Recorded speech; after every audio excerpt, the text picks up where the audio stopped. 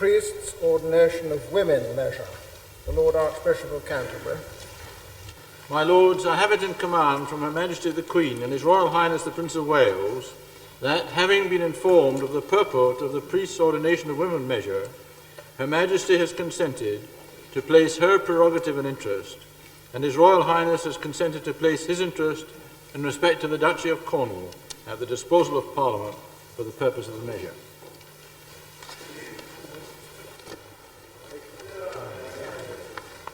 My Lords, I beg to move the motion standing in my name on the order paper.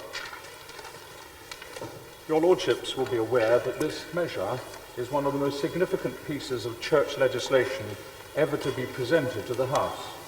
It reaches here following extensive debate and discussion, not only within the Church of England, but more widely. Its passage has been accompanied by controversy at virtually every stage, including most recently the unsuccessful action by the Church Society challenging in the courts the General Synod's competence to pass the measure. It is easy, amid all this controversy, to lose sight of the fact that the measure is simple in its concept and in its intent. It seeks to enable the Church of England to provide by canon for the ordination of women as priests and to establish a number of safeguards for those who are unhappy about this step. For those of us in the Church who favour the ordination of women to the priesthood, the legislation is about a simple theological truth: the inclusion of female as well as male in the priesthood as a visible sign of the inclusion of all humanity in the priestly ministry. It is, of course, the differing theological views within the Church about the ordination of women as priests which have made this measure so controversial. The views are, in fact, very helpfully summarised in the report of the Ecclesiastical Committee on the measure, which is also before the House today, and I wish to pay tribute to members of that committee, and in particular its distinguished chairman, the noble and learned Lord Templeman, for the very careful consideration the committee gave to the legislation. As paragraphs 10 to 15 of the committee's report indicate, the theological arguments against the measure fall broadly under three heads.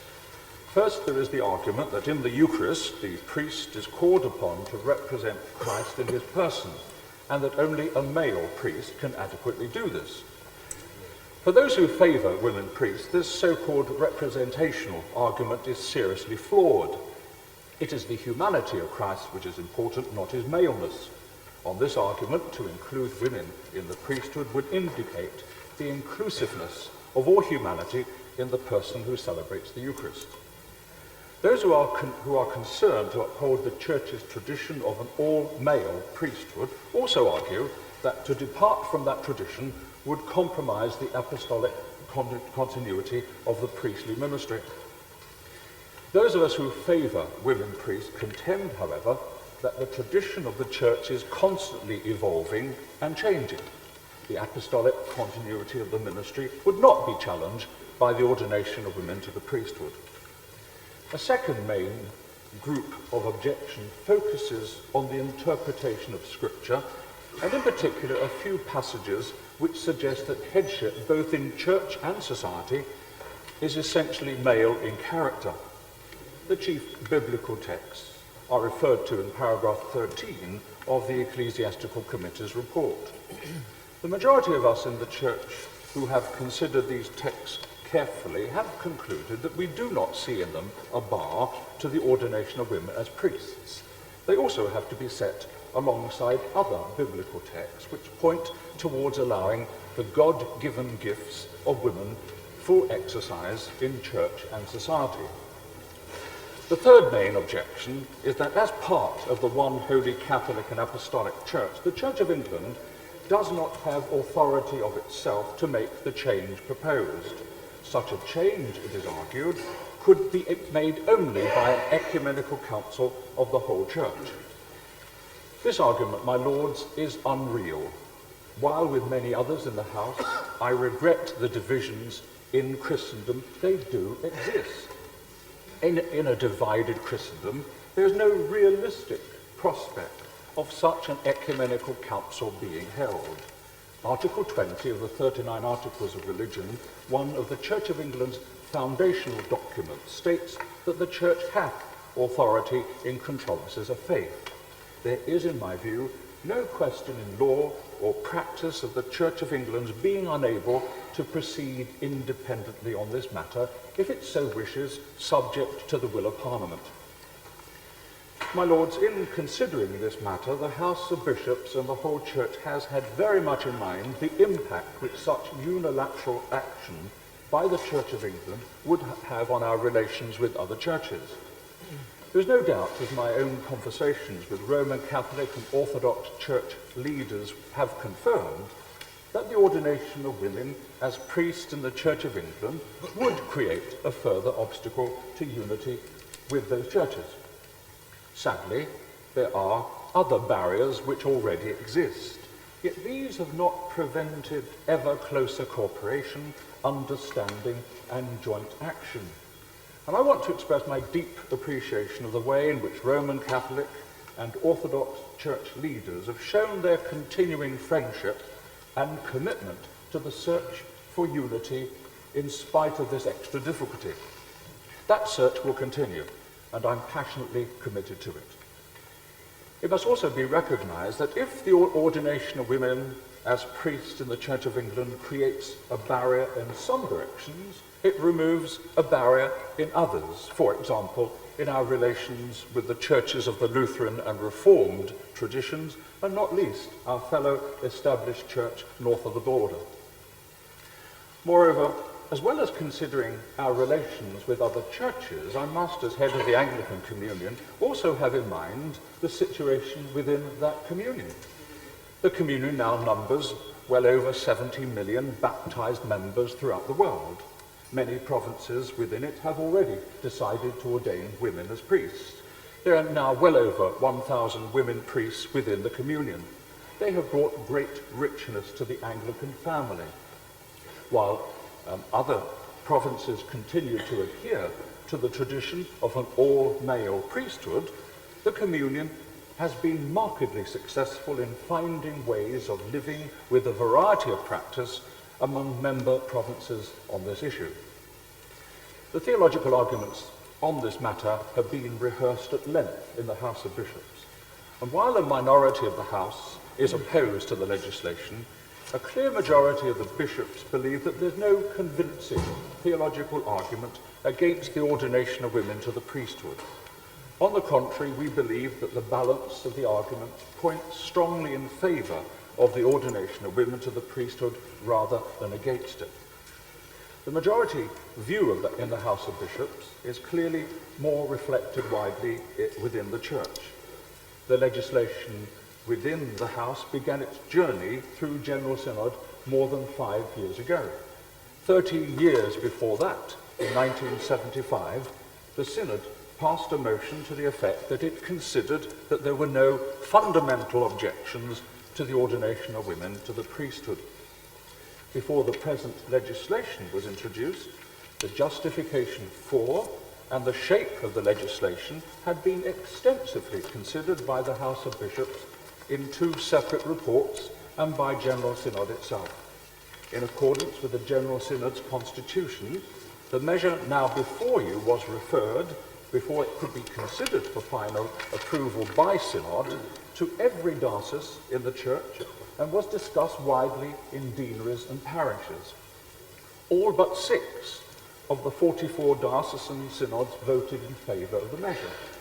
Finally, it was approved last November by majorities of over 2/3 in each of the 3 houses, bishops, clergy and laity of the General Synod. Since the legislation was given final approval by General Synod, it has been thoroughly considered by the Ecclesiastical Committee, which heard oral evidence on 4 separate occasions and also held a joint conference with the Legislative Committee of the General Synod. Quite unusually, the Ecclesiastical Committee heard evidence not only from representative supporters of the legislation, but from some of the opponents in General Synod as well. By a majority, the committee concluded that the legislation was expedient. The legislation before the House reflects the lengthy and prayerful consideration which has been given at all stages of this matter. The nub of the measure is in Clause 1.1, which makes it lawful for General Synod to provide by canon for enabling a woman to be ordained to the office of priest, so long as she meets other criteria for such ordination. Clause 1.2 makes it clear that the measure does not open the way for women to become bishops. The remainder of the priests-ordination-of-women-measure, my lords, provides a comprehensive set of safeguards designed to ensure that those who are opposed to the ordination of women as priests are not asked to act contrary to their conscience. These are carefully described in the Ecclesiastical Committee's report, and I shall not weary the House by describing them in detail now. Much attention has been focused on Clause 2 of the measure, which provides that a diocesan bishop who is in office when the canon enabling women to be ordained priest is promulged may make one of or more of 3 declarations. By making all 3 of these declarations, a diocesan bishop could in effect exclude women priests from his diocese. It is not, however, open to a bishop appointed after the canon authorizing women priests is promulged to make any of these declarations. It was strongly argued in evidence to the Ecclesiastical Committee that Clause 2 should either be withdrawn or extended to cover future diocesan bishops. Left as it is, the argument went, priests opposed to the legislation would be unlikely to accept senior office in future. To make such an extension, however, would in effect be to legislate for the continued geographical separation of the Church of England into areas where women priests may operate and areas where they may not. The provision restricting Clause 2 to bishops in office when the canon comes into effect was included at the request of the majority of the House of Bishops in order to maintain the unity and collegiality of the episcopate. Moreover, recent appointments of bishops shows that those who opposed this legislation are among those who are selected for senior posts and accept them. The potential significance of Clause 2 has in fact been substantially lessened as a result of the pastoral arrangements which the House of Bishops wishes to put in place once the canon is promulged. And these arrangements are set out in the 2 Manchester statements of the House, which are reproduced at paragraphs 21 and 22 of the Ecclesiastical Committee's report. I pay tribute to my fellow bishops for the unanimity they have shown in developing these arrangements, and particularly to the Most Reverend Primate, the Lord Archbishop of York, for his tireless work in this matter. The arrangements the House envisages are designed to ensure that appropriate pastoral episcopal care is provided for those in favour and those opposed to the legislation without undermining the authority of the diocesan bishop. And our intention is to give continued space within the Church of England to those of differing views on this subject. The arrangements are embodied in an Act of Synod, which the General Synod will be invited to approve when it meets in London next week. An Act of Synod has no legally enforceable quality, but it is regarded as morally binding on the Church. The noble Lord Holderness's amendment to my motion reflects the views of those who argue that the provisions of the Act of Synod should be embodied in a complementary measure so as to entrench them in law. My lords, this matter was also argued thoroughly before the Ecclesiastical Committee, and the Committee's conclusions by a majority are set out in paragraphs 42 to 44 of its report, and I respectfully agree with those conclusions. No change in the law is actually required to allow the House of Bishops to make the arrangements it seeks to make. Secondly, it is important that as soon as the canon enabling women to be ordained priests is promulged, pastoral arrangements should be in place which carry the firm commitment of the Church. An Act of Synod expresses such commitment and carries, as I've said, compelling moral authority. And thirdly, an Act of Synod also has the great advantage that it can be agreed without an elaborate process of diocesan consultation. It will therefore provide necessary safeguards for those concerned about the legislation some 2 years sooner than if the General Synod were to embark on a supplementary measure. A further consideration, as the Ecclesiastical Committee notes, must be whether there would be necessary majorities in the Synod for a supplementary measure, and that could certainly not be taken for granted.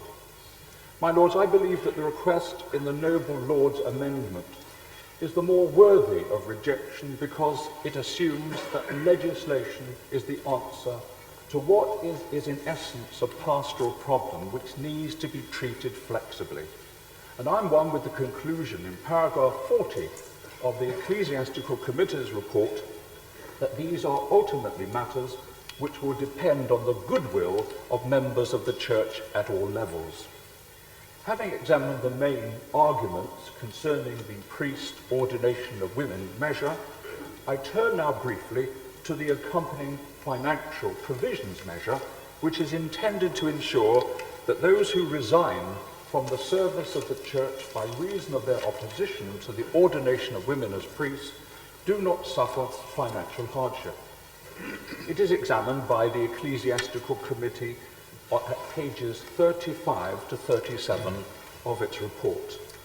The financial provisions measure is integrally linked with the main measure. Indeed, the main measure cannot come into effect unless it is also enacted. Of course, it is possible to criticise the financial provisions measure on the grounds either that it is mean or that it is overgenerous, and both charges have predictably been levelled against it. But I believe that we've got it right. The levels of provision compare well with those in secular life. The financial provisions measure received majorities on final approval in the General Synod of 100% in the House of Bishops, 97% in the House of Clergy, 95% in the House of Laity. I have no doubt either of our will or our capacity to live up to the commitment which it represents. My Lord, I hope that the House will feel that the Church of England deserves some credit for the practical and pastoral arrangements which alone, I want to say, among members of the Anglican Communion it has made on this matter. My Lord, I have inevitably dwelt today on the concerns of those who are opposed to the legislation before the House. I want in closing to remind the House of the much greater number who welcome it. A resolution of this matter is important for the unity and the mission of the Church. Unity, because for many years now we have struggled over this issue. The legislation before us offers the best way of dealing with a contentious subject and moving forward together. During the debate that follows, we may expect to hear about the divisive effect of this legislation on the Church of England. I ask the House to consider how much more divisive it would be if we were to decline to approve legislation passed with such substantial majorities in the General Synod after such lengthy and extensive debate in the Church, and in the face of the clear finding by the majority of members of the Ecclesiastical Committee that the legislation is expedient, and following such a convincing vote in its favour in another place last Friday. But, my Lords, I want to end on the note of mission. Important though this legislation is, our prolonged concern with it has detracted from the task of making the Christian life relevant for all in this land and from the Church's ministry at all levels in our society. The Church now longs to concentrate on promoting the gospel of Christ to a society in great need. We have already well over 1,000 women deacons who are offering their skills and their service to the service of Christ. And many of them see this legislation as offering the fulfillment of their ministry. And I'm confident that they will enrich the priestly ministry of our church. I admire their patience and their humility. They've never given up hope, and neither have many of us who have prayed for this moment to come. But beyond them are all the people, both within our national church and on its fringes, who look to this change as a reassurance that the church can minister to a society in a fully relevant and effective way in the years and days to come. We need to resolve this matter so that the church can get on with its true commission. My lords, I ask the House to support the motion standing in my name on the order paper and to decline to approve the amendment in the name of the noble Lord, Lord Holderness. I beg to move. The question is that this motion be agreed to. My Lords, I beg to move the amendment standing in my name on the order paper. I hope that I can at once banish from the mind of the Most Reverend Primate any vestige of anxiety that any purpose of my amendment is to delay significantly the progress of this measure. I think he will readily agree that the first part of the amendment would delay approval by probably about 10 days, and only until the General Synod has been given an opportunity to pronounce on the Act of Synod which will be placed before it. The second part of the amendment involves no delay whatsoever, but it simply asks for a further measure complementary to that which we are now discussing. My Lords, I think many of your Lordships are eagerly awaiting the speech of the Right Reverend Prelate, the Bishop of London, and awaiting the opportunity to share the wisdom with which he has already been dealing with this matter. Before speaking to my amendment, I hope I may be forgiven by going back a few months and trying to restate some of the anxieties widely felt ever since the General Synod approved the measure which we are now discussing almost a year ago. I do not intend to rehearse in detail the objections of those who oppose the measure. Many of them are well within the field of theology, in which, although I'm deeply interested, I'm certainly not competent to pronounce. On matters of more simple mathematics, more within the compass of my intellectual equipment, I did manage to grasp rather more firmly the argument of those who supported the measure in pointing to the overwhelming majority by which it was approved by the General Synod. They, and I think the Most Reverend Primate this afternoon, could also claim the strong probability, but not, I think they would admit, the absolute certainty that the decision represented the will of the Church of England. On the more important claim that the decision either accords with or runs counter to the will of God, both supporters and opponents of the measure must tread and speak with great care. Its supporters cannot argue with certainty and without arrogance that any who oppose it are deliberately frustrating the divine will, any more than its opponents can suggest, without appearing utterly ridiculous, that the guidance of the Holy Spirit, undoubtedly sought by members of the General Synod, was at that time in some way defective. We cannot know. And precisely because of this uncertainty, all are justified in urging tolerance and equal treatment for both opinions.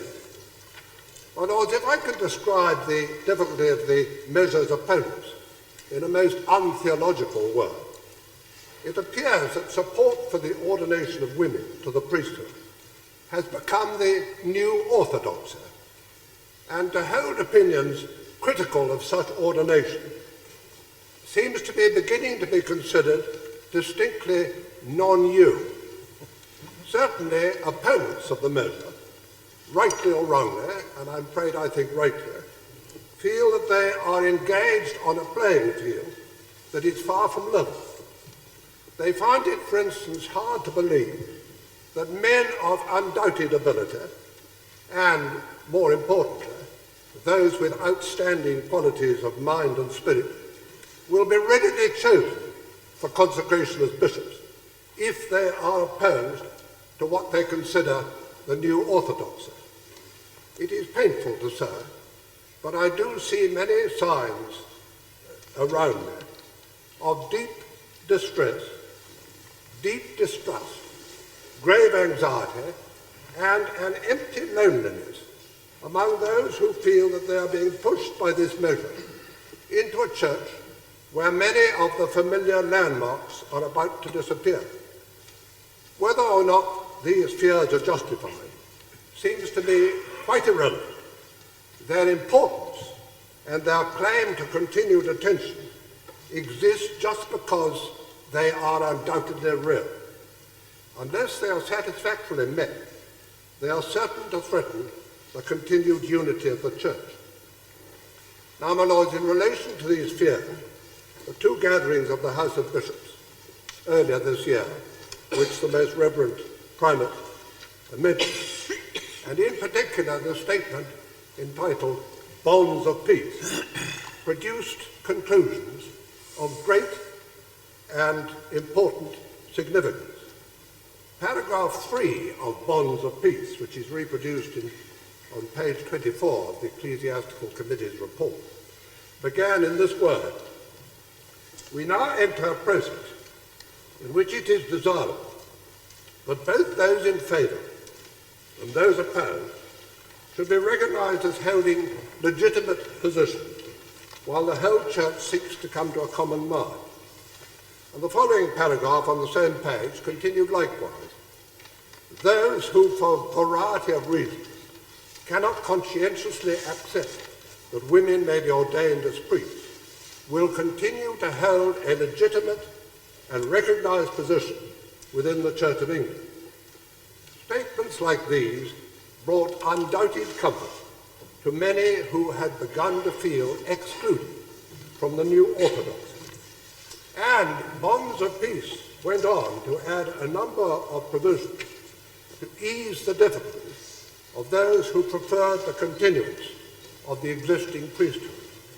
In particular, it provided for the nomination, both at diocesan and provincial levels, of bishops with a special charge to those in need of the spiritual comfort which they will be able to bring.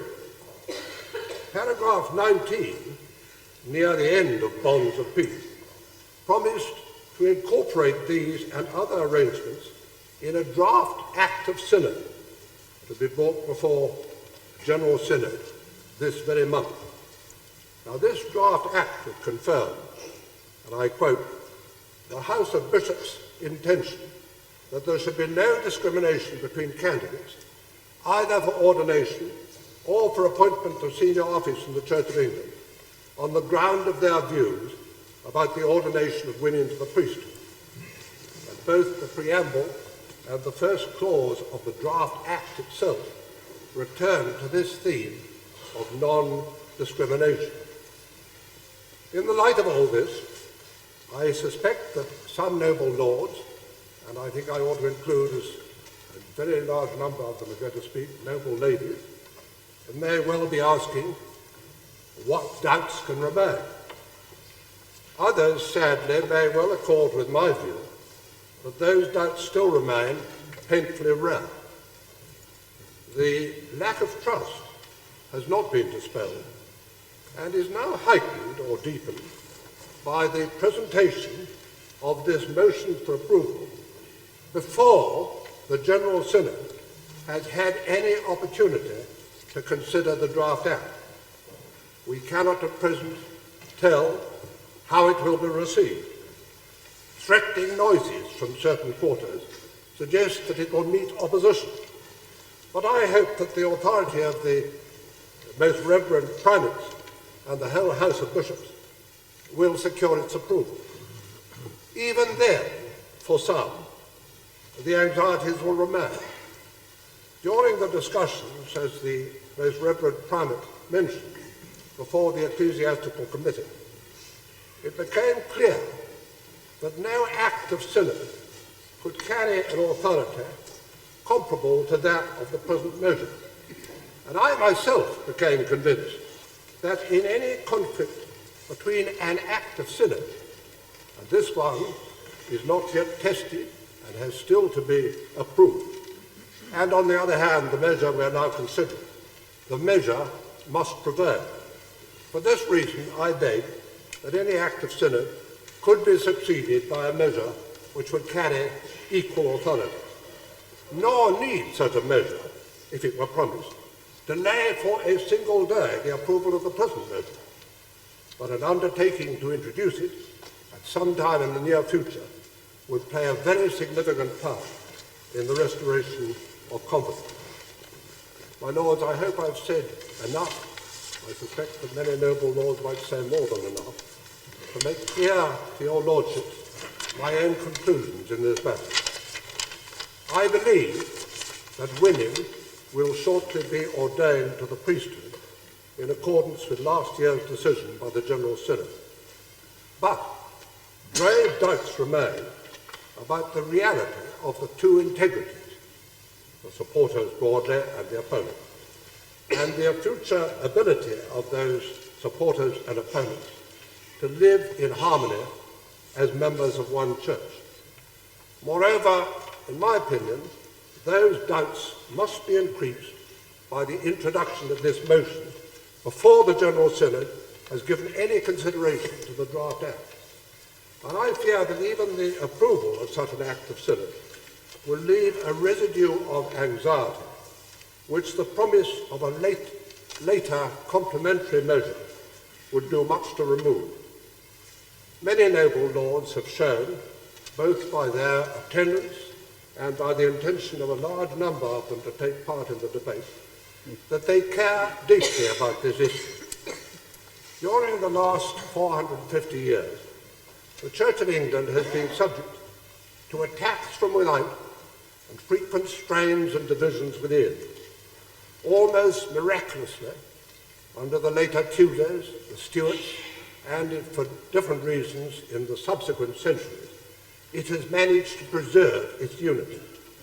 And in that preservation of unity, Parliament and the Sovereign have played a part of inestimable value. I hope and pray that Parliament, when it looks back in a few years' time, will find no cause to conclude that its decisions in 1993 did anything to damage that precious unity. My Lords, I beg to move. My Lords, the original motion was that this House do direct that in accordance with the Church of England Assembly Powers Act 1919, the priests-ordination-of-women measure be presented to Her Majesty for the royal assent. Since when an amendment has been moved to leave out all the words after House and insert the words set out on the order paper. The question I now therefore have to put, has this amendment be agreed to? My Lords, I must first make it clear that although I speak from this dispatch box, the views I express are my own. I do not speak for my colleagues, who will do that for themselves on this matter of conscience. Before I come to the measure, my Lords, I would like to add my tribute to the noble Lord Templeman for the way in which he chaired the committee. Since I'm the first member of the Ecclesiastical Committee to speak, I think I should do that. He was called upon to perform small miracles of tact and diplomacy because, as your lordships are aware, the feelings ran very high on this particular issue, and he performed his duties to the satisfaction of all of us. My Lords, I do not propose to go over the theological arguments again. The best theological brains in the Church have wrestled with this problem for 20 years, as we've heard, and I feel that it's very unlikely that even the members of your Lordship's House, and particularly myself, could add very much to that debate this afternoon. So I want to deal with other issues that are raised by the measure. The Most Reverend Primate gave us the details of the support in the Synod and the support in the country, and I would like to tell your Lordships, not all of whom will know of it, of the enormous number of letters which have come to the members of the committee during our long deliberations. Hundreds of letters, my lords. Some opposing the measure, but many, many more supporting the measure which is before you. There were hundreds from individual members. Admittedly, some were syndicated, and one would expect that, but there were hundreds and hundreds of individual letters, and it was difficult not to be impressed by them. The committee was left in no doubt about the strength of feeling of those opposed to the measure. I think we met on 11 occasions, and each one was a full discussion, if I may put it like that. The opposition, too, was countrywide, but with special concentration in London. My lords, this has inevitably attracted more media attention, since journalists have a tendency to concentrate on the capital. My impression, based on these many letters and many personal discussions, is that support for the measure is greater outside London, notably and perhaps surprisingly in rural areas. My lords, I don't wish in any way to reduce or to belittle the opposition in the country at large, but it certainly is greater in London than elsewhere. We are warned by opponents that the approval of the measure will seriously damage the Church of England, and that many clergy and lay members will feel obliged to leave. My lords, I think this would be a great tragedy, and I hope it will not be so. But an even greater number, as we've heard from the Most Reverend Primate, would be hurt and could leave if the measure is not passed. And that, my lords, is a number that includes very many men as well as women. Having come so far along this road, their disappointment would be great. There is no easy solution. Whatever the outcome, someone will be hurt, and there will be pain for many. The measure, as we've heard, is a little more complicated than perhaps it might have been, but it reflects the strenuous efforts which have been made by the Church to ease the situation of those who do not agree with the decision. It makes it possible for them to remain in the Church or to leave with dignity if that is their wish. I sympathize with the noble Lord Holderness in his most moving speech, but unless we can have trust in members of the Church, my lords, where can we have trust? And my feeling is that we should go ahead with this measure and not wait yet again for another decision. Clause 1, subsection 2, excludes the possibility of women bishops. And this seems to many of my colleagues and to many lords and to people outside to be unjust. But my lords, if the women concerned are prepared to accept that limitation, I don't think that we should oppose it, provided it is not unlawful, and I believe that it is not unlawful. The Church cannot cut itself off from changes in the world outside. It is affected by them, and in turn, it influences them. It is a living entity responsive to and responsible for society as a whole. It cannot be, nor should it wish to be, forever preserved at any one stage of its development. It is not, my lords, an intellectual exercise divorced from the realities of its membership. No churchman or woman would argue that responsibilities stop at the church door. The role of women in our society has changed and developed. They have emerged as equal partners in most areas of our national life. They bring to what they do a special quality which is accepted as different from, but no less valuable than the contribution made by men. And my lords, I think this is particularly true in the church. I have had hundreds of letters from parishioners and from male members of the clergy who appreciate this special value and who wish to see it given full expression. For the women who are waiting and to have their vocation tested, this has been a long and trying time. They have, in most cases, perhaps not in all, waited with patience and tolerance, despite the increasing difference between their lot and that of women outside the church. In a moving speech to Synod in 1987, Sister Carol said, "Do these developments stop at the church door? Am I called to walk tall in society and to walk small in the church?" My lords, it is now 1993, and she is still waiting for an answer. Surely the time has come to give her a positive one. I agree with the summing up of the most Reverend Primate. With so many problems in the United Kingdom, to which the Church needs to give its attention, the time has surely come to end this long debate. The Church has given its view, and I beg your lordships to support it and not to delay this measure any further. My lords, I would like also to echo the tribute made by the noble lady, Lady Nicol, to the chairman of the Ecclesiastical Committee, Lord Templeman. We were not an easy crew to captain, and he managed it with quite remarkable skill. I suspect he had had many a trial at which he had to sit in judgment, which he found far easier than dealing with the Ecclesiastical Committee. Without his skill, I think we would certainly not have come to the satisfactory conclusion that we finally reached. My lords, I am most certainly no theologian, but I am satisfied to be told by many who are that there are no theological reasons why women should not be priests. And at least one letter was received among the many that the noble lady, Lady Nicol, has told you that we received on the Ecclesiastical Committee. I think it was about 1,000 that I received, about 800 in favour and about 200 against.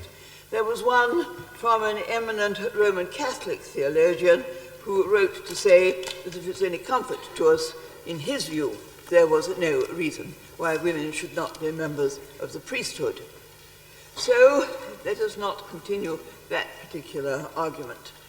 The point, surely, my lords, is that the Synod has voted in favour, overwhelmingly in favour, because after all it has to have a two-thirds majority.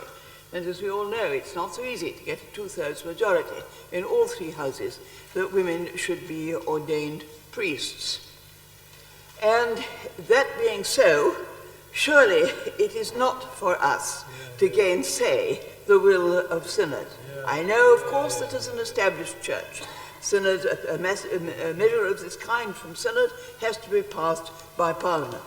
But surely Parliament must recognise that Synod only arrived at that conclusion after a process of participation, of democratic involvement, which makes the election of the House of Commons, let alone the way in which your Lordship's House is constituted, a positive mockery of democracy. And I am quite certain that the Synod would not in the least wish to have to continue this arduous process. So, my lords, the Synod, the proper voice of the Church of England, has spoken, and in my view, that really should be sufficient for the two houses of Parliament to accept that this is what ought, in fact, to be done. Of course, there are parts of the measures before us which do not meet with complete approval.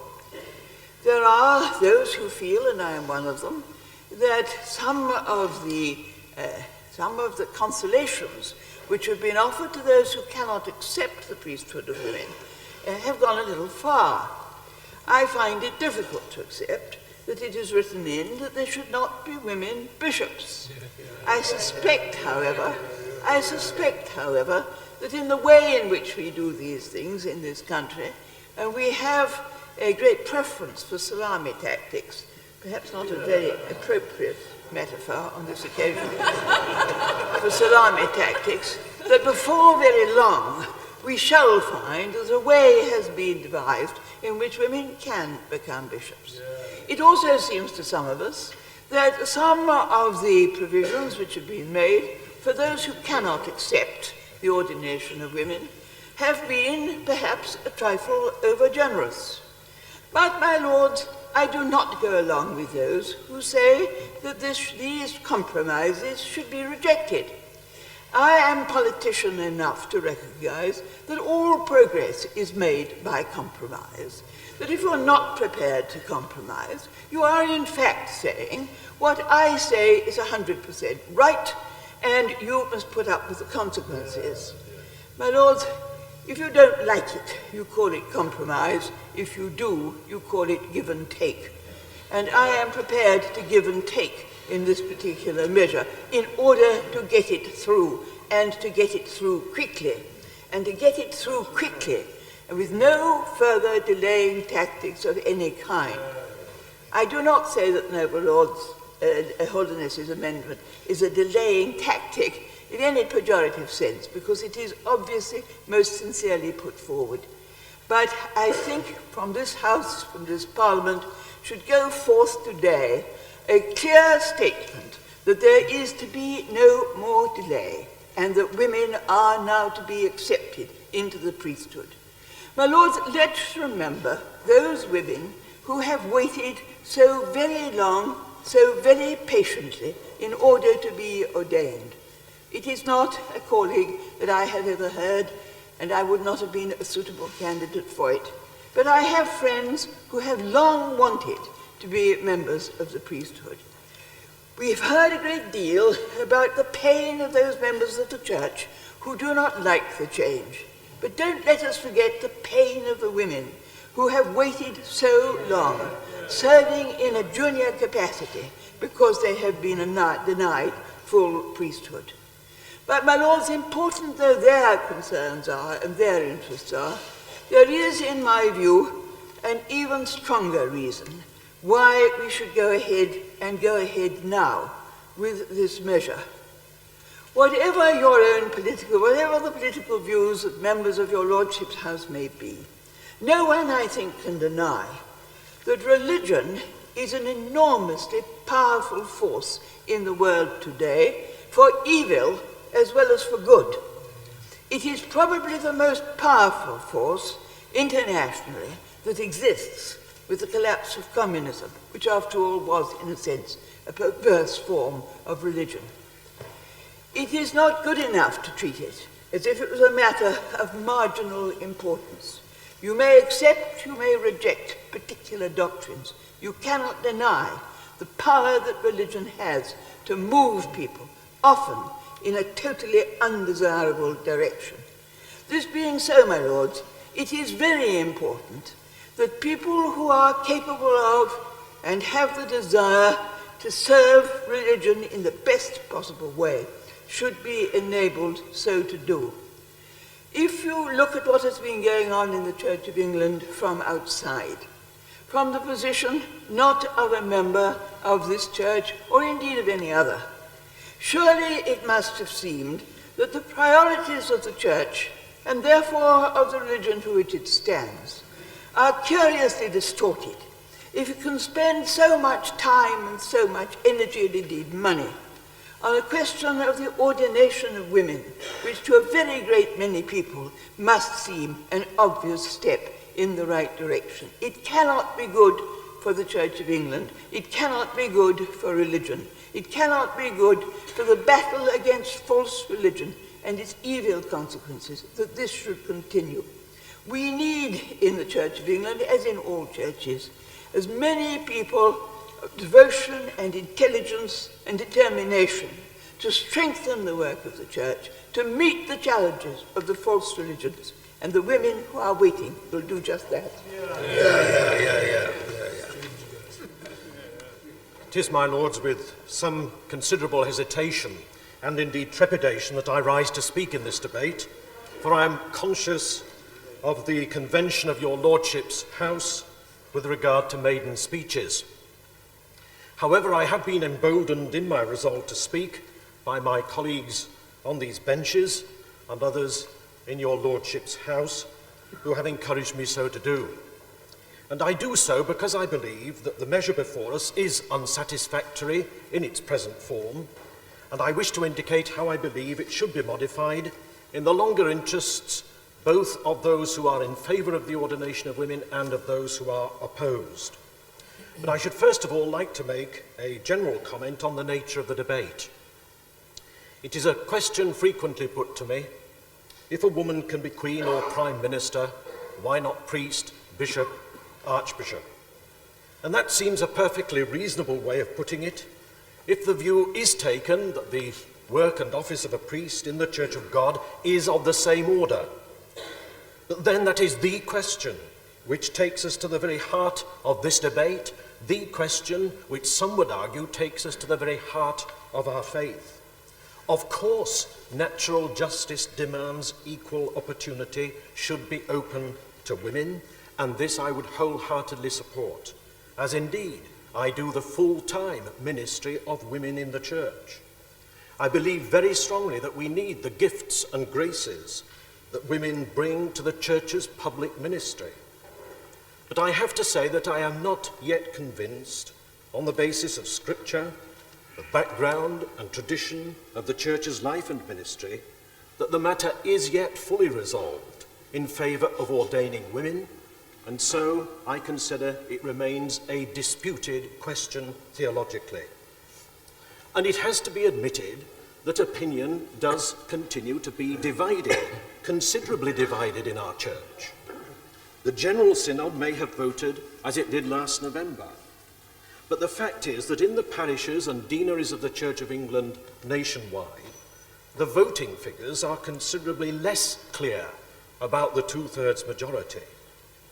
Indeed, taking account of the overall majority, taking account of the overall voting from the 731 deanery synods, where all beneficed and licensed clergy are members, and where every parish in the land is represented by at least 2 members, this legislation failed to secure the two-thirds majority needed. It was precisely in order to address the divided nature of the Church that this legislation emerged, not simply as a one-clause measure. And it is to this legislative package that I would now like to turn. I indicated in my speech in the General Synod in November last that I was certain that the legislation had not got it right. I am even more convinced now that that is so. I refer particularly to Clause 2, concerning the provisions for bishops who are opposed and in office when the measure becomes law.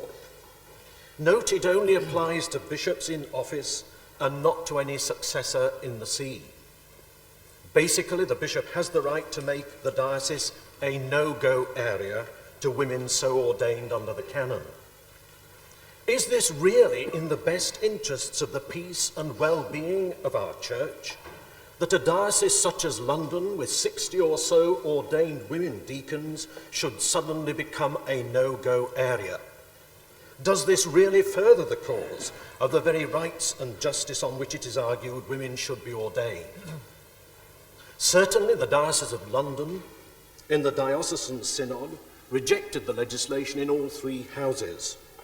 So it could be argued that the diocesan bishop would be on very strong grounds indeed to invoke all 3 declarations. But then such declarations are time-capped. Yes, any future Bishop of London may refrain from ordaining women.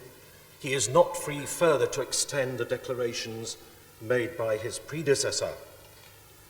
Now, I have to say that it is on this one clause alone that the most contentious letters of my whole ministry have been received, both from those fervently in favour, uttering dire threats about making life impossible for the Bishop of London if he even dared to consider the possibility of making the declarations of Clause 2, and equally from those against who would similarly make life impossible for the Bishop if he did not so act.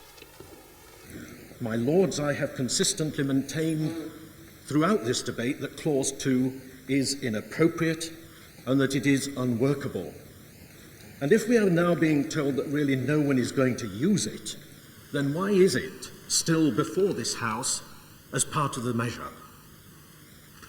However, if I may presume to echo the scriptures in St. Paul's hymn to charity, I wish now to put to you a better way. And this better way, I believe, set out in the arrangements of the London Plan, the proposals which I put before the Diocese of London at Pentecost earlier this year, and which set out a clear framework which recognises and respects the integrity both of those in favour of the ordination of women and those opposed. Indeed, similar, though not exactly parallel, proposals are contained in the draft Act of Synod, which is to be put before the forthcoming meeting of General Synod next week, endorsed, as we have heard, by the whole House of Bishops, though there is yet no guarantee that the Synod will necessarily endorse the Act.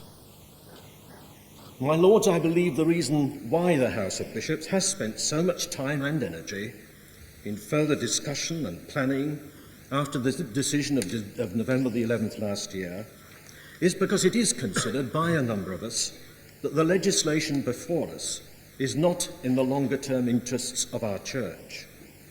It is my view that Clause 2 should be deleted and that some reference to the Act of Synod should be incorporated as part of this measure. In so doing, I believe the Church of England would have an altogether more optimistic future, recognising and respecting both those who are in favour and those who are opposed, and this not in any attempt at facing both ways, nor indeed in any way the creation of two churches in one, as has been suggested by some, but rather an attempt both to ensure and to secure the continuing diversity which has long been a significant and important mark of our English Church. Thus it is my fervent hope that the Act of Synod will secure the necessary majority in the forthcoming General Synod. But then there is another clause which causes me considerable difficulty, already referred to in the debate this afternoon, and that is the second part of Clause 1, which states, "Nothing in this measure shall make it lawful for a woman to be consecrated to the office of a bishop." Already colleagues on these benches, and indeed women themselves, are speaking of women bishops within a few years, and in my view, rightly so, certainly within the next 10, if women are now to be ordained to the work and office of a priest in the Church of God. For what view of ordained ministry is it which actually makes a legal separation between bishop and priest? That is quite contrary to the view expressed in the Ordinal of the Book of Common Prayer and the practice of our Church since its inception. Indeed, in the practice of the Church Universal since the very origins of the ministry itself. It simply does not add up theologically, nor does it add up practically either. It is going to happen. We shall have women bishops. Why retain this clause? My Lords, I have felt constrained to set my views before this House, not, I hope, in any negative or obstructive kind of way, but as one who has been a faithful and loyal and lifelong member of the Church of England, and who yearns, amidst our present unhappy divisions, to do all in his power to fulfil the aspirations of the prayer prayed daily in this very chamber, namely to ensure the uniting and the knitting together of the hearts of all persons in true Christian love and charity. Such, I believe, is a key task of the work and office of a bishop in the Church of God at this time, and which I shall continue to do all in my power to pursue both in my diocese and for the sake of ensuring that valued diversity of the past and present into the future of our beloved Church of England. My Lords, I'm delighted to be the first to congratulate the Right Reverend Prelate on his excellent maiden speech. Those of us on these benches who are constantly asking for a stronger lead from the bench of bishops will be encouraged by his wise and temperate words, and we shall hope to hear him often on less ecclesiastically exciting days. Now, throughout history, my lords, commentators have employed military terms to describe religious controversy. We may regret it, but battles, campaigns, strategy, and tactics, these are the historians' modes of reference for the development of doctrine and church practice from the fisticuffs of the Council of Nicaea onwards. In the present phase of today's hostilities, I suppose I figure as one of the walking wounded. Someone now far behind the lines, who is in a position to write letters of encouragement to those still on active service in a war drawing to its close. And as suits one speaking from the security of the crossbenches, I'm in a position to encourage those on both sides or on neither. For my struggle with this issue has been as much personal as public. I have wrestled with it for many years. At first, psychologically uncomfortable with the idea of women priests. Then, not feeling at all sure that the Anglican Communion, let alone the Church of England, has the right to take such a step independent of the other parts of Catholic Christendom. In this way, I reveal myself as a traditionalist, both temperamentally and rationally. What's more, all my traditionalism is Anglican, bound together by the threefold cord of prayer book, King James Bible, the poets of the English faith, a cord not easily broken. I do, however, grow alarmed when I see the manipulation of the term traditionalist to the propaganda ends of one side of the debate. In spite of the oft-stated claims of some of the opponents to this measure, it is possible and even necessary for traditionalists to allow development within Christian doctrine and practice. Old truth needs to be expressed in new ways so that it may convey its deepest, most significant meaning. John Henry Newman was eloquent on this point. The real duty of the traditionalist is not to oppose all change, but to determine the criteria for legitimate development.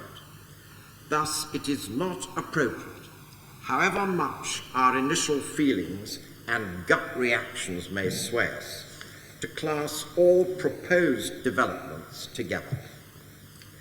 The ultimate recognition of the ordination of women as an appropriate development does not entail any series of further developments. The suggestion that it does is a failure of logic used as a tactic of terror.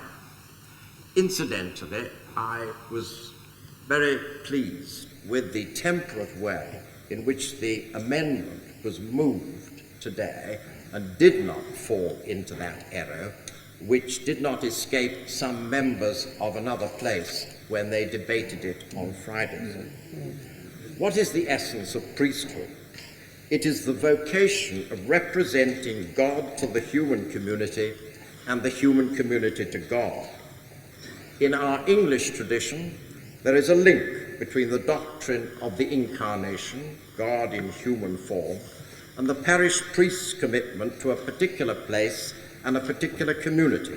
The parson is a special person ordained to pray and celebrate the Eucharist on behalf of all his parishioners, churchgoers or not. So the priest is there for everyone and represents the God who is there for everyone. In days when exclusively male leadership has been abandoned in other walks of life, it seems undeniable that this representative role of the priest may actually be weakened by a solely male priesthood, and the admission of women would be an enlargement and opening up of priesthood rather than its overturning. When men are selected for priesthood, my lords, we look for certain qualities. We look first for faith, and with it faithfulness, stickability, the capacity to go on when the going gets tough. We look for evidence of a life of prayer, because prayer is required of a priest, both to sustain the loneliness of the job and as a sign of the way he is pointing others. We look for commitment to people, both to challenge and to console the strong and the weak, the gifted and the deprived. We look for a willingness to live sacrificially, to choose the less attractive job, to make do with a not very appealing income, to work long hours without obvious reward. We look for leaders who can inspire without domineering, whose model is that of the Good Shepherd rather than the successful graduate of the management training school. I believe, my lords, there are many women who possess these priestly qualities, whose ability to bring men and women to God is tempered by the kind of tough gentleness which nourishes families and challenges the overbearing. Neither authoritarian nor submissive, these women are bringing new life and integrity to the communities in which they work. And as I've travelled to other parts of the world where women are ordained as priests, I've seen this for myself. And in their ministry, in partnership with men, are enabling those men to discover new gifts within themselves. A fortnight ago in San Francisco, I visited the impressive Cathedral Support Program for individuals and families living amidst the fears, shame, anger, and abandonment of AIDS. The coordination of this interactive program, which doctors, nurses, teachers, bereavement counsellors, men and women share together. The coordination had as its leader a woman priest. When she stood at the altar in the traditional Catholic vestments, leading us in the Eucharist, I found it impossible to deny her priesthood. Yeah. I believe the ordination of women, my lords, may have quite the opposite effect to that forecast by their opponents. It may in fact strengthen the Church in precisely those areas where perceived weakness at present worries opponents. Two examples. One, more spiritual direction and perhaps less political advice. One only has to instance the large number of women in the religious orders who already exercise extensive ministries of spiritual direction. And second, the return to a pastoral vision for the parish priest in place of the current managerial and business models are things which I, together with many other traditionalists, believe lies at the heart of our needs for the future. And if I may risk a rather elitist model, I do so as someone who owes much to the Oxford movement. Many of us thought that the admission of women to exclusively male colleges in the ancient universities would totally change their character. Now there are few who would deny that the presence of women has nourished many of the most creative and oldest traditions and customs of college life which were falling apart. My lords, it is high time to breathe spiritual life back into a church weighed down by bureaucracy, a church which has lost much of its mission to serve and encourage. The ordination of women to the priesthood could mark a significant shift in this direction. The tendency to view priesthood as another cog in a managerial wheel is ironically further enshrined in the formalism and legalism which underwrite the position of opponents to the measure. The assurances, the special provisions, the extraordinary episcopal oversight are all judged necessary, and I accept that, but they are symptoms of an illness which replaces trust and goodwill with the flawed logic of two integrities. It is a sad paradox that those most fearful of one development in the life of the Church should be blind to their collusion with another, which seems far more obviously illegitimate within that same spiritual life. My lords, we are a small church in worldwide terms. Anglican rhetoric should not get too pretentious. To take this step will not halt progress in ecumenical dialogue, bonds of affection, and common action for human betterment. It will raise difficulties in our disagreements over the understanding of authority and decision-making. They are serious, but these problems are inherent in a Christianity which is divided, and we are still, alas, far from the organic unity which we seek.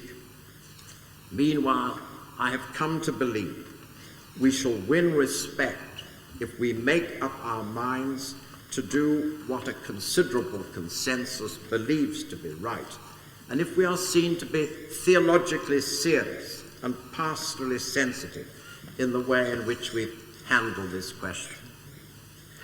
My lords, A.J.P. Taylor's How Wars End is a pun on the title of E.M. Forster's novel Howard's End, which in a kind of mystical way seeks to explore the polarities and struggles not only between races, classes and sexes, but also within the individual human spirit.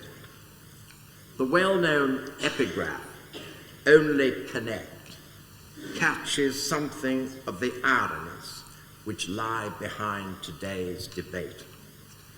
Those who are now seen as members of opposing armies could be united in a common cause, the renewal of priesthood for its true moral and spiritual vocation, to revive and refresh the roots of faith and nourish the capacity of communities and individuals to stick together, to care for each other, and to aim for the highest and the best.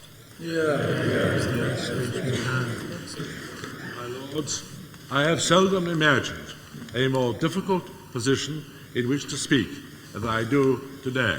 It little occurred to me that I might first have to follow the Right Reverend, I think I call him still, and noble Lord Runcie, in a capacity when he is no longer anything to do with being the Archbishop of Canterbury, and I no longer being any part of Her Majesty's government. Because after all, there was a time when both of us were in exactly that same position, but a very different one, in that we were brothers officers in the same battalion, neither the one knowing that he was going to go near the church, nor the other imagining that any possible likelihood that he would be a politician of any sort or kind. And yet I find myself following the Right Reverend and Noble Lord Runcie in a very impressive speech, which I am bound to say is something I have always found of him. As very great friends over many years, I do appreciate at last that I've had a chance of speaking after him, while at the same time not daring to say anything against what he has said, even if I felt it. Perhaps I might also say at the same time, as the first person after the bishops, to say something about the Right Reverend Prelate, the Bishop of London. I greatly admired that he had the courage to make a maiden speech in your Lordship's house, expressing the views that he did at a very difficult time for him, and indeed a very difficult time for his church. And therefore I am bound to say, and I hope he will not mind, that I admire very greatly what he has done, and I am sure that we will all wish to hear him again in this House on many different occasions, because it was indeed a very considerable performance on his part. My Lords, I wish to descend from such high levels. I wish to support the Most Reverend Primate on the measure which he has put forward in your Lordship's House. Personally, as what might be described as a very ordinary member of the Church of England, who actually started his life as a Scottish Presbyterian, I support the ordination of women as priests in the Church of England, and I welcome the vote of the General Synod in favour of it. But it is not that issue that I want to address this afternoon. I want rather to draw your Lordship's attention as to what the consequences would be if this House were to fail to approve this measure this afternoon. Your Lordships have, of course, every right to throw out a measure presented by the Church of England for Parliament's approval.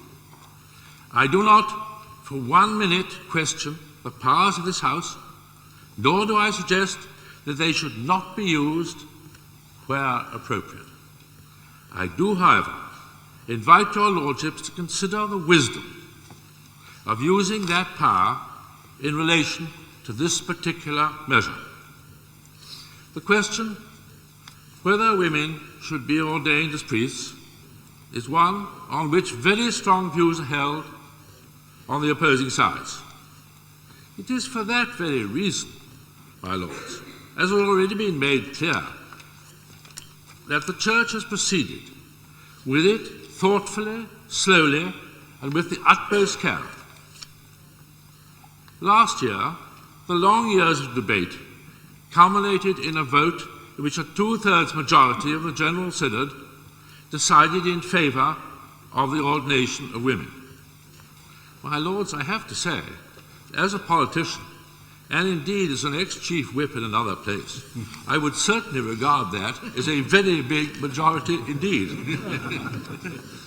The Ecclesiastical Committee has scrutinised the measure in great detail and is satisfied that it is expedient that it should pass. The other place has voted in favour of the measure with what must be said as a massive majority of 194 votes. Against that background, it has to be asked, my Lords, on what grounds would it be right for this House to frustrate the clearly expressed wish of the established Church? I suggest there would have to be overriding reasons for doing that. It would be very different if your Lordships were satisfied that the measure was evidently contrary to the wishes of the country at large, or if it was against the public interest. But no one is suggesting that is the case here. The relationship between the state and the established Church has evolved over the centuries. It has always been finely balanced, and I think it is now at a point where it would be unwise for this House alone to upset the balance unless it was clearly in the national interest that it should do so. I do not think that it is. Of course, there are members of this House and of another place who disagree with the majority in the General Synod. I very much admired the speech of my noble friend, Lord Holderness. I apologise, one forgets names when one gets old. But I do admire that his views, though I don't necessarily agree with them. I realise that this development in the life of the Church causes them considerable distress. But we should be in no doubt of the consequences of defeating this measure tonight. We should create a major crisis between Church and State, which, in my judgment, would do no good to anyone involved in the subsequent controversy. This seems particularly true when your Lordship's house would in fact be on its own. Therefore, my Lords, I do hope that your Lordship will appreciate the importance of passing this measure tonight. My Lords, I do not intend to speak on ecclesiastical matters. This is a matter for the Church itself, and it seems to me that the Church has now determined that issue. As I see it, the responsibility of this House is to give effect to that decision. My Lords, I speak from the premise of equal opportunities for women and men, and I do so from my experience as founder chairman of the Equal Opportunities Commission from 1975 to 1983. Section 19 of the Sex Discrimination Act specifically excluded ministers of religion from the scope of the Act. It was one of the few accepted areas. However, it is interesting to note that the words of the Act refer to the employment of ministers. The Church has now made its own decision on its own doctrine and theology, and has determined, as we've already heard, in the three houses of the General Synod, by majorities in excess of the required 2/3, to admit women to the priesthood. We need therefore now to concern ourselves with the employment of men and women in the Church. The Equal Opportunities Commission made no attempt at all to try to influence or put pressure on the Church on ecclesiastical matters.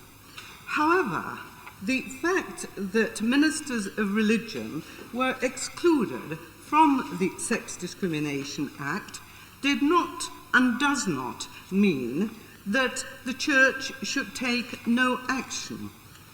It was expected that those areas excluded from the provisions of the Act would, in their own way, move towards equality.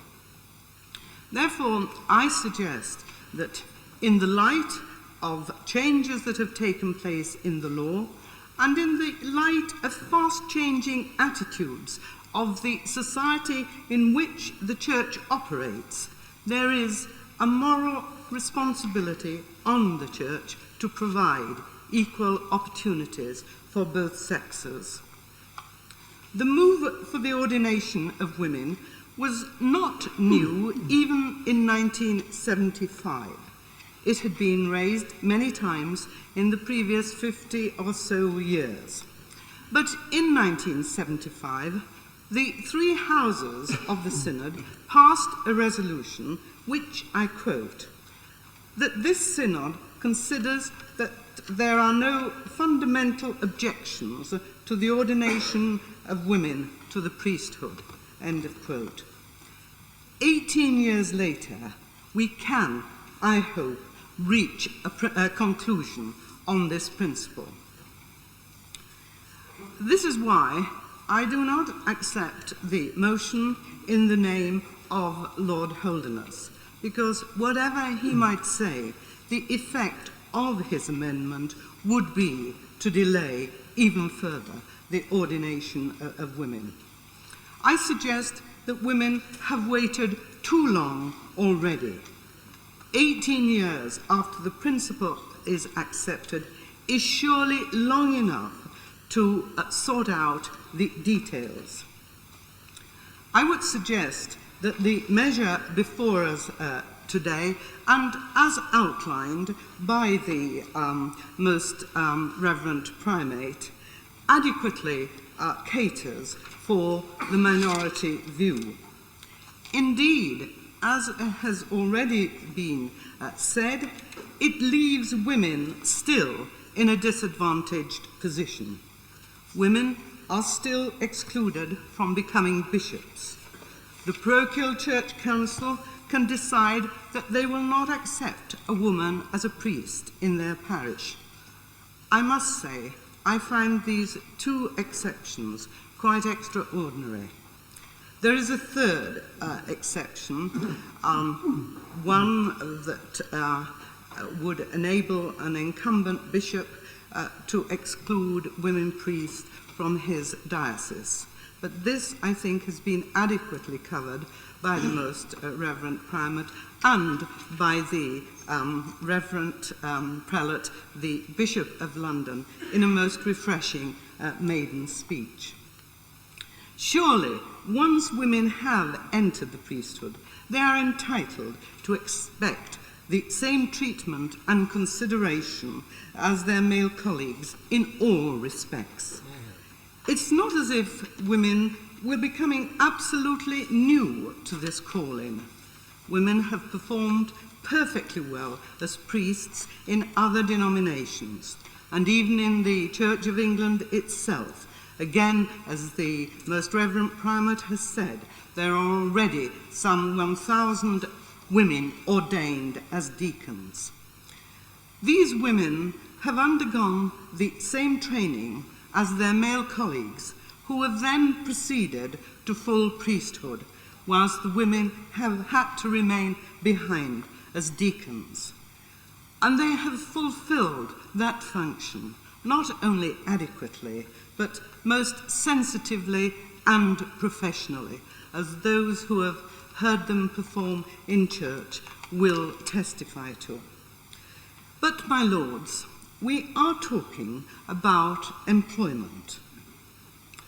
I recognise that to be a priest is a calling, as the noble Lord Runcie so movingly outlined, but it is also a profession and a job. In no other area would an employer be able to say, not in this parish, or no promotion for women. Even the armed services, which were also an accepted area from the Sex Discrimination Act, are now fully integrating women into the services, with opportunities for promotion. I think the Church will have to come back to this, and I was encouraged by what was said from the bishops' benches. And I too hope it will not be too long before it does so. The Church cannot operate in isolation if it is to meet the needs of today's society. It cannot ignore or in any way erode the principle of equality between the sexes, which is so widely prevalent in our community today. My lords, I welcome the measure so far as it goes, but I hope it is only a foretaste of another measure which would give complete equality to women in the Church. My lords, in rising to support the amendment moved so briefly and powerfully by my noble friend Lord Holderness, I hope the noble Baroness will forgive me if I don't follow her into the labyrinth of secular values of equal opportunities and this story about the thing having been debated for years and years and years. It appears to have been debated for some 20 years in a church that has been going for 2,000 years and confined in any case to a corner of the church which is not more than 10 or 12% of Christianity at large. My lords, although the custom of the House is to allow the Speaker following a maiden speaker to do the thank yous and congratulations, I must also, if I may be allowed to breach the rules, say a word in gratitude and admiration for the Right Reverend the Prelate Bishop of London for the way he moved a difficult motion, made a difficult speech at a difficult time. When he referred to the qualities of the priesthood, I couldn't help reflecting. My grandfather was a priest. My father was a priest. My brother was a priest. And I look forward to my son, who is a priest, attending my final moments. So I have to confess that I funked the thing I ran away from a life of sacrifice and work which simply scared the hell out of me, and I ran away. So I'm a defector from our family tradition. My Lord, noble Lord Whitelaw asked on what basis we could ask the House to pass this amendment. I'd like in respect to suggest perhaps the moment has come to look at it in a little bit with a slightly greater sense of proportion and of history. For, in my view, so far from this measure being progressive as it is commonly thought to be, I believe it runs right against the grain of the whole ethos, direction and practice of our national church as it has unfolded since the 17th century in terms of its approach to toleration. My Lord, the Act of Uniformity of 1662 was directed mainly against Roman Catholics. And that direction, that hostile direction to our fellow Christians, was of course corrected 200 or so years later in the Catholic Emancipation Act of 1829.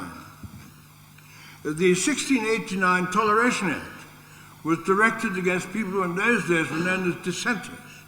And I'm told that at that time, some hundreds of clergy did in fact leave the Church of England on account of it.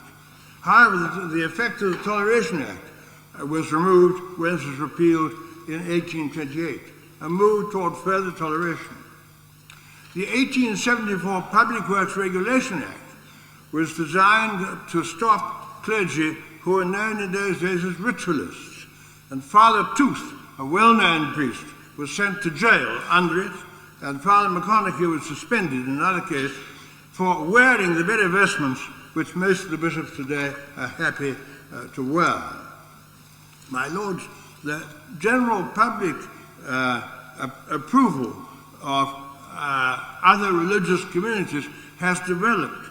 For example, in our own day, exceptions with regard to the marriage acts have been made in favor of Quakers and of Jews.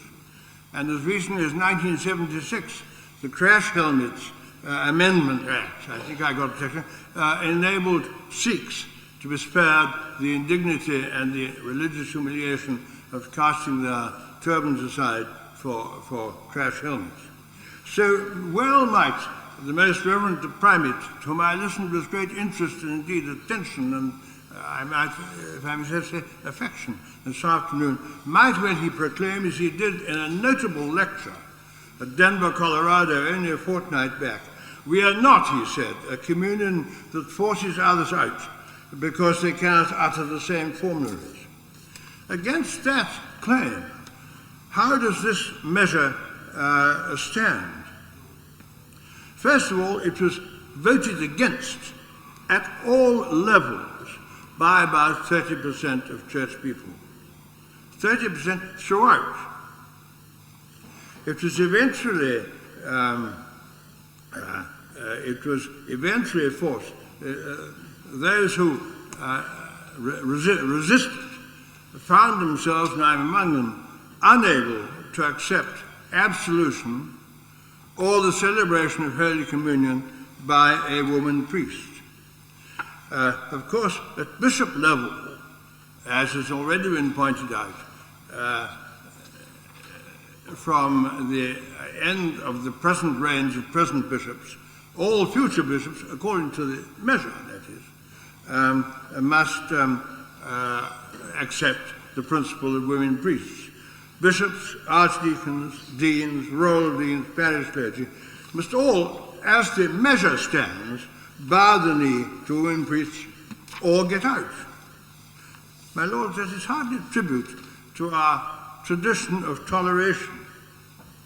Our national church has already been overtaken by the Roman Church in the last 10 years in terms of total adult membership, in terms, of effective adult membership. In the last 10 years, our national church has lost no fewer than 10% of those who are sufficiently committed to sign up to the electoral roll. And these figures either coming out or have already come out from Church House. But this measure, as it stands, unamended or unaltered, as you might say, unaffected by the first Act of Synod, this measure, as it stands, would bully 30% of our people, say about 400,000, taking the Anglican Church, the Church of England as a whole, and driving them, in many cases, out of our shrunken church. It is interesting to note that the Anglican Church in the United States has lost something like 30% of its membership within the 14 years of the ordination of women. My lords, we've been told that there is generous financial compensation. Maybe it is generous. But think who it excludes. There's nothing for missionaries. There's nothing for hospital chaplains. There's nothing for prison chaplains. There's nothing for chaplains to the forces. There's nothing for any young priests who have less than 5 years' service and may have given perhaps a couple of years of their lives in addition to theological training. There's nothing for lay employees, be they of the Synod, of the Church Commission, of the diocese, or indeed as ordinary vergers. We are told, of course, that the Act of Synod will correct all that. It should give body to the Most Reverend Prime Minister's ringing determination again in Colorado. Both those for and those against have an honourable place. Those are his words. But the Act of Synod has not even been voted on. It is not even before this House. We are not discussing it. We can't discuss it. We haven't got it. It is reported in an appendix of the Ecclesiastical Committee. There's not a paper before this House. So it has not been voted on. We hear of sharp feminist opposition. What's more, it can be rescinded. It has no legal power, whatever its moral power may be. It can have no legal force like this measure. And, as I say, it's not even before this House tonight.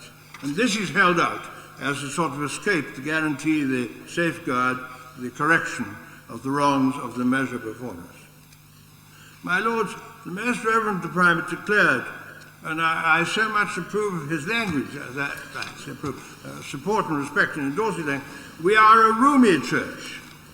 Within the parameters of doctrinal integrity, he said, let us rejoice in that roominess.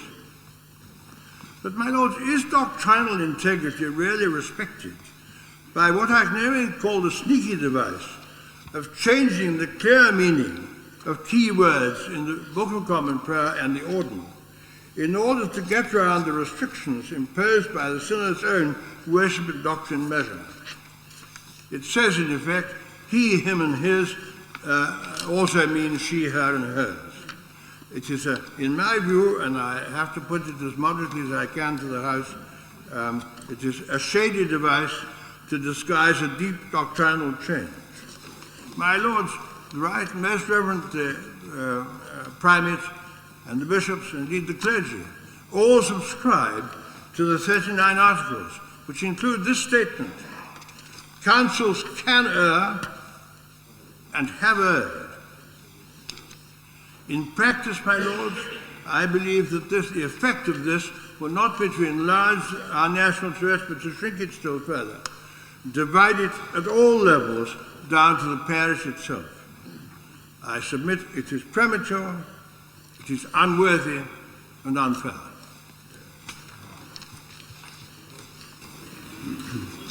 My lords, may I begin by adding my congratulations to the Right Reverend Prelate, the Bishop of London, on his maiden speech. Not only did I think he speak with courage and impressively, but I have to say that he has, if I may dare to say this in his presence, he has combined with integrity his clear disagreement with the decision made by the General Synod with his loyalty to the Church which has made that decision. And many of us who have worked with him over the last few years have been immensely impressed by the integrity with which he has held those two difficult convictions together.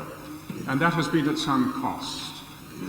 He did reveal to us in some measure this afternoon how he has been at on the receiving end of not just criticism, but even of abuse. My lords, handbags have sharp edges in the church, just as they do in the state. My lords, this debate is of significance to both church and state. It touches the ordained ministry and so is of direct concern to the church. And it's part of a continuing debate about the relationship between men and women, and so is of general concern to the state. And there seems to me, therefore, an appropriateness in this issue being discussed in your Lordship's house, where church and state work together, for the most part happily, although from time to time uneasily. Now, it is said by some that this decision is a breach of tradition which the Church of England shouldn't countenance, and certainly shouldn't countenance on its own. Those of us who are in favour of the ordination of women to the priesthood do not see this as a break in tradition, but as a restatement of the tradition in order to preserve it. The tradition that we have inherited is that in Christ God took human nature and used it as the means through which to express and live out his divine life. And we now see with renewed clarity, both in Scripture and in the contemporary world, that human nature is not masculinity, but men and women together in interaction and complementarity. And if we are to express that fully and freshly, then we must have within the priesthood both men and women alongside one another and interacting with one another and changing one another. I say that because priesthood is representative of the whole people of God and also of Christ, who is the God who assumed human nature. So although the ordination of women to the priesthood is a break with tradition in the sense that it hasn't happened before, at any rate in England, it is not a break with tradition in the sense of truth handed down to us. Tradition, I suggest, is not a rock-like inheritance of truth from the past, which we must bury in the ground in order to preserve it intact. Tradition is a living body of truth, which we have to trade with in the modern world, and it has to be stated afresh in each generation. When, therefore, the noble Lord Holderness, refers in his amendment to those who hold traditional beliefs, and I fully understand what he means, I have to say that those of us who are in favour of the ordination of women to the priesthood consider ourselves to be wholly loyal to tradition and to hold traditional views, yet recognising our duty to restate that tradition in order to preserve it. Now, I observe a shift in the arguments which have been used by those opposed to the ordination of women to the priesthood. Not so long ago, many opponents would have argued that this was a step which was wrong in itself and it had no sound theological basis.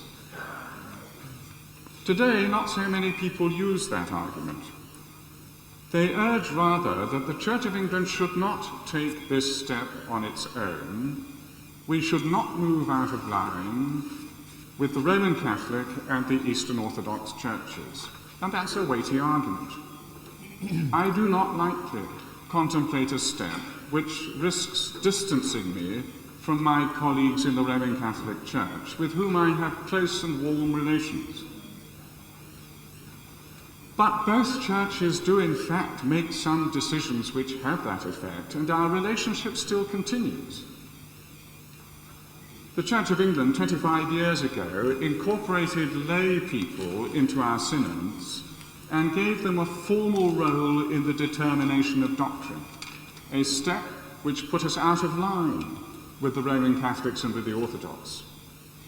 And so this won't be the first time that we judge it right in the circumstances to act independently. We treasure our ecumenical partnership, but not at the cost of waiting at the church door so long that we never move up the aisle. My Lords, I want to underline the extent to which the House of Bishops has worked to ensure the continuing openness of the Church of England. The legislation before your Lordships is, I submit, pastoral in intent and generous in spirit, making detailed provision for those who cannot support the decision that's been made. And the draft Act of Synod takes this further and indicates the way in which we shall implement these provisions. The arrangements in the draft Act of Synod are not suitable for legislation. They're more about style and method than about rights and duties. And of course, there is the possibility that the General Synod will not endorse the draft Act. But even if that were to happen, the fact remains that the bishops have agreed this draft Act without dissent, and our intention, indeed our determination, is unmistakable. And I imagine, therefore, that we shall implement this, even if the General Synod were to be so unwise as not to endorse it. The noble Lord Holderness, in his very courteous speech in introducing his amendment, referred to the lack of trust that exists. Now, I do not doubt that that is, in fact, true in some cases, but I would draw his attention to the fact that over the course of the last few months, a number of bishops have been appointed who are opposed to the ordination of women to the priesthood. And I hope that the mere fact that such bishops are being appointed proves what is set out in the draft Act of Synod and goes a long way towards removing any anxiety about a lack of trust. I could wrote that one then. Is it not the case that the new appointments are indeed replacements of people who held the same point of view? I think I would wish to say to the noble Earl that in all cases that is not so. And in some cases, that is, they are new appointments of bishops where the predecessor has not been of that view. So with great courtesy, I would wish to disagree with the noble Earl in the suggestion that he's made in that intervention. May I also say to the noble Earl, Lord Lauderdale, that he referred in the financial provisions measure, referred to that and said that in that there was no provision for such people as missionaries, hospital chaplains, prison chaplains, and so on. May I correct the noble Earl? That is not so. There is provision for such people, but because of the administrative complexity, they are not given provision by right, as are the parochial clergy. Because their circumstances vary so considerably, it is thought right to make provision for them by slightly different terms. But I do assure him that there is provision in the financial provisions measure for the people whom he listed. My Lords, this is not just a theological or domestic issue for the Church. It touches the relationship and evaluation of men and women in society. We have seen women increasingly taking their place alongside men in every walk of life, not least in your Lordship's house, where noble baronesses are as distinguished, as persuasive, and sometimes as formidable as any noble lord. When the ordained ministry of the Church is virtually the last area where women are not free to make their contribution, we do at least have to ask the question, why? The matter cannot be determined by such considerations alone, but the question can't be sidestepped.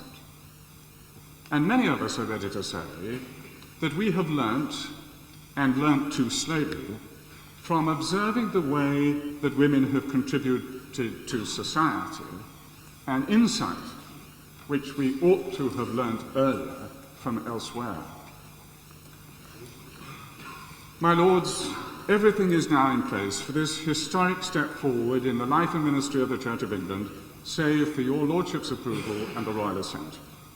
I trust your Lordships will recognise that this matter has been debated in depth and at length, and careful provision has been made for those who do not agree.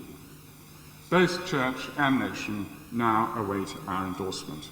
I hope the approval of this House will be clear, confident and encouraging as the Church of England looks to the future in its service of God and in ministry to the nation.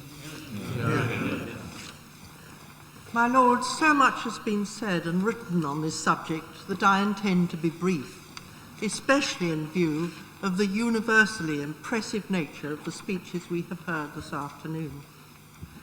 On good episcopal advice, I understand there is no scriptural reason why women should not be ordained. There is every reason why the Church of England should take advantage of all the talents God created, of all the inspiration that the Holy Spirit provided, whether they are in the hearts and minds of men or women. And I would agree with the Reverend Prelate on the question of their working together. In this decade of evangelism, all Anglicans must be only too well aware of the need to spread the gospel more widely. The hungry sheep look up and are not fed. Many people have no appreciation of the opportunity for forgiveness by the grace of God, have no idea of how to carry out the will of God, how his yoke is easy and his burden is light, if faith is present in their hearts. My lords, the admission of women to the priesthood will provide the Church with a new source of inspiration. Not every woman who wants to be ordained will be admitted, just as happens to men already.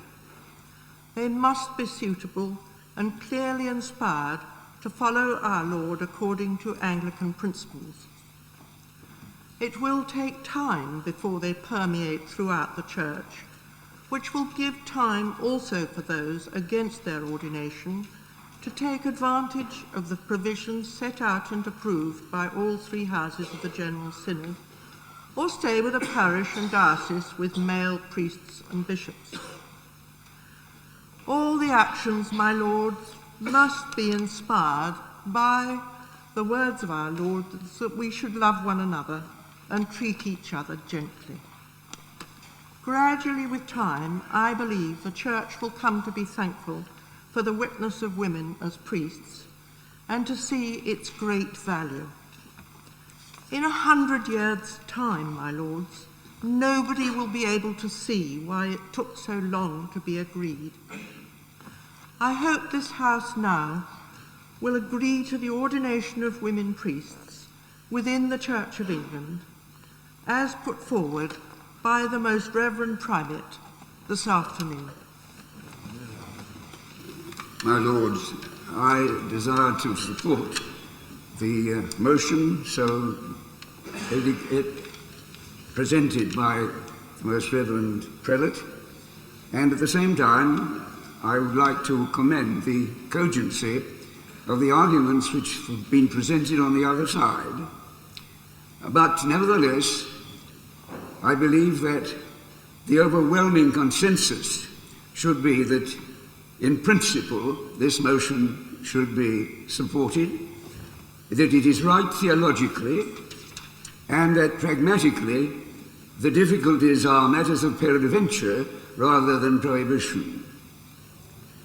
But I'm somewhat disturbed that hitherto there has no reference been made, as far as I have heard, to some of the underlying difficulties in the recognition of the equality in substance and in truth of man and woman, and for that, to a large extent, I think the Christian Church has been to blame.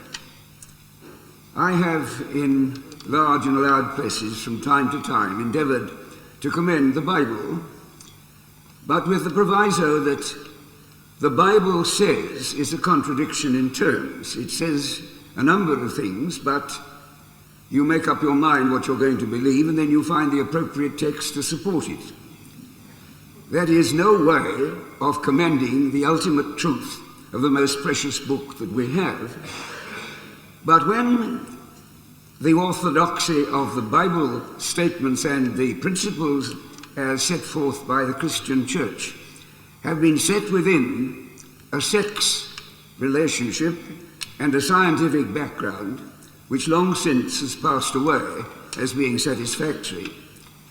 I think we have two of the reasons, or two of the occasions, to talk a little more about some of the problems which seem to face ordinary people in their assumptions that they can take for granted propositions from the so-called scientific field which no longer apply. Very briefly, let me tell you two of them. The suggestion that man is superior to woman lies in the implicit recognition of a great many people, older people in general, who've never thought about it very much, that the source of life is in the male, and the woman provides something like a bed and breakfast accommodation in the earlier stages of that life.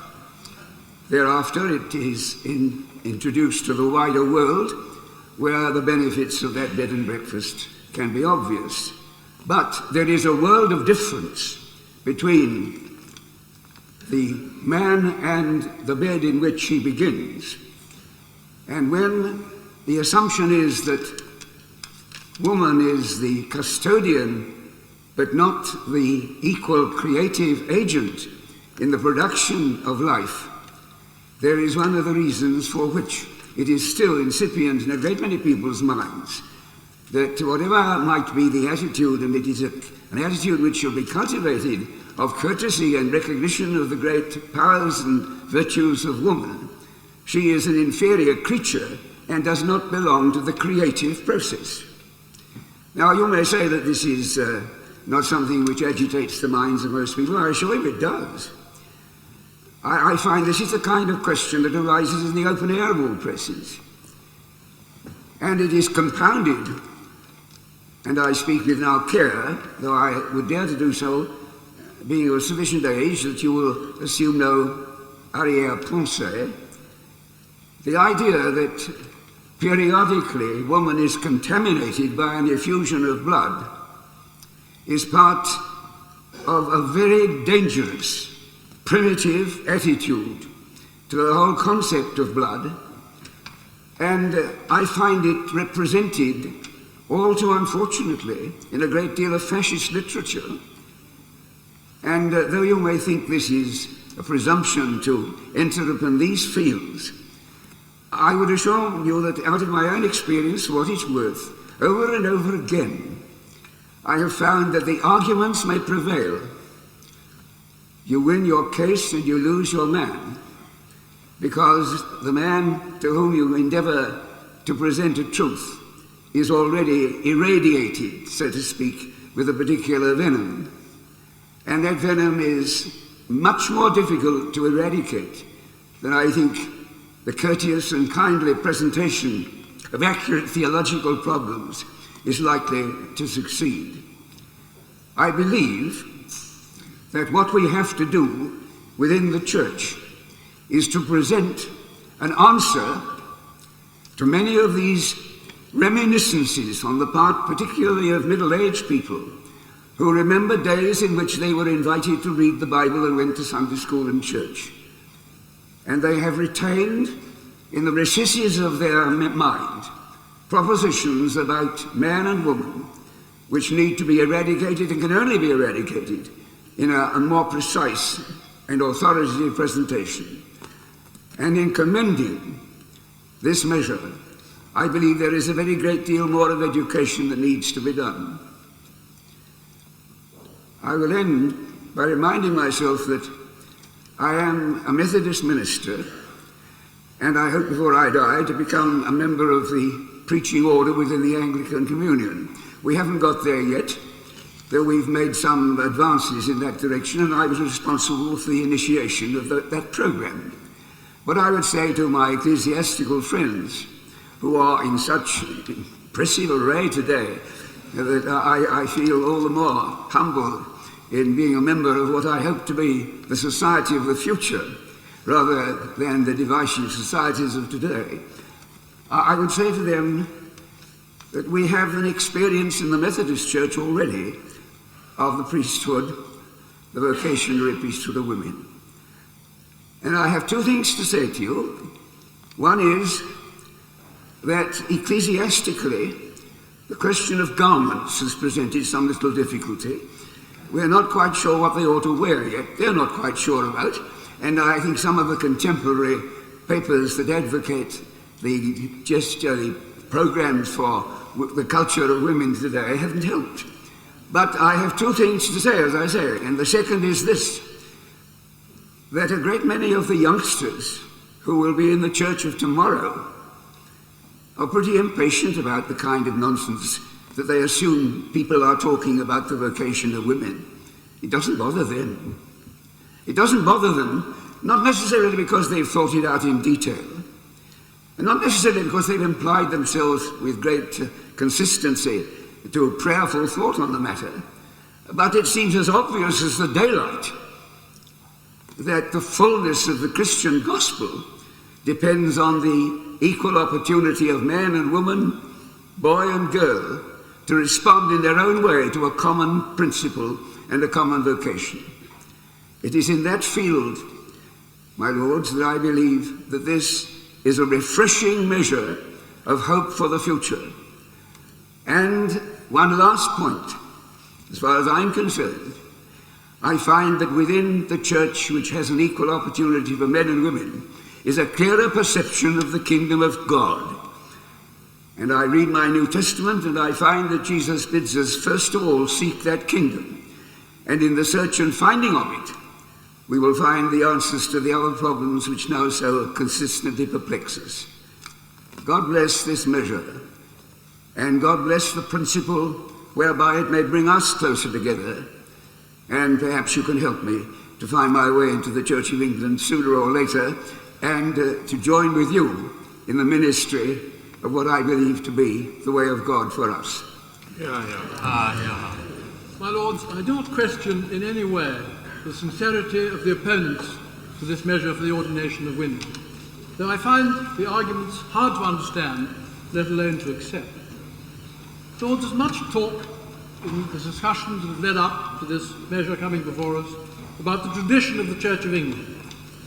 But surely, my lords, the value of tradition is not in keeping everything the same, but in keeping the best from the past, not stagnation, just as the noble and reverend Lord Runcie and others have said. The Lords, there has been a long tradition in this House of excluding women, and in law, in medicine, in business, there's been a bias against women. Was it wrong to make that change? Of course not. It was right to change from those outdated practices.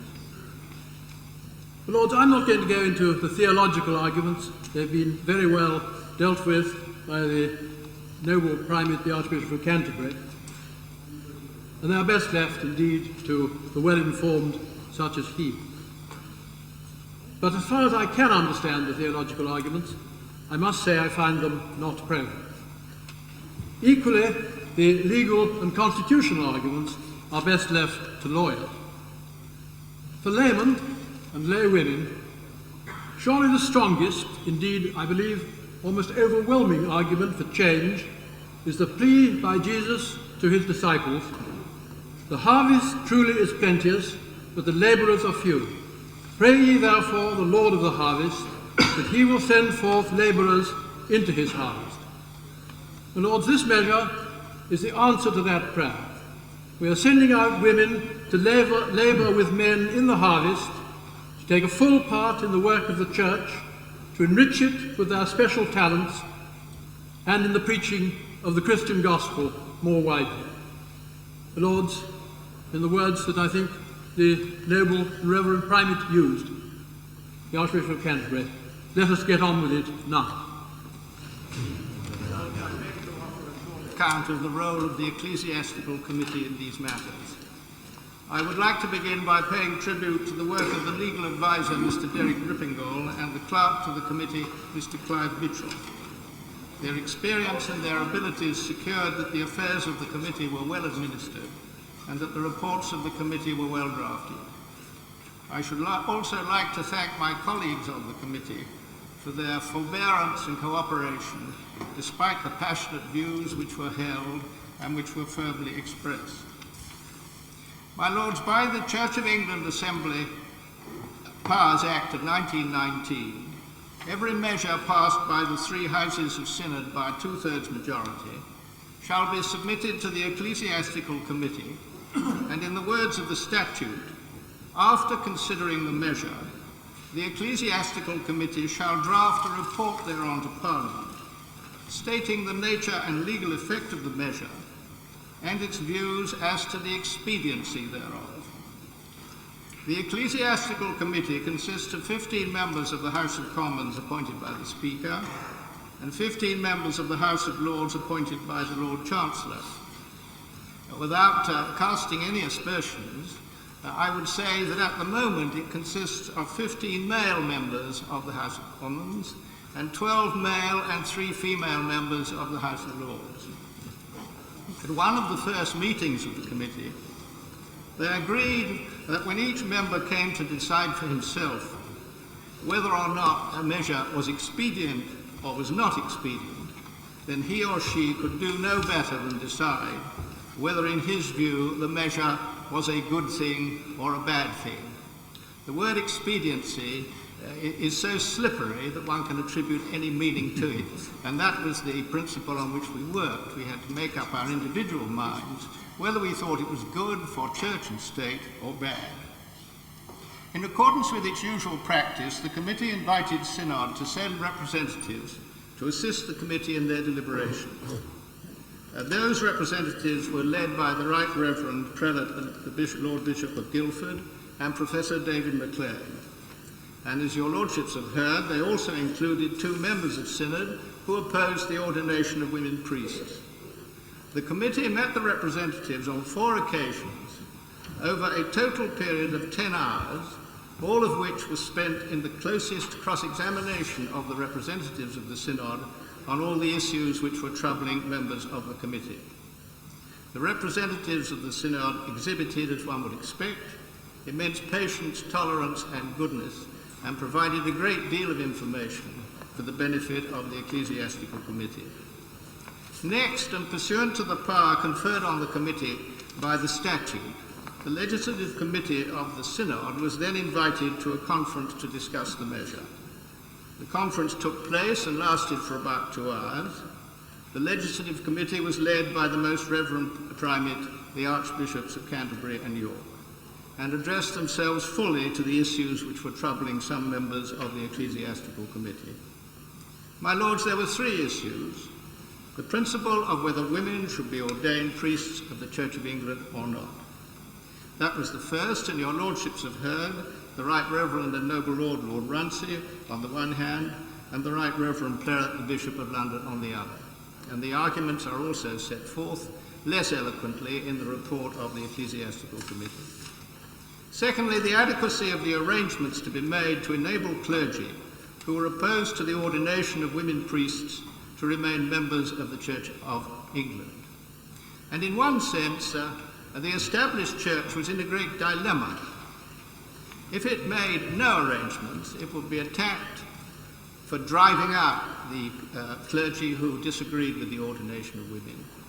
If it made some arrangements, it would be accused of not making the right arrangements, or be accused of doing something which contradicted the principle of the freedom and equality of women. And the third issue was the adequacy of the financial arrangements for clergy who, as a matter of conscience, would feel obliged to resign from the church.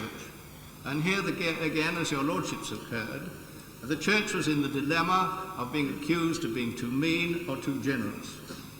The arguments on all these issues are set out in the Ecclesiastical Committee's report. In the meantime, in January 1993, the House of Bishops had issued a statement, the first Manchester statement, outlining the arrangements suggested to ensure continued episcopal oversight and pastoral care for all members of the Church of England. And this was followed by a pastoral letter from the Right Reverend Prelate, the Bishop of London, in May 1993, in which, after much consultation within the diocese, he set out a framework of the basic principles by which the diocese intended to proceed. And that pastoral letter is also set out on the report, and will, of course, be carried out by the diocese, whether the amendment to this motion is carried or not. There then followed in June 1993, after the meetings between the Ecclesiastical Committee and representatives of Synod, the House of Bishops' statement entitled Bonds of Peace, proposing further arrangements for pastoral care following the ordination of women to the priesthood. Some members of the Ecclesiastical Committee, and no doubt other persons also, had supported the suggestion that there should be an Act of Synod expressing the intention that there should be no discrimination between candidates either for ordination or for appointment to senior office in the Church of England on the grounds of their views. And as your lordships have heard, the draft Episcopal Ministry Act of Synod, which is annexed to the Second Manchester Statement, is to be brought before Synod next week. On the 12th of July, the Ecclesiastical Committee voted by 16 to 11 that the priests-ordination-of-women-measure was expedient, and they voted by 17 votes to 10 that the financial provisions measure also was expedient. And on the 19th of July, the report on the ordination of women measure was agreed by 17 votes to 1, and the report on the financial provisions measure by the same majority. My Lords, that enabled the reports to be cleared and published before the summer recess, and it's for that reason that the motion has been able to be brought on today. My Lords, that concludes the account which I thought it right to give to the House of the activities of the Committee. And having said that, I feel entitled to say a word about the motion before the House and about the amendment moved by the noble Lord, Lord Holderness. My Lords, there are three choices before the House. The first is to reject the measure lock, stock and barrel. And there are not, I've only heard one. I think the noble Lord Lauderdale was in favour of complete rejection. And there are not many who are still left who are root and branch people asking for rejection. The second alternative is to accept the amendment moved by the noble Lord Holderness. My Lords, as I understand it, that amendment will not in fact make any radical difference. It will not propose any new arrangements. It will propose that the existing arrangements shall be seen to be embodied in an Act of Synod to start with, and then shall then be followed by a new measure which reinforces it. My Lords, I'm bound to say that in my view, that is neither one thing nor the other, and your Lordships are faced with the task of deciding whether to pass this motion or not. The Church of England has been struggling with the problem of the place of women in the Church for more than 20 years. There are many other problems which face the Church, and a continuation of the dispute over women can do no good and will do a lot of harm. Synod has voted by large majorities in favour. Before that, the great majority of the synods of dioceses voted for the measure. The opposition in the other place has proved to be more vociferous than numerous. The members of the representatives of the Synod met the Ecclesiastical Committee and the members of the Legislative Committee, and we found they all demonstrated, as one would expect, the desire of all church leaders to enable now, as in the past, men and women of different views to remain and work within the Church. My Lords, it's been my task over the last months to consider all the papers which have been written, the letters, and the oral speeches and questions which were made to the Ecclesiastical Committee. And I have formed the view that the time has come to trust the Church and to trust its leaders. And I will therefore vote against the amendment, and I will support the motion.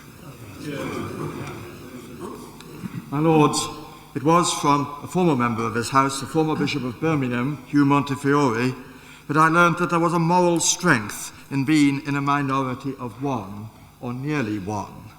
And I have to say that I am one of those who do not think that the measure before us is a good thing.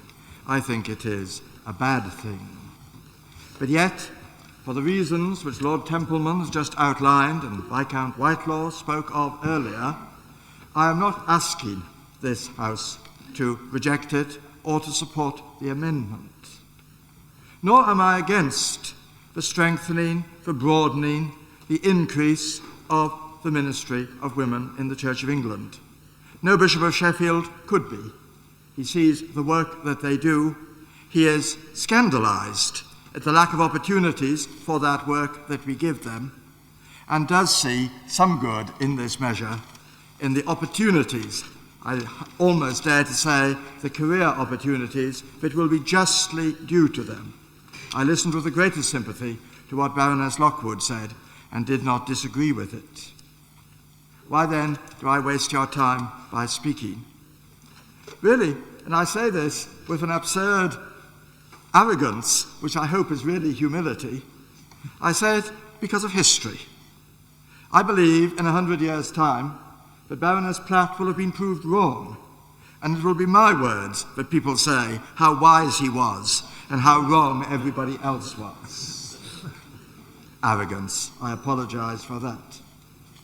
One of the curiosities of the Church of England is that you can't do anything without swearing oaths. It is very curious that we are so fond of swearing oaths. But as a result of this, there are no words with which bishops are more familiar than the words of the Declaration of Assent. We read over and over again these words. The Church of England is part of the one holy, Catholic and Apostolic Church, worshipping the one true God, Father, Son, and Holy Spirit. It professes the faith uniquely revealed in the Holy Scriptures and set forth in the Catholic creeds, which faith the Church is called upon to proclaim afresh in each generation. Led by the Holy Spirit, it has borne witness to Christian truth in its historic formularies, the 39 Articles of Religion, the Book of Common Prayer, and the ordering of bishops, priests, and deacons. And then we say to the man or woman who has taken some office in the Church, in the declaration you are about to make, will you affirm your loyalty to this inheritance of faith as your inspiration and guidance under God in bringing the grace and truth of Christ to this generation and making him known to those in your care? Repetition has not staled those words for me. I find them moving every time I read them, and they are words to which I can give my personal assent with wholehearted conviction. The thing that worries me about this measure, which makes it expedient but not a good thing, is it seems to me that in the arguments used for it and the way it has been carried through, it drives a bulldozer over or through those formularies and foundations of the Church. They are battered and damaged as a result. For it is quite clear that whether we look to the faith uniquely revealed in the Holy Scriptures and set forth in the Catholic creeds, or whether we look to our historic formularies, the 39 Articles, the Book of Common Prayer, the Ordinal, one thing that is quite clear, we do not find in any of those root documents of our faith, we do not find anywhere statements that encourage or permit or authorize the ordination of women as elders to the presbyterate. I find this worrying and puzzling. I can see, and the arguments have been put forward to us very forcibly this afternoon, I can see why in today's world it seems so obvious that we should do this. But if we do claim to have a faith uniquely revealed in the Holy Scriptures, if we do believe that there is a deposit of the apostolic faith which has been entrusted to the Church to be guarded and handed on, it is embarrassing, puzzling, worrying, is whenever it doesn't fit the circumstances in which we find ourselves, we are able to gently juggle it around a bit so that we can do something different, something fresh. It may be right for us to say that the question of ordination and the sex of the ordained minister is of no great importance, and we can make this change. But if we can make this change, I really want to know what changes we cannot make. The thing that worries me, if we can sit so lightly to the prayer book, the ordinal, the 39 articles and the scriptures on this matter, for such powerful reasons as we have heard, why can we be sure that there won't be other matters? How can we tell? Is there anything which cannot be changed to meet the changing circumstances of the time? It is an attractive picture of the Church that has been put before us in a number of speeches today, constantly changing to respond to the changing needs and circumstances of the time. But I do worry whether that is really what Revelation is about, changing to meet the changing circumstances. Might it not be that however inexpedient it is, however unpopular it is, that we do have an inheritance of faith which we are called to protect and guard? I don't want to argue for 1 second for the superiority of one sex against the other. But I do find the argument that you can cross out he and write she as though it made no difference difficult to find wholly acceptable. Male and female he makes indeed in his image after his likeness. But surely in our heart of hearts, whatever is said, we know this to be true. Male and female are different. And it is just possible that what the Church is called to, and it has been deaf and blind to this over the centuries, and that I recognize, is a much richer, more varied ministry than it has had. A ministry of men and women, but not a ministry of men and women that is simply interchangeable. Might it just possible be right that our Lord, who was so dramatically revolutionary in his response to the world of his day, yet knew what he was about when he chose 12 men and gave a different ministry to women? Through the centuries, we have been shameful within the Church and outside the Church in our treatment of women. I recognize and repent of that. I long for change, but I do not believe that this particular change, which seems to be saying that men and women are the same, and therefore all ministry can be done interchangeably by one and the other, is the right way. I believe we are making a mistake. And I believe that something of the nature of that mistake is shown in the very wording of the measure, in which the concessions themselves to the minority, to the opponents, clause 2 about bishops, the compensation formularies, the very curious statement about bishops, are all designed really, if truth were told, to get the measure through at any cost. It would have been better, I think, if we had just had the courage to be less traditional, more radical, and gone for a richer variety of ministry rather than a pattern which diminishes the richness of God's creation rather than enhances it.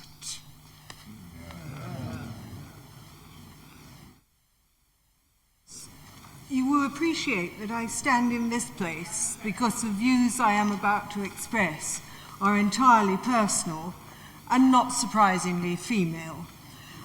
My lords, there are two concerned parties in today's debate, the Church and women.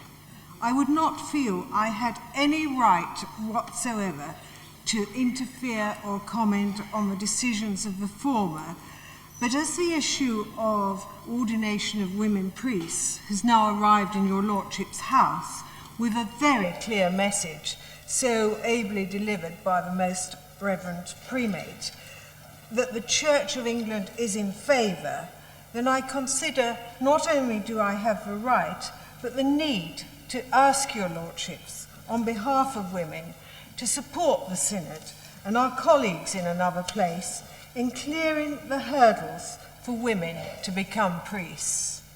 I do so with some confidence, as I have never found an establishment which welcomes, assimilates, and nurtures its women members more easily and comfortably than your lordship's house. I respect the absolute depth of feeling held by those who would not wish to see women ordained as priests, but I do not understand it. Where is the right that says over half the human race is lesser than the rest? Would they find it as easy to say that by colour or by race as by gender? I'm told by opponents that the arguments are theological, not a woman's rights issue. Let me assure your lordships that for most women it is most definitely a women's rights issue, a right of equality for both he and she. I'm told by opponents that the ordination of women priests will split the church.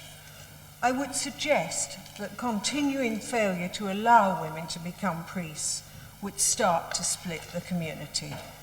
I'd like to join the noble Baroness Lady Seear in congratulating those women involved in a long struggle for ordination on the manner in which they have conducted themselves. No storming of the altar, no mass resignations to join the Methodists or the United Reformed Church, where their welcome would have been certain. Instead, frustration contained, argument engaged, and finally, persuasion successful. Would we, my lords, wish to replace those expressions of joy which showed on the faces of women when Synod delivered a 2/3 majority with ones of despair? My lords, I would suggest this is not only an issue for women, but also for the future strength of the Church of England. Any area which fails to harness the skills, the talents, and the instincts of women must find itself running a one-legged race.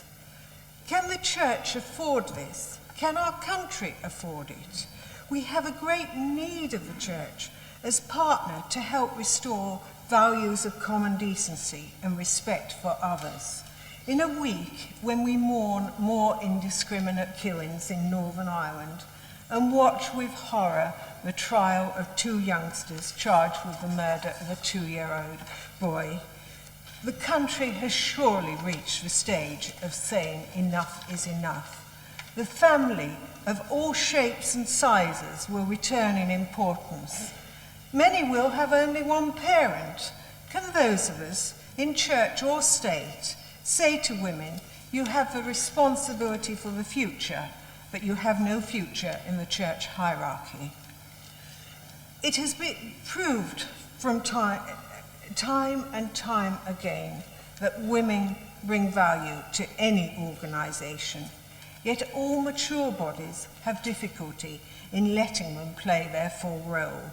The financial institutions, manufacturing industry, trade unions, and some arms of the church. The advancement of women has often been resisted and impeded by the combined forces of vested interest and prejudice masquerading as tradition.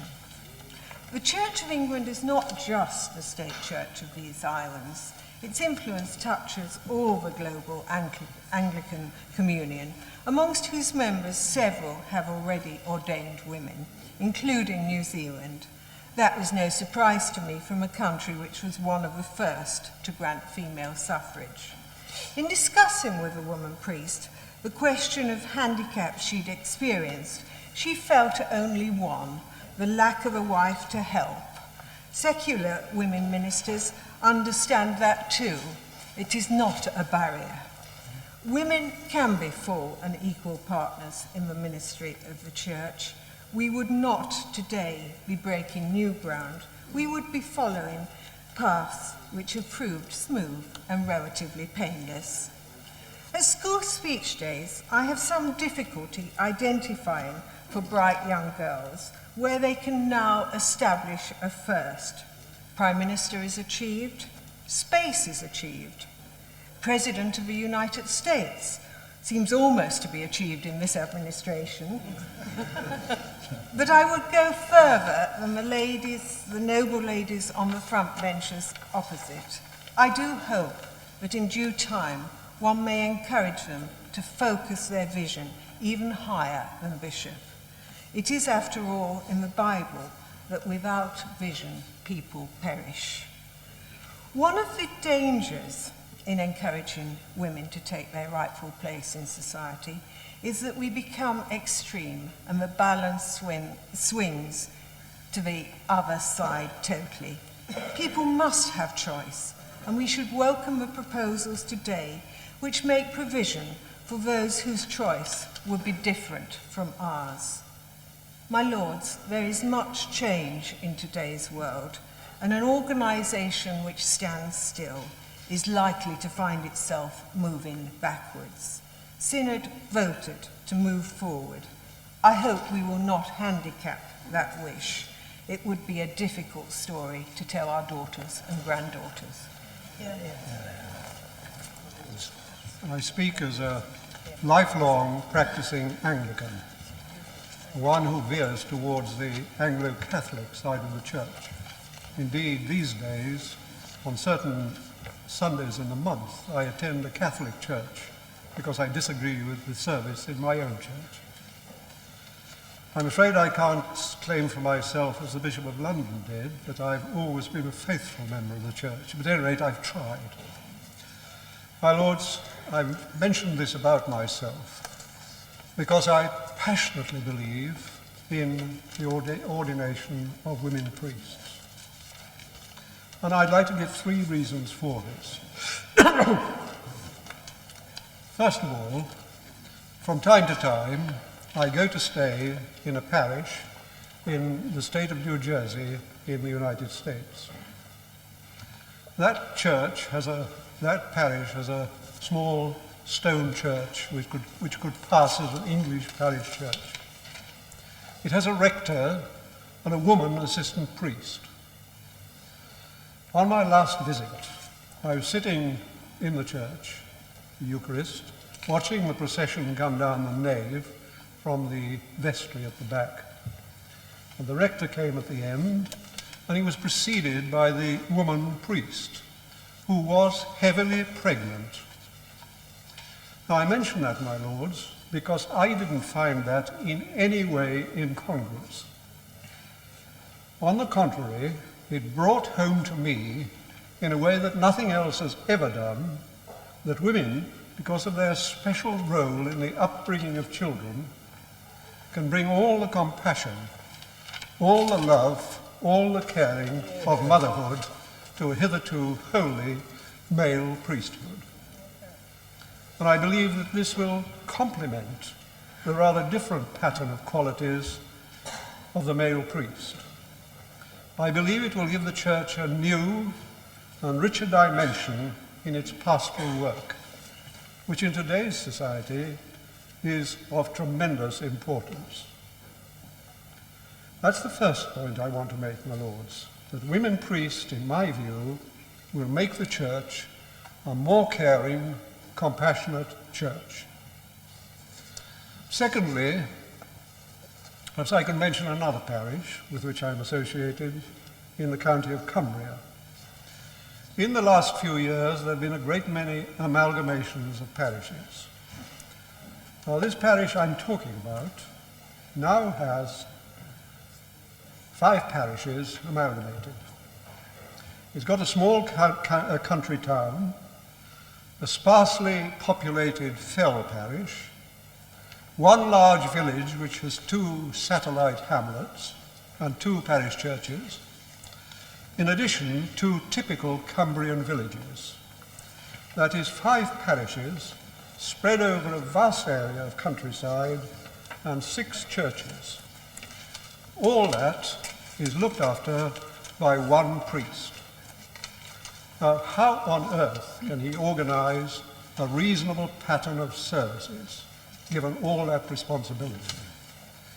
And how on earth can there be anything but the most sketchy pastoral care in a parish like that? And I would pay tribute to the dedicated work that so many priests are doing in circumstances of this kind. Now, of course, it could be argued that the Church, in its present straitened circumstances, can't afford any more. But its financiers will revive, provided they stay out of the American property market. Their finances will get better. But if the Church is to provide an adequate ministry throughout the country, it must have very many more ordinands than it's getting at present. And my lords, it is ludicrous to exclude half the human race from the field of recruitment. That is my second point, that the Church needs women priests as never before to make its mission effective. Thirdly, there have been 70 years now of debate about women priests. And women priests, in inverted commas, have almost come to be regarded as an end in themselves. I think we sometimes forget that what we are really discussing is the service the Church gives to the man or woman in the pew, and to those who never sit in the pews as well. To use an inelegant modern phrase, they are the bottom line in all this discussion. It's really about the people in the pews we are talking tonight. They are hardly ever consulted about what the activists are deciding in the various synods. I'm closely associated with 2 churches, and nobody has ever asked me my views on women priests, no synod representative. So, my lords, what do Mr. Jones and Mrs. Smith, sitting in one of the back pews as they do, well away from the pulpit, what do they feel about women priests? Now, I've got a theory about this. I believe the ordinary churchgoer, over his lifetime, thinks long and hard about his faith. He'd probably never admit it, but I'm sure he does. Especially about the great verities. Does God exist? The divinity of Christ, life after death, and so on. I'm sure he reaches in his own mind certain conclusions. And I believe that those conclusions are every bit as valid as those he hears from the pulpit, as those of the most erudite theologian. Indeed, I don't think theology is solely a matter for theologians. It's a matter for all human beings in their own minds and hearts. And I believe most churchgoers have thought hard and long about women priests. I wouldn't presume, my lords, to speak for Mr. Jones or Mrs. Smith sitting in that back pew. But I count myself, like Lord Whitelaw, as an average sort of churchgoer. And I can find no theological argument against admitting women to the priesthood. The Right Reverend Prelate answered the points one by one. The silliest argument I hear is that all our Lord's apostles were male, and therefore we've got to have a male priesthood forevermore. My lords, if a great rabbi arose today and decided to carry out a 3 years mission, tramping up and down the country, sleeping wherever he could find shelter, and taking with him a small band of disciples, I'm quite sure it would be a mixed band of young men and young women. But that would have been unthinkable in the time of Christ. So I think that's a thoroughly silly point. It's got no relevance whatever to this discussion.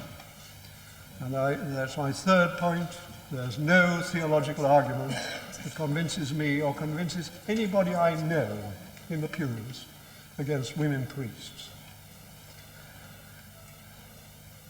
My lords, there are 30 autonomous churches in the Anglican community, 30 throughout the world. More than half have admitted women priests.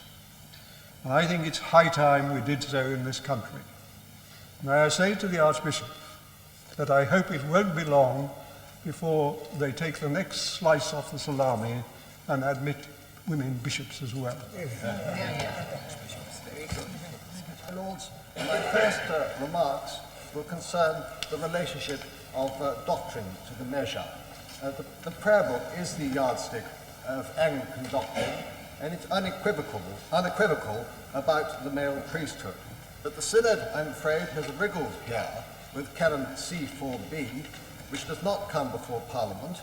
The point was well dealt with by Enoch Powell at the AGM of the Prayer Book Society in June, and his speech is just being printed in the Journal of the Prayer Book Society. It was argued before the Ecclesiastical Committee that the text of the Prayer Book and the Ordinal are not altered by the canon, but what we have here instead is an interpretive clause. And it's worth remarking here that only the clergy are obliged to sign their declaration of assent to the formularies of the Church of England, which will imply acceptance of this canon.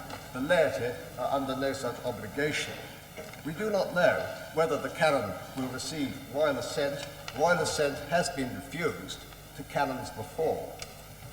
Then there's the judicial review to decide whether the Synod was acting ultra vires in changing the doctrine of the Church of England.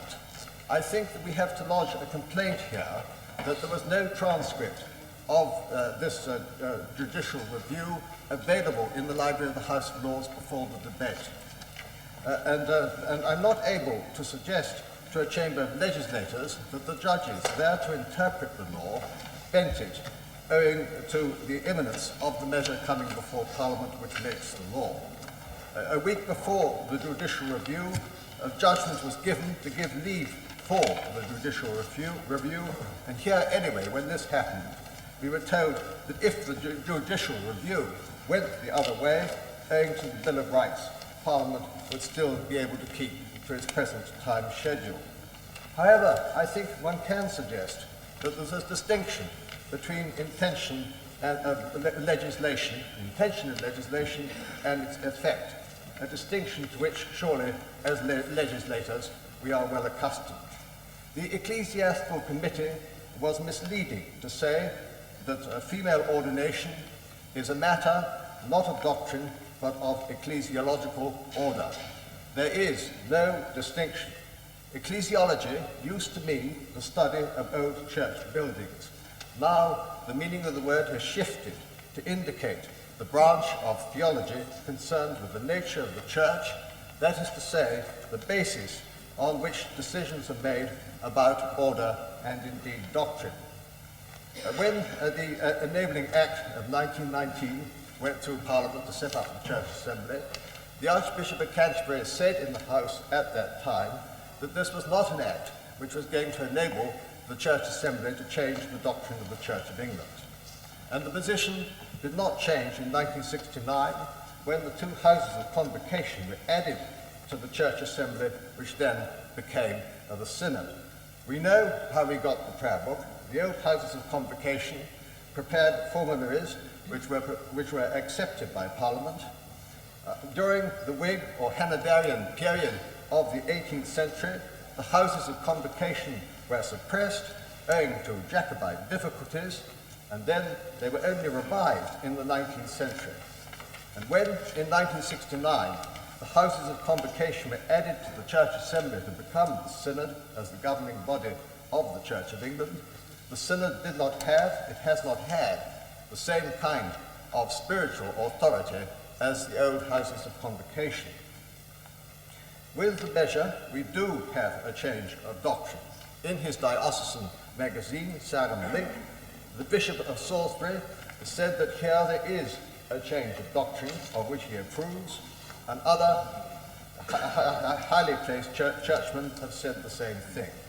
We have to say that with everything going wrong with the Church of England since the Enabling Act set up the Church Assembly, on matters of doctrine, the Church is not a democracy with majority voting, no matter how fashionable democracy may be elsewhere. And we cannot say that because social conditions have changed, we can change doctrine. The ordination of women is not what the Church has taught for 2,000 years, nor is it grounded in Scripture. The best speech here was made in the Synod on the 11th of November by Mrs. Lowe. Either Christ was God's disclosure or he wasn't. And this kind of thinking has already given ample difficulty with the secularization of Christianity in the revision of the liturgy, really a repetition of the old Arian heresy. There are no new heresies, they're all old ones. I am sorry, my lords, that the measure is going to cause so much disruption in the church. What is the alternative Longstop? The third province of Mrs. Brown in the Synod is a fine dream, but unworkable. With its proposals of its own archbishops and synod, it would not be worn by the Church of England. The best option would be the Anglican Catholic Church, or ACC, of which I have personal experience, having been to lecture at their seminary of Holyrood in New York State 3 times. The story in the USA of the ACC is that it started with fragile origins 15 years ago, when the prayer book was ditched and women were ordained at the same time. But since then, the ACC has grown, and not only in the USA, there are branches throughout the world, and the formation of Bishop Hamlet's diocese at Stoke-on-Trent is not premature. He needed to set up his administration, which is now ready for the present emergency. And Archbishop Lewis in the USA is very sensitive that there should not appear in this country to be an American takeover. We need to come to the Americans rather than the Americans should come to us. The chief need of the ACC is for buildings. The Church of England has too many churches, and so I hope an accommodation can be reached. Here, the Synod has not done its homework about the fate of churches where congregations disagree with the measure. A good starting point would be who owns a church. At the moment, there is no clear answer to that question. But above all, the ACC needs a proper building in this country as a theological college and centre generally for traditional Anglicanism. At the moment, Holyrood is not working properly. It has a crash course of only 2 years, often for 4 ordinands. Other ordinands have to take their instruction privately from their bishop, as happened in the 18th century, added to which there is no proper theological college in this country for the prayer book. After the success of the Prayer Book Protection Bill in 1981, the bishops passed a resolution about the theological colleges, but the debate in this House in 1987 showed that the bishops had not implemented their own recommendations, which they could do if they were so minded.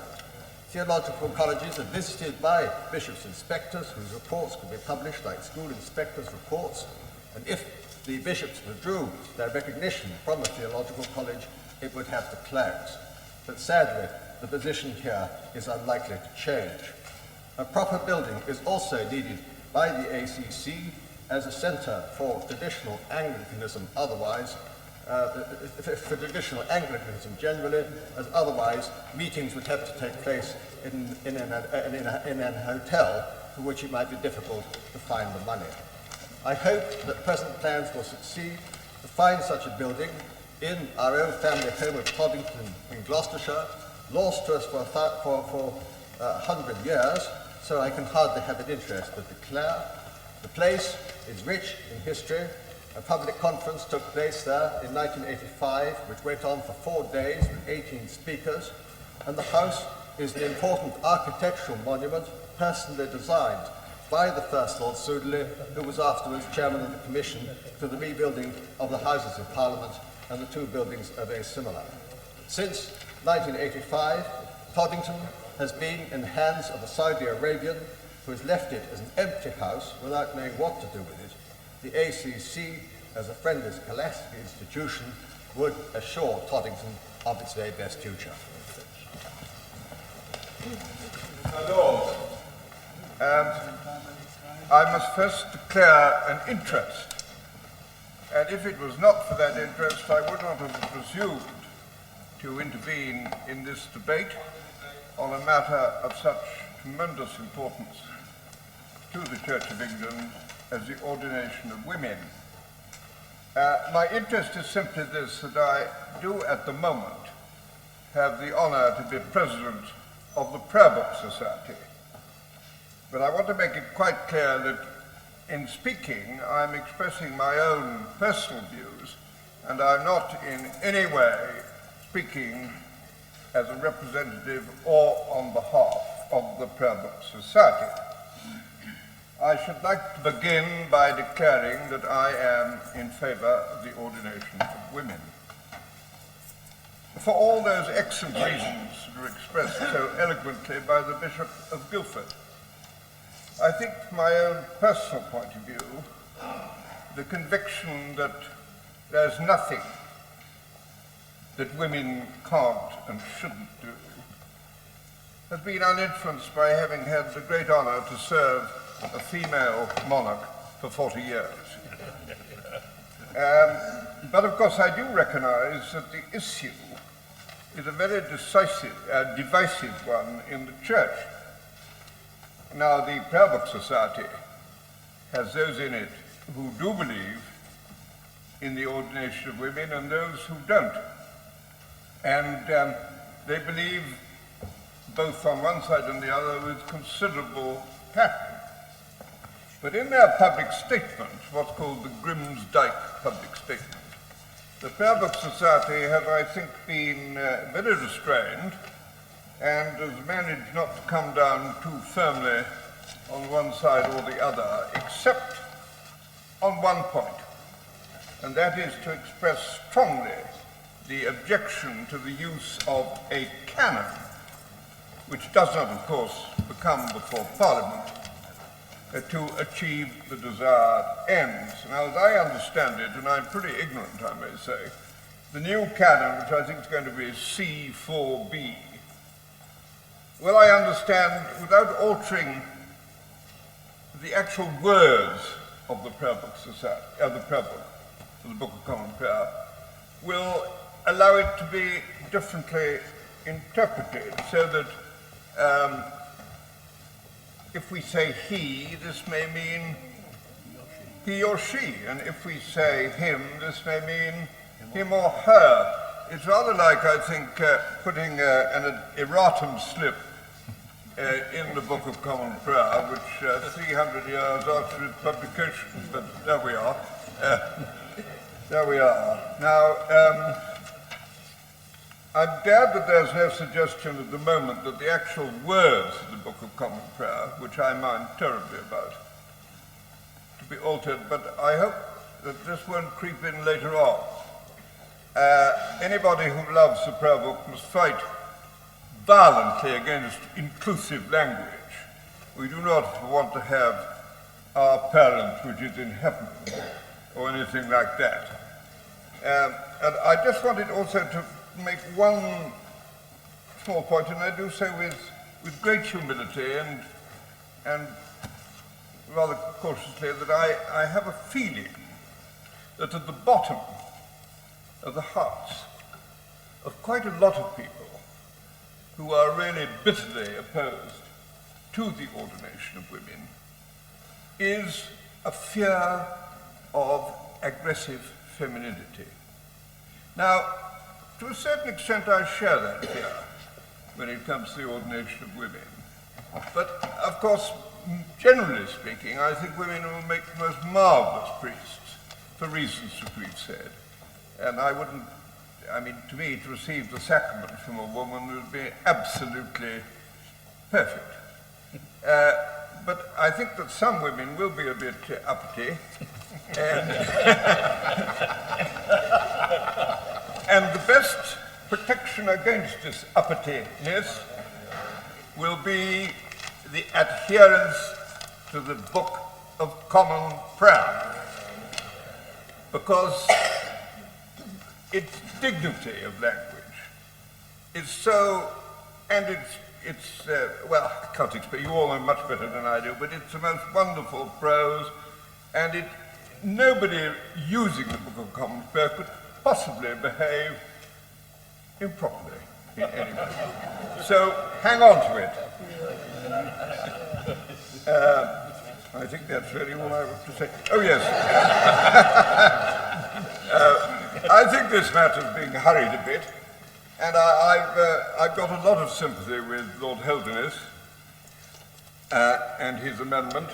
But I think that for myself, after a lot of thought, I think it's probably better if we go the whole hog straight away.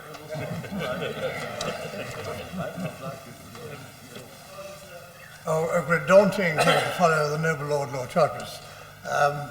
But he sticks to his prayer book, and I'm glad to say that I still have the prayer book I was given my first communion in 1934, which I can still use in our Tisbury parish, which has considerable trouble with the alternative service book, of which I have even more trouble.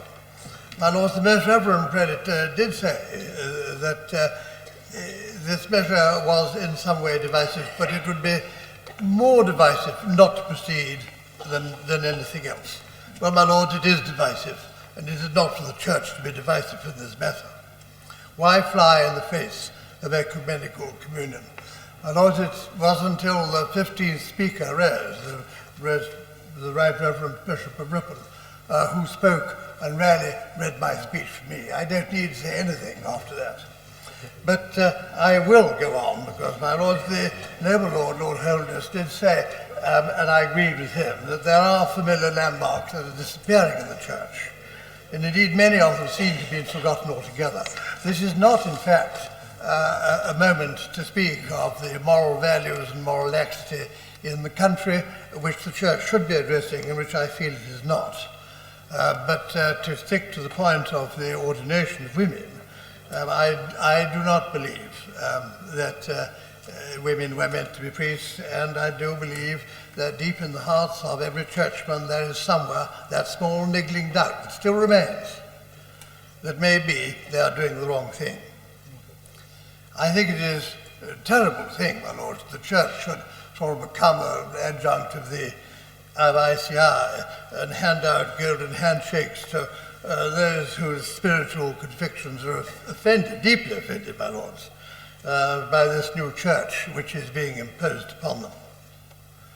Indeed, my grandfather, who had the illustrious grandfather who was the Bishop of Peterborough, is no doubt revolving rapidly in his grave, and I very much suspect that my grandmother is pushing him round harder.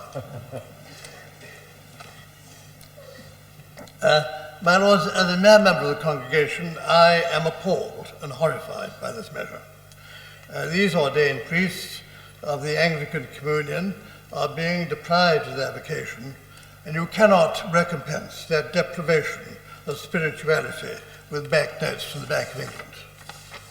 In a recent speech to the Anglican clergy, I infer that the Most Reverend Prelate is having his Denver speech quoted to him yet again.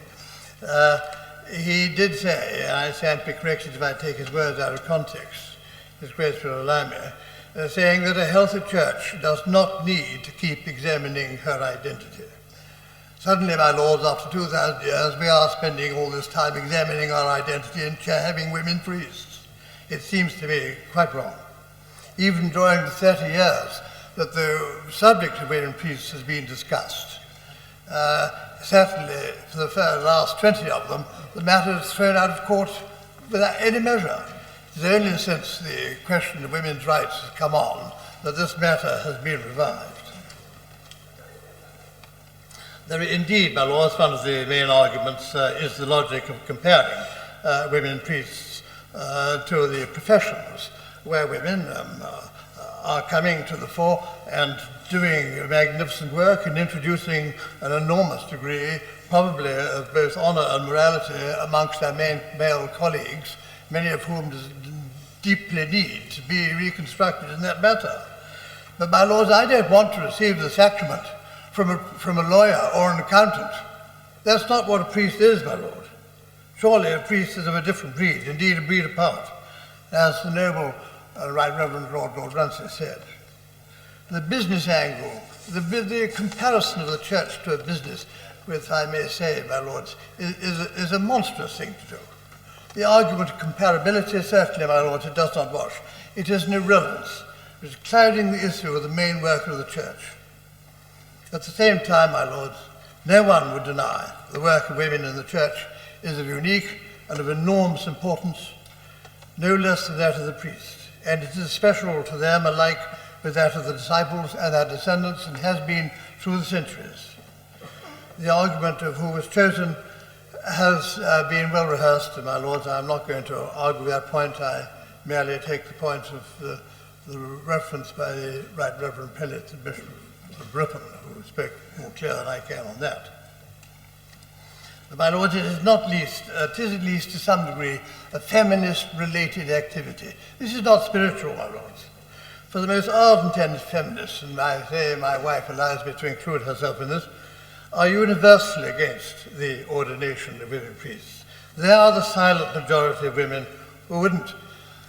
I hesitate to say this, my lord, but I did see, my lords, on the television after the synod had given its decision, there were ordinant women waiting for ordination, standing in the streets, swigging champagne from the bottle. My lords, it was a disgraceful sight. It is not the behaviour you would expect of deacons awaiting ordination. We are at one, my lord. We do not need self-examination. We need proclamation of the true faith and the teaching of the moral values. And these values, our lords, do not relate to the ordination of women. My lords, perhaps I might begin by pointing out gently to the noble Earl, Lord Clanwilliam, that the speech with which he showed such agreement was that of the Right Reverend Prelate, the Bishop of Sheffield. The turn of the Bishop of Ripon has only just come.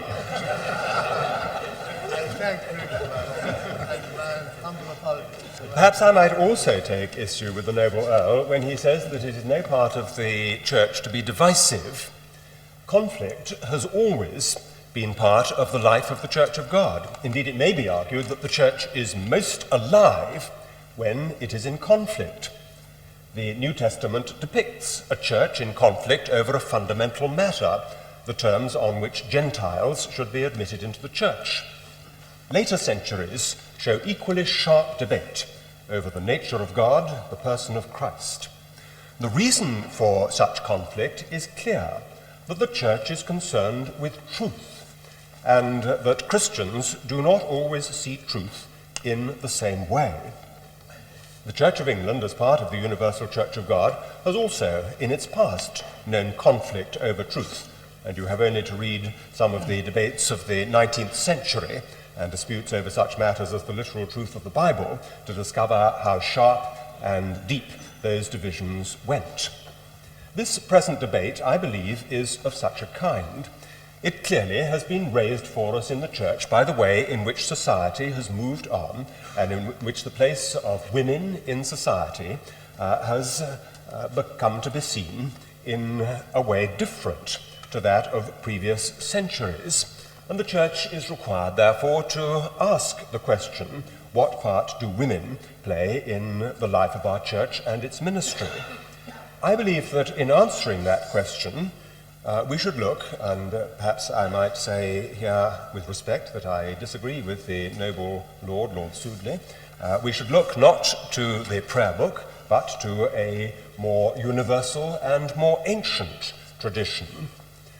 I believe that we should look to the truth enshrined for us in the doctrine of the Incarnation.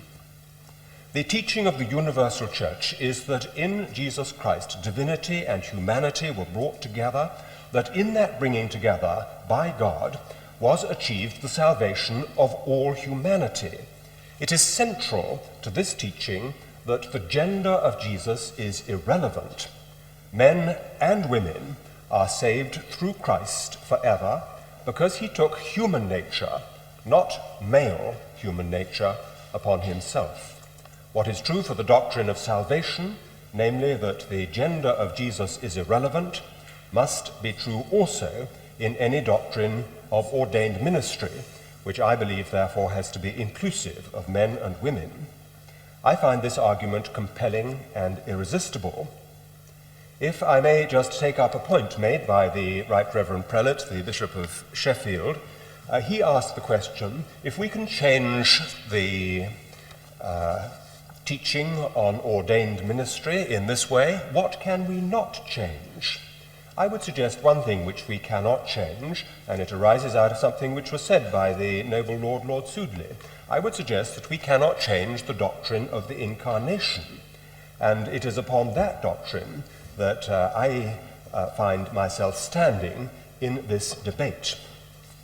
But I recognize that others do not believe as I do, and for the moment we have to live together in the one church, those of us who take the two views. And here, once again, I take issue with the noble Lord Sudeley. I suggest, and indeed the Church of England is following, a very different path to that which he outlined, one in which those who hold the two views will strive to remain together. There is, in my view, a remarkable determination in the Church of England that we shall continue to live in the same church. And I believe we need to ask, therefore, whether this measure enables us to continue this common life. My Lords, when the measure was passing through General Synod, I opposed Clause 2 of the measure, the clause which allows bishops in office at the time of the passing of the measure to make certain declarations which would effectively forbid the ministry of women ordained as priests in their dioceses. In fact, I moved that the clause not stand part of the measure, and I was in fact defeated in General Synod. I opposed this clause because I believed that if the measure were passed in that form, it would divide the Church of England into dioceses which accepted and those which did not accept the decision. Those clergy or laity who did not accept the decision could find safe haven for a while in no-go dioceses, but as new bishops were appointed without the power to make the declaration, such havens would shrink and would eventually disappear. I argued that from the beginning, the Church of England should be finding ways of enabling both groups, those who agreed and those who disagreed, to live together. Now, my Lords, I share with the Right Reverend Prelate, the Bishop of London, distaste for Clause 2, which he has already expressed. But it does seem to me that matters have moved on since we debated this clause, and it is clear that at least the bishops of the Church of England are determined to hold together, and it is becoming increasingly clear that most within the Church of England intend to remain within it. There's no convention in your Lordship's House which enables those of us on these benches to refer to our friends in the House. If there were, I would want to refer to my Right Reverend friends, the Bishops of London and Southwark. Not so long ago, we were all immediate neighbours in Yorkshire, and in those days, together with the Right Reverend Prelate, the Bishop of Newcastle, we were meeting together to reflect upon the situation of the Church of England should the measure be passed. Many of the ideas which we shared in those days have now become part of the common thinking, partly in the Act of Synod, partly in the pastoral letter which the Right Reverend Prelate, the Bishop of London, has issued. And it has become clear that we are determined to move forward together and to find a way of structuring the Church so that those who are opposed to the measure can find space within it. Now, my Lords, I'm well aware that although there is this measure of trust amongst bishops, it is not universal in the Church of England. I have sat with clergy and lay people of my diocese, both individually and collectively, and I have listened to their profound hurt and anger, much of it directed onto me personally as a bishop who was in favour of the measure, and I have had to take on myself that anger. And I realise that it is still around and still within our church. My Lords, I do not believe that trust is going to be built by the passing of further legislation. Legislation is only necessary when no trust exists, and I believe that if trust is to be built, it will have to be done not by legislation, nor indeed by words. It will be done only as the Church in its actions demonstrates that it means what it says. That will have a great deal to do with appointments, not only to those in senior positions, but those to parochial appointments also. And I think that a great responsibility lies on us in the Church, not least upon the bishops, to match what we are saying in our words by the actions that subsequently we undertake. My Lords, the last occasion on which the Church of England was divided so dramatically, I would argue, was over the issue of the Stuart succession. the divine right of kings to hold their thrones and to rule their people, was held as a doctrine with great fierceness. Those who continued to hold this teaching, the non-jurors, left the Church of England in those days without compensation. In these days of greater consideration towards opponents, opportunity and space to remain within the Church, together with proper compensation for those who feel compelled to leave, are provided, and I believe, therefore, that this measure provides a good way forward. I've talked, my lords, about conflict and about the anger generated and the difficulty that we have in handling that conflict. But my final thought in relation to this measure is not about that conflict, but rather about the opportunities which it is going to provide. I do believe that the enriched priesthood, which we shall discover as women enter it, is one which will be of enormous benefit to the Church. And with other Right Reverend Prelates and noble lords, I believe that it is going to be for the good of our Church, and I would urge your lordships to pass this measure. My lords, I was very diffident last week about taking part in this debate, and I feel even more diffident today in the face of the serried ranks of bishops before me. I'm not a member of the Church of England, nor of any other church. However, I was persuaded last week by those who are deeply involved in these issues that this debate is also about the social fabric of our society and about giving equal value to all human beings within our society. Since the Church of England is the established church of this country, its role is inevitably entwined with the role of Parliament and other pillars of our society. Its role is to set an example and to provide a model to people of this country, as well as to carry out its more obvious religious duties. My ancestors, my lords, include English Quakers, Irish Protestants, Catholic Lithuanians, Calvinist Scots, and German Jews, and I therefore perhaps can view this issue with some degree of objectivity. The history of religion, and not just of the Christian religion, has been characterized by conflict, by wars, crusades, persecutions, and massacres. And most of those religions, especially those originating in the Middle East, have been dominated by men. Some of these conflicts between different religions still are perpetuated in the world today. Thus, in the Middle East, in Bosnia, in Cyprus, where I have to declare an interest because I was born there, I feel the conflicts might have been long since settled because of the common ethnicity of the people who lived there, if intermarriage had been possible. And intermarriage, of course, was not possible because of the different religious faiths of those people. Many of the most bitter conflicts, however, in the history of Europe have been between different sections of Christianity. Different sections of Christianity which have attempted to impose their interpretation of Christian doctrine upon each other. The ferocity of the 13th century Crusades against the Cathars, for instance, where in some ways the indignation of Orthodox Christianity was exacerbated by the alleged sexual practices of the Cathars. And I think some of what Lord Soper was saying about the anti-feminine bias of the Christian Church was exemplified. The Spanish Inquisition, the 16th century wars of religion in France, and the present bitter tragedy of Northern Ireland are all examples of different factions of Christianity at war with each other. I think in relation to Northern Ireland in passing, it's interesting that most of the politicians and terrorists are men, whereas those in the peace movement tend to be women. And I think that that perhaps is a hopeful sign for Christianity as we move into the next century. And women are encouraged to take a full part in the Christian church in this country.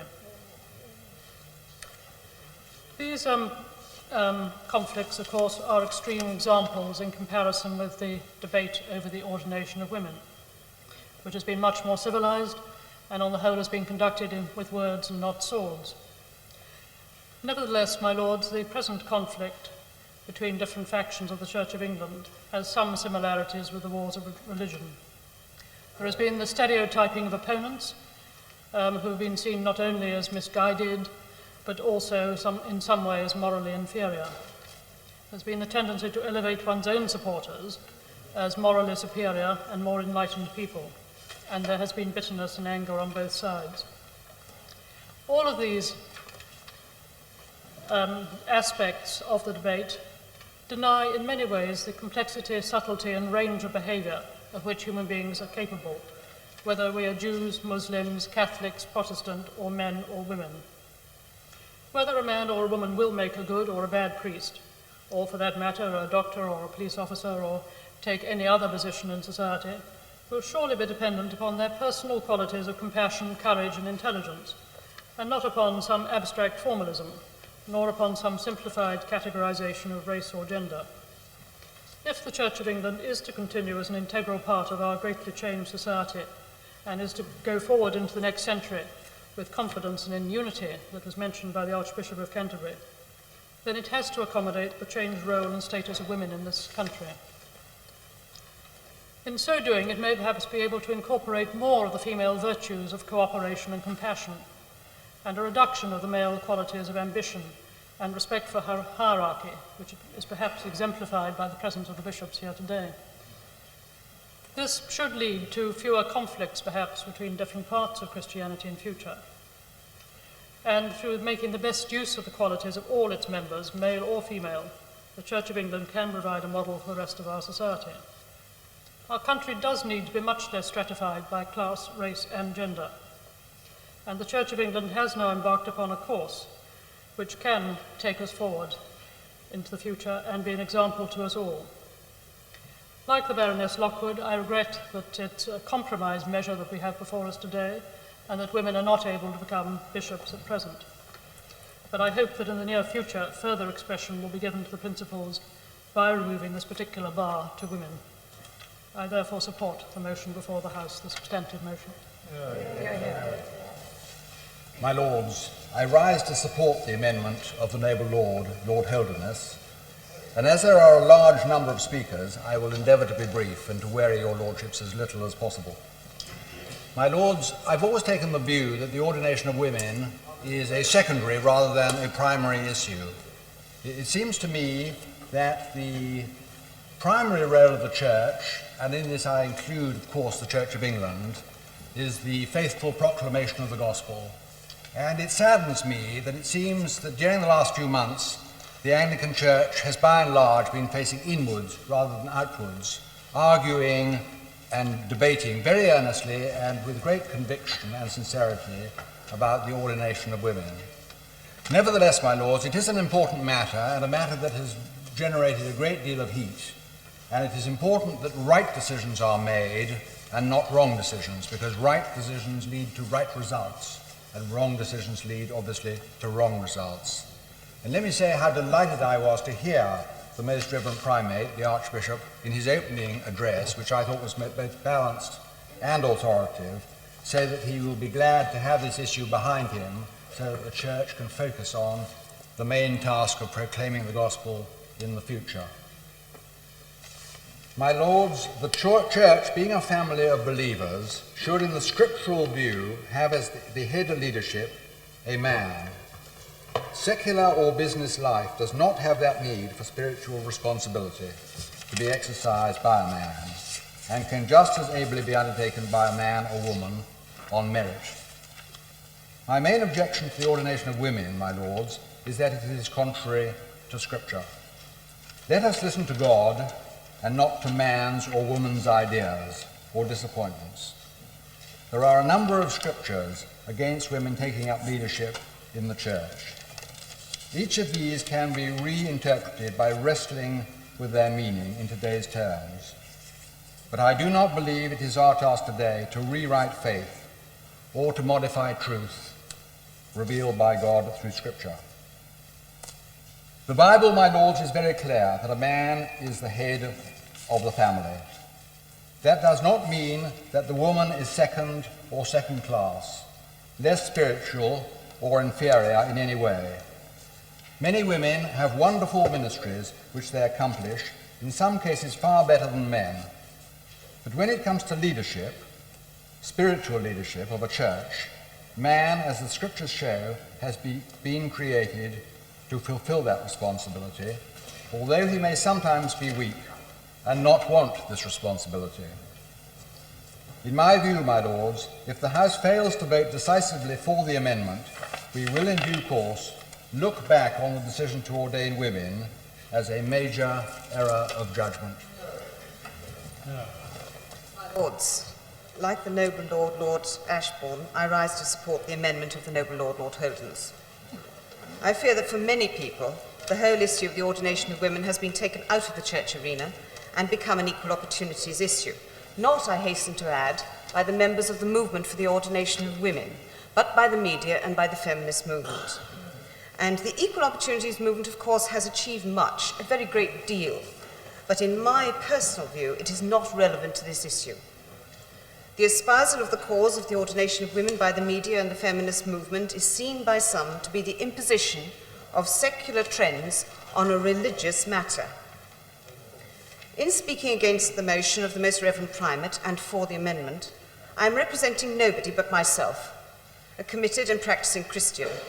But I do know that there are very many people in the Church of England who are as deeply troubled as I am about this issue, and who feel, as I do, that the issue has been decided without sufficient account being taken of the views of those who opposed it. The decision of the Synod last November pleased many people, but it also caused enormous distress to many others. I have heard it said that the decision will have the effect of making the Church of England inclusive, namely that nobody would now be excluded. Sadly, I do not believe this to be so.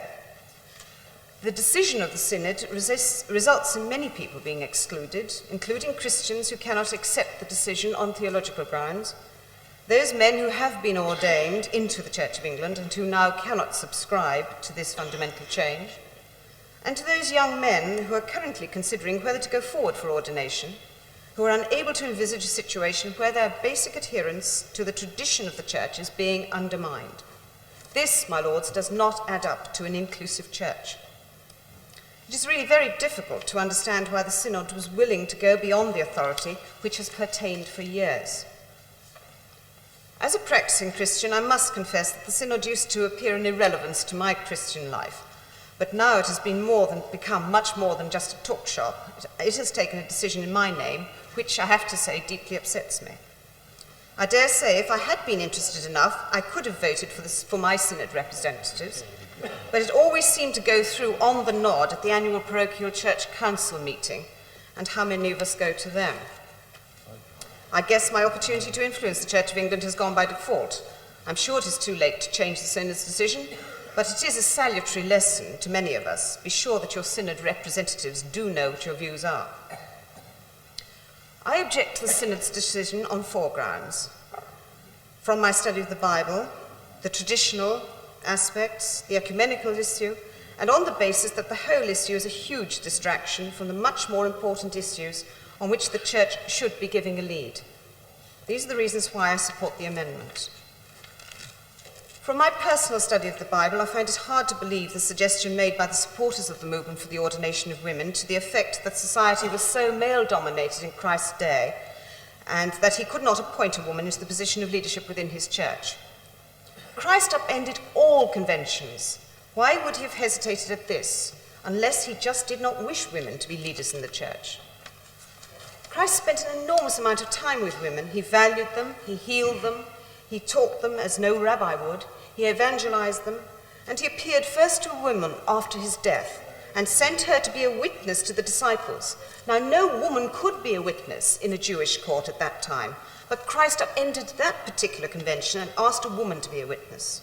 He went out of his way to be with women, but he did not name a woman as an apostle. Paul is often being accused of being a misogynist. I don't believe that that is true. 9 of the 26 people he specifically mentions in Romans chapter 16 who helped him greatly were women. He recognized the great work done by women in those early years of Christianity, but he did not state that they should be leaders in the church. The strongest argument of all from my reading of the Gospels is the knowledge that the authority of the church comes from God, through his Son, the Son of God, not the daughter of God. Men and women stand as equals before God, but both are given different responsibilities by God, which have nothing to do with superiority or inferiority. The New Testament emphasizes that there is to be complementary harmony between them both, in the home and in the church. The Bible uses masculine language for God because that is how God revealed himself. And let us not forget that the biblical Christian faith is a revealed religion.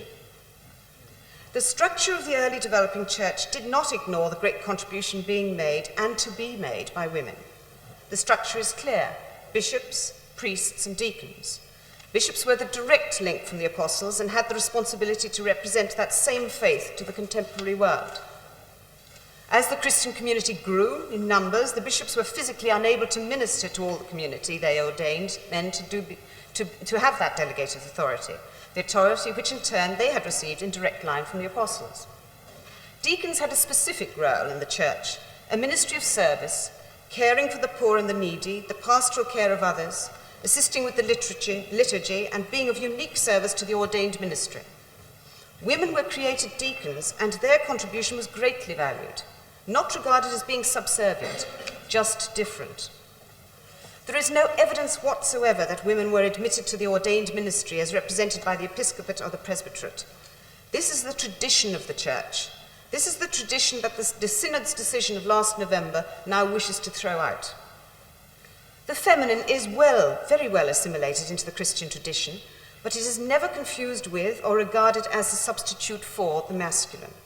I do not believe that sufficient reason has been given for this change.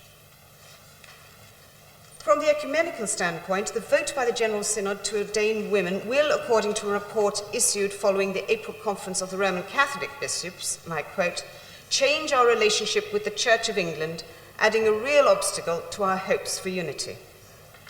One of the principal sadnesses is that the Church of England went out on their own on this issue without the agreement of the rest of the Christian Church. Finally, to my distraction point.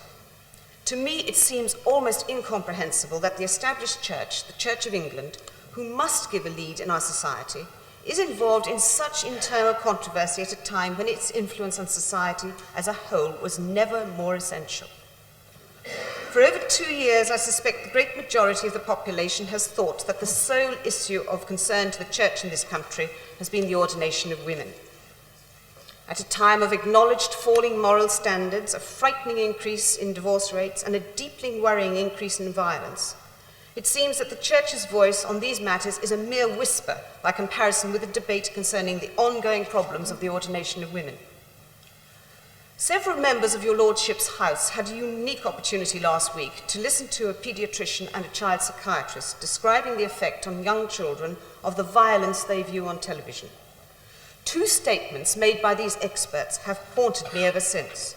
Firstly, it has been estimated that children spend on average 27 hours per week watching television.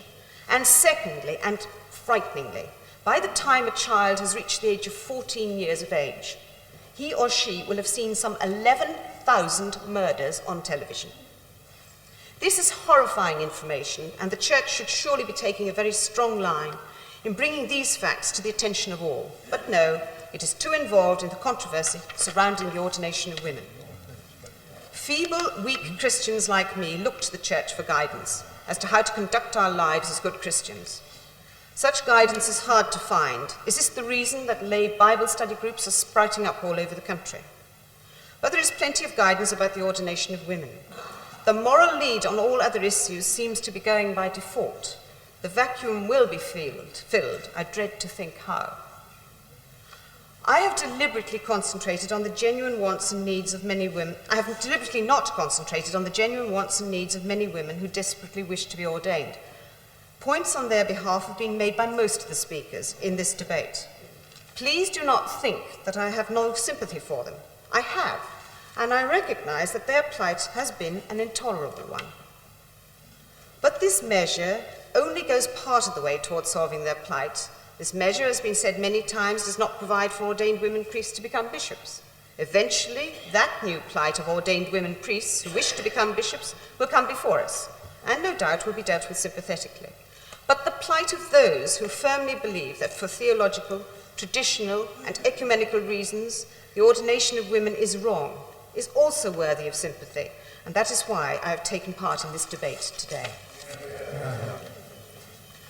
My Lords, as one of the 11 baronesses who wrote a letter to the Times in early November last year, urging the acceptance of the priests-ordination-of-women-measure on November 11th, I felt it was only right that I should speak in support today.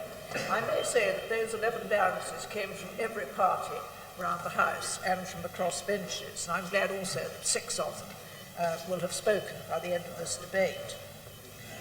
We urge that the matter of the ordination of women, about which legislation had first been brought forward 20 years ago, and which had been discussed for more than 70 years, should be finally settled, so that women would be able to take their full place as members of the priesthood.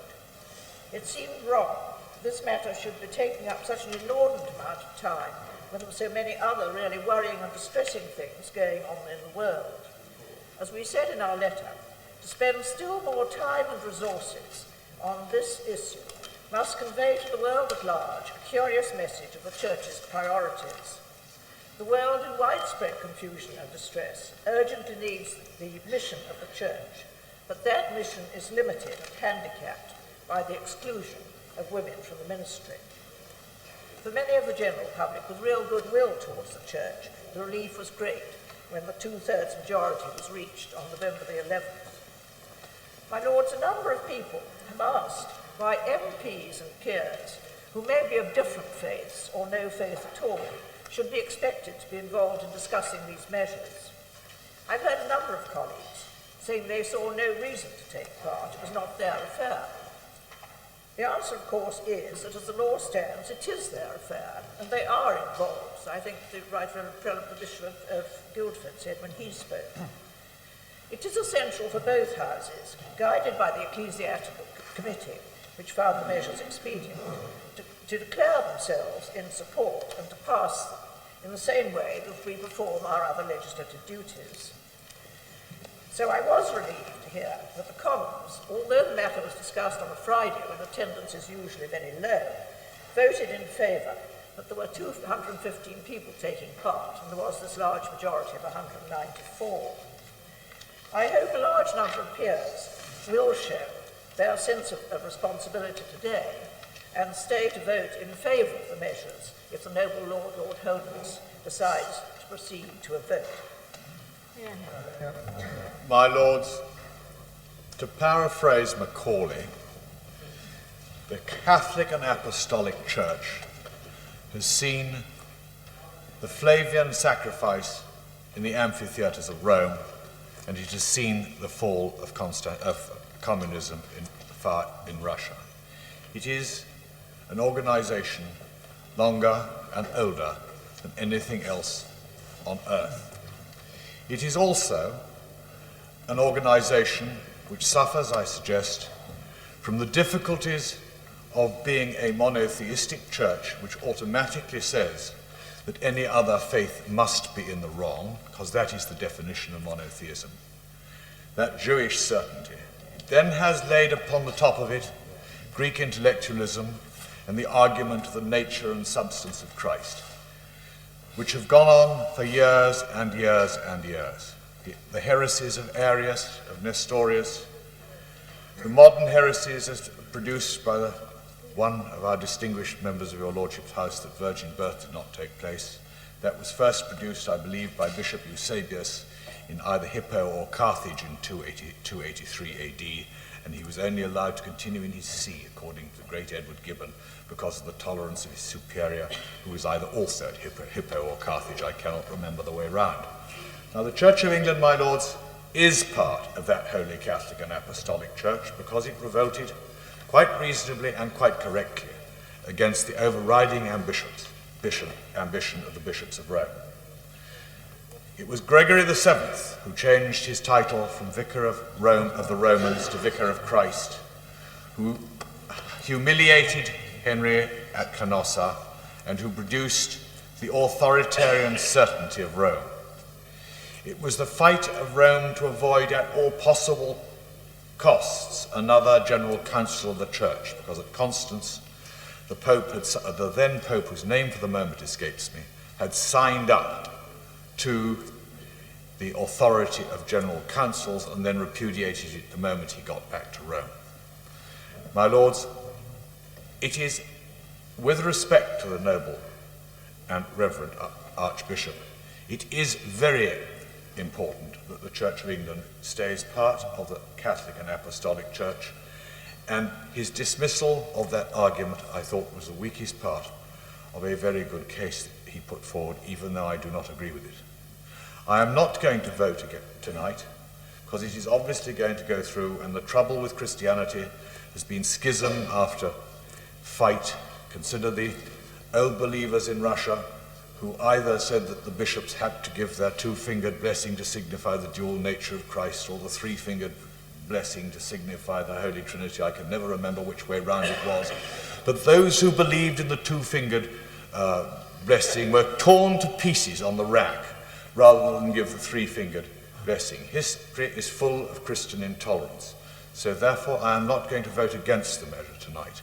But I do think that the Church of England is making a grave error in divorcing itself from the rest of the Catholic and Apostolic Church. Now, the Church of England, since my time in this House, has shed its Bible, its Book of Common Prayer, and now it has altered its priesthood. It cannot go on changing with every whim like this. And then it goes and makes a mistake about changing its priesthood. It says that women can only be partial priests, they can't be bishops. Is this possibly because they have a vision of the noble Lady Thatcher taking holy orders and becoming a bishop a bishop? Because that would, I think, even tempt me into favour of that movement. But, my lords, I think that the Church of England has taken a dangerous step. For those reasons, if the rest of the Holy Catholic and Apostolic Church would be to take the same step too, it would be correct. But I find myself deeply perturbed by it.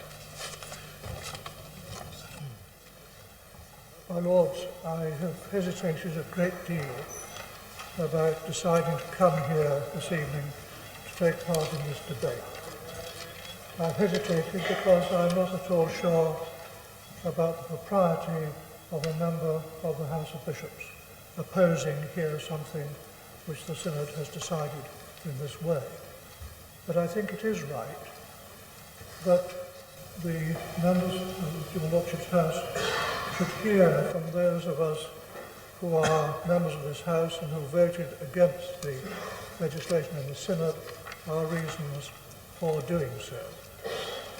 And I think I shall probably abstain in the final vote tonight. I have been following this debate for a very long time now. I spoke in the Synod debate in 1975, to which reference has been made by one or two of your lordships. And I have become quite clear that arguments from equal opportunity, from justice, from all that kind of secular considerations are not really relevant to this issue. There is one fundamental question, as I see it, and that is whether the tradition that the Church has held from our Lord's time, that the Christian ministerial priesthood is male, whether that rests simply on cultural circumstances, or whether it rests on and is related to the divine creation of the two distinct sexes, the incarnation of Christ as a man, which has been mentioned before now in this debate, and what is the bearing of all this on the nature of the ministerial priesthood. Is the inclusive argument which was put before us a few minutes ago correct? Now, the long discussions which have gone on about this, the many volumes that have been written about it, do underline the importance of these questions throughout the Christian world, because they come from so many different quarters. And the importance is recognised also in the House of Bishops' report on this matter. Such fundamental questions, in my view, cannot be rightly settled by any one part of the Christian Church alone, least of all by a part as small as the Church of England is. And we are a small body in relation to Christendom as a whole. In my view, these questions can only be settled by ecumenical agreement, and I would emphasize that by that I do not mean the Pope, nor do I mean the General Council, because I think that if the discussion went on, it would become clear in time whether there was a general agreement throughout the Christian world that this change was right. In my view, it is a matter of truth, and I think it is one in which truth and unity go hand in hand. And I don't think one can rightly preempt that decision by deciding to act now. This is not a happy time in which to be a bishop. And least of all, may I say, in a diocese which voted against the legislation and in which the majority of the clergy are clearly opposed and a very large number of the laity. I have already lost 2 good young priests. I know more who will go as soon as the canon has been promulged. I know others who will be delaying to make up their mind, but are very unhappy, very undecided what they should do. At almost every parish gathering I attend after a service, somebody, some lay person, some couple will come up to me and express their distress and say to me, "What can you do to help us?" And I try to explain to them what the House of Bishops is trying to do in the proposed Act of Synod. And I know that we, all of us in the House of Bishops, are grateful to the leadership the 2 archbishops have given to us in this. But my great fear about tonight is the timing of this debate. I wish that this could have been left until after the Synod, because we know that there is opposition to the Act of Synod. And I fear that the passing of this motion by both Houses of Parliament at this time will strengthen the opposition, and that many of them will say, well, it's now all safely through Parliament. We don't need to bother anymore. I think that's unfair to many of them, but I'm afraid there is a serious truth in it, as many others will know. So, my Lord, I shall vote for the amendment. If that is lost, I shall abstain on the main motion. My Lords, first I must apologise for absenting myself for half an hour when I had to chair another meeting in another part of this building, and I'm particularly sad to have missed the speech of the Noble Prelate, the Bishop of London, but I'm delighted to find that it obviously impressed the House on all sides, whatever view they took of this matter. I rise to speak with some trepidation and a lot of humility, since, like my noble friend Lord Glenamara, I don't think, with great respect to the bench of bishops, questions of theology should be entirely left to them, or indeed to the General Synod. And I have no great expertise about theology. I'm a little more about politics, which is the other side of this question, the democracy of the Church, which I am myself a member, that I wish to say something. But I'm encouraged to say what I wish to say by some words from Archbishop William Temple, which I've always held to be rather dear to me. God's greatest gift to man, he said, was that of individual free will, which means that I can't allow the Synod or the bench of bishops to do my thinking for me. I must do my own, and hence I decided to participate in this debate.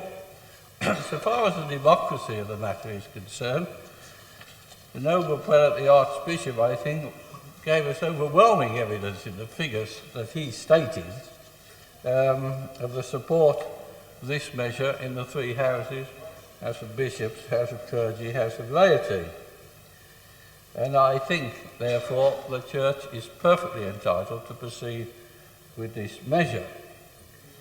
I would say that I think myself that although I want to do everything I possibly can in great charity to help those who will not accept this measure, it might be said that the Church has gone perhaps further than most people would have thought they ought to go, and certainly further than most other professions or people working and finding themselves redundant at this point of time would expect in their own employment. That's regrettable, and I'm glad that the Church is doing that and is going that extra distance. Although, as I say, we can hardly, I think, expect the Church to provide continuous and ongoing support, particularly for members of the clergy who might wish to join another religion. That would seem to be incongruous.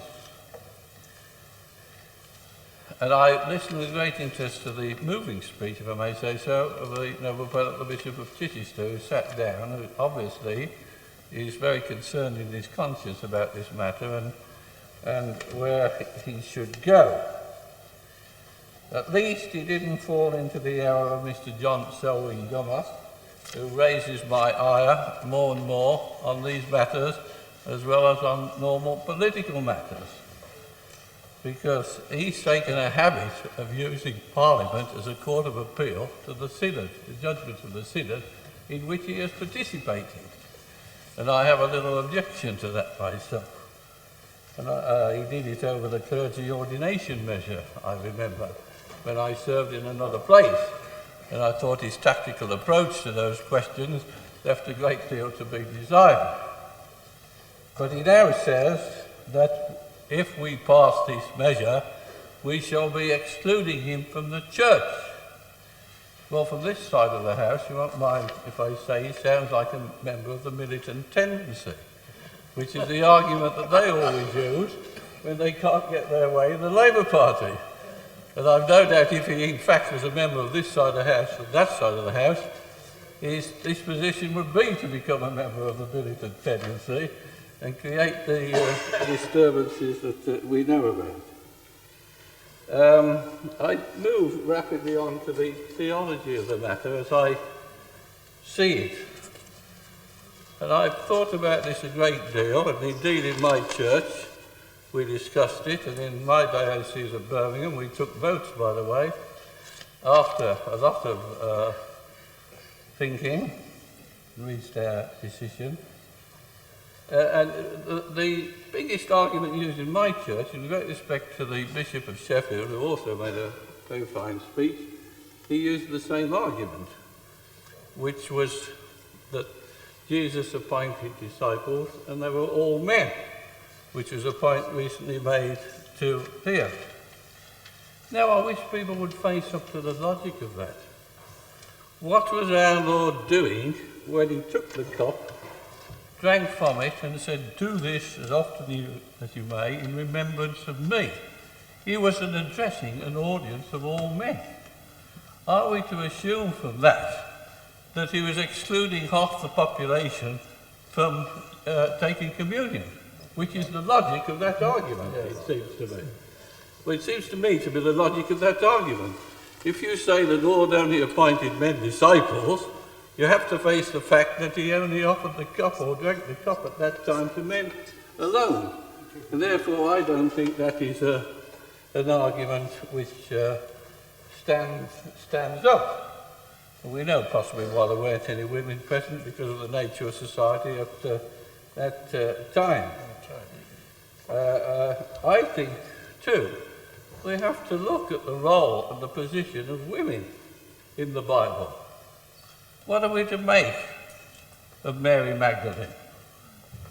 Are we to say that she's lesser than the disciples? She may well be superior to most of the disciples that we've seen. And indeed, I think there is one of the Gospels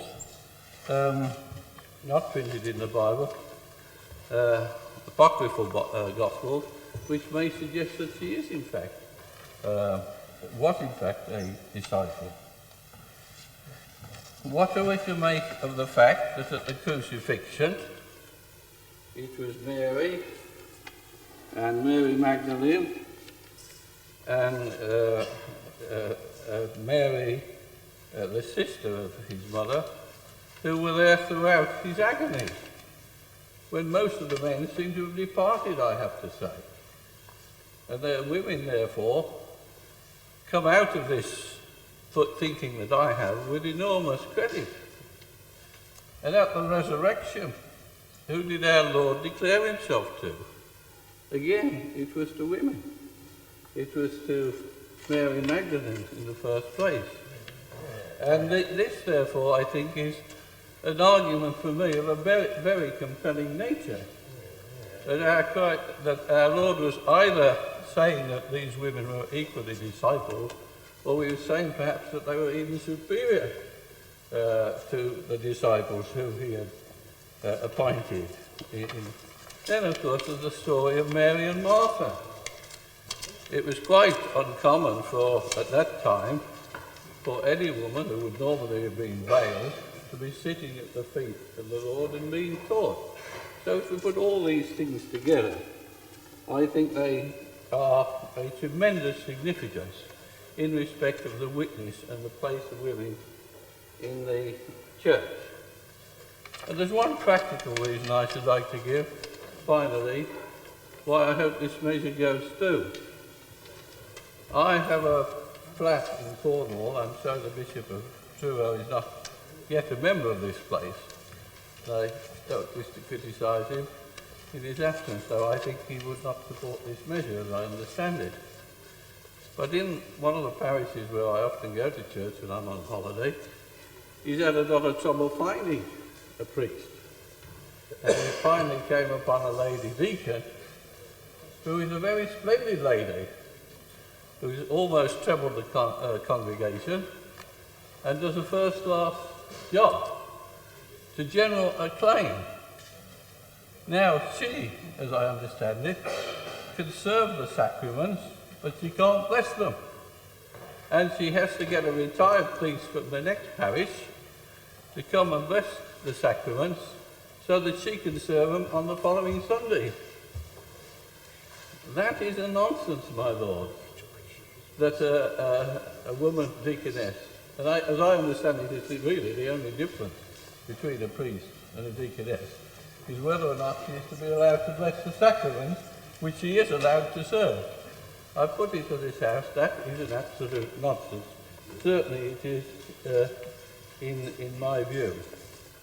Therefore, I support this measure, though I have two reservations about it. But I believe we have to reach a consensus or a compromise. The point about women bishops I take, and also the point which I feel even more strongly about, as to whether bishops who do not approve of this measure will in fact be allowed not to ordain women or not to appoint women in their diocese.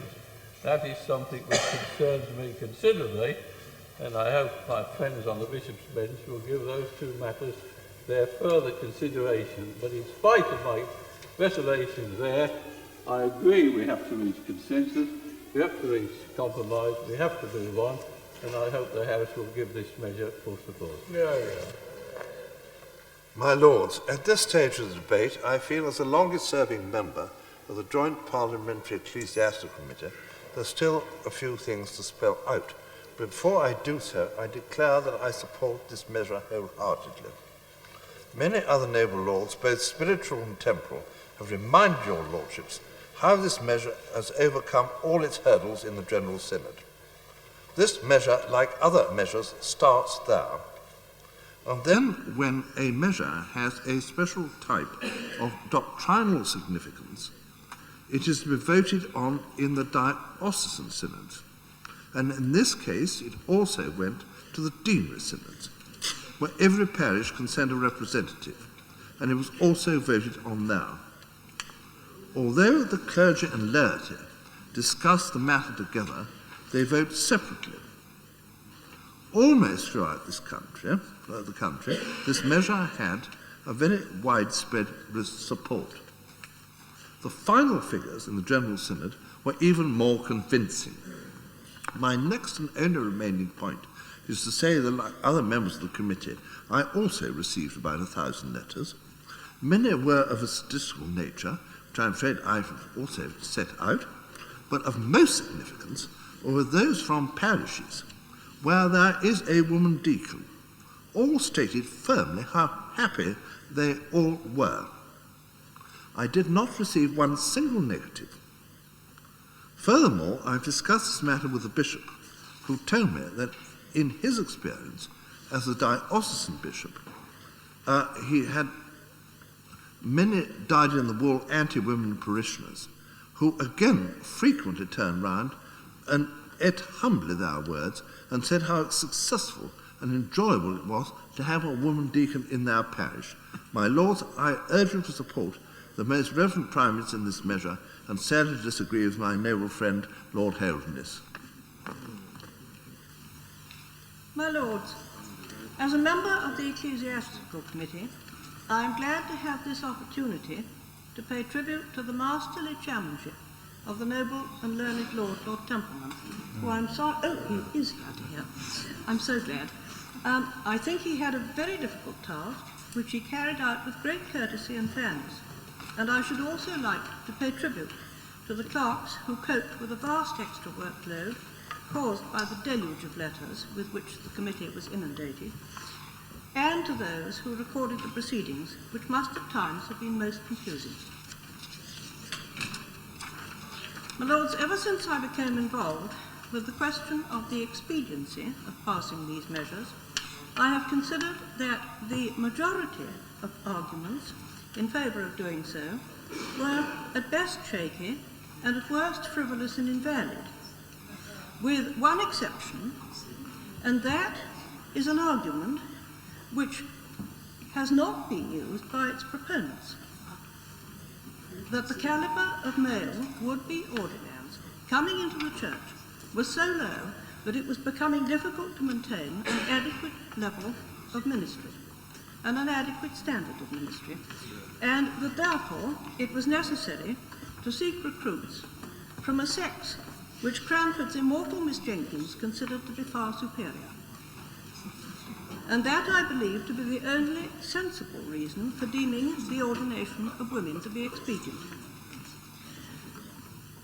The majority of the arguments against the measures seem to me to be valid and unanswerable, but I shall not rehearse them all. I want to concentrate on the safeguards for those who hold orthodox Anglican views, because I am concerned that these safeguards are going to be short-lived. If they were to be enshrined in a measure which could not be repealed without the approval of both Houses of Parliament, I should be happy. But they are not. They are only to be enshrined in an Act of Synod, which can be amended or rescinded at any time by a simple majority in the General Synod.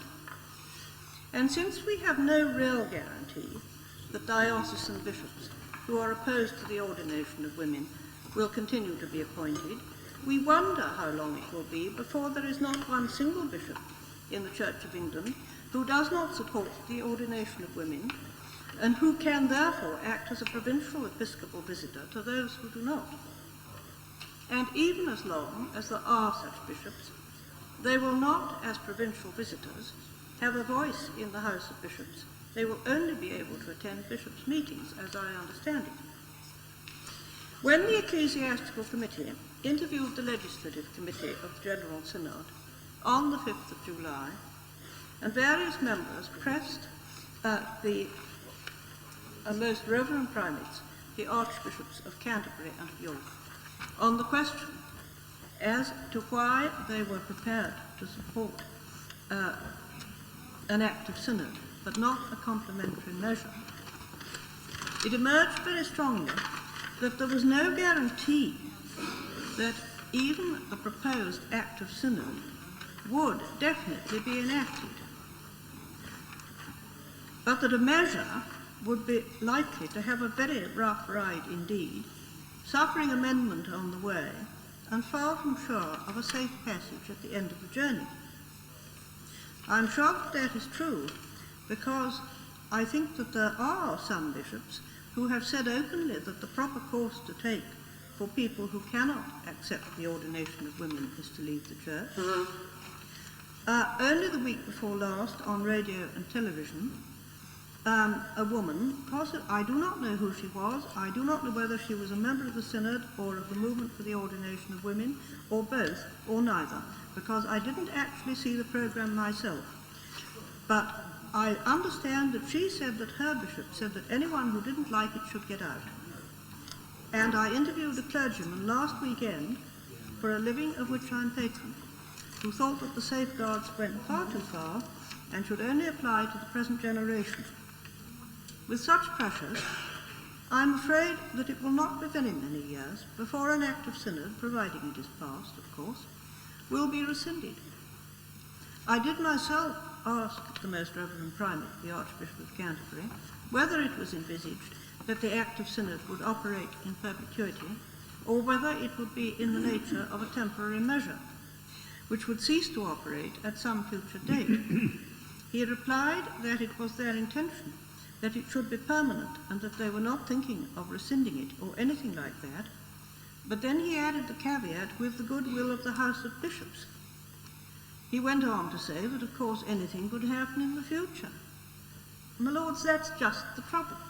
The fact is that the safeguards should have been incorporated in the measure for the ordination of women. I think that the General Synod underestimated the strength of the opposition to this measure and thought that they would get it through with only such safeguards as are in Clause 2. And then I think that it became clear to them that the majority of the members of the Ecclesiastical Committee, even many of them who supported the ordination of women, were concerned as to the efficacy of those safeguards and that they might be faced with an adverse vote in the committee. And then they produced the Manchester Declaration Mark II and the proposed Act of Synod very quickly.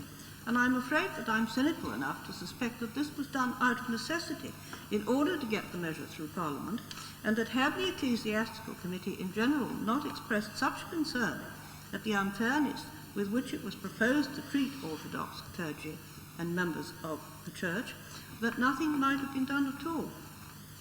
In any event, it was made clear to us that all we could do was to trust that all would be well.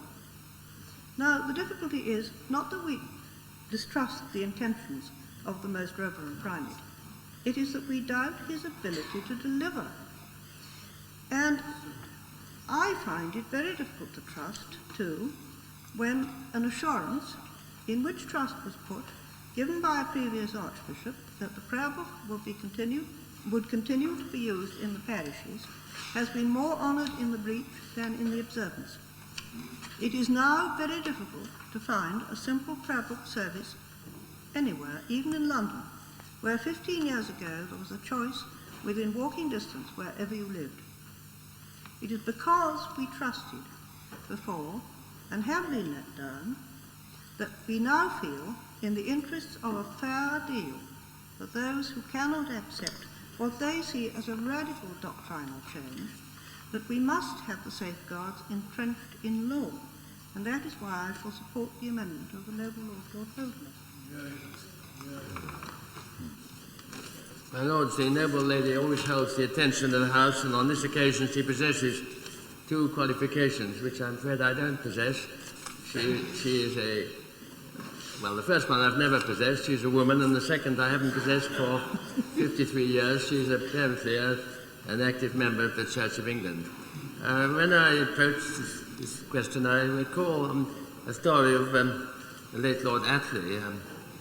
On his first meeting, on his first visit to a Labour Party meeting, he noticed that all the gentlemen were wearing beards, and he said to his brother, "Has one got to have a beard to belong to this show?" Well, that was the answer. Apparently, was he didn't, and so I hope that not wearing a beard, I was not being a member of the Church of England, I'm allowed to participate. After all, this is the Church of England, I long may it remain, the established church of the country. And as Cardinal Newman said, in that way it is the firmest bulwark against infidelity. But that being so, of course, I think every citizen, every member of Parliament, this half or the other, has a right and possibly even a duty to offer a few thoughts. Yeah. And that's someone who seems to agree with that. Yeah. Well, my lords, I certainly don't speak in any representative capacity. My religious leader in this house, the Duke of Norfolk, would be horrified if he heard that I was speaking on behalf of any church, including his, mine. I just speak as an individual, a citizen, a member of the House. I also speak, I may say, as an unrepentant feminist. I read an article in the Times, in the Evening Standard today, is feminism a dead duck? Well, I don't know whether feminism is becoming a dead duck or not, but at any rate, I remain an unrepentant feminist. Not, of course, in every possible respect. I mean, the extreme feminists come out against, well, for all sorts of things. They come out in favour of abortion and so on. So I'm not a blind feminist, but just a strong and unrepentant feminist, someone who believes that all men and women are equal in the sight of God and should be treated that way in human affairs. I admit to be rather biased on my experience of anti-feminists. When I first came to this house, I remember being taken aside by some distinguished old fellow and said to me, you must realise that it's impossible this house will ever be thrown open to women. Of course, women had sat in the other house for many years before that. He said, what are we going to do about the lavatories? And then, supposing we're in the library and they come in, do we have to get up? And I think, my dear boy, he said, the thing isn't on. Well, that was how I was told about it when I first came here. But when, in fact, 4 women, eventually 4 were admitted. One of them, I'm glad to think, Baroness Elliot, is still with us, but the story I'm telling now did not refer to her, it referred to one of the elders. I said to the leader of the opposition, distinguished admiral, in fact, after these ladies had been with us some little while, don't you think that this particular lady is doing a good job?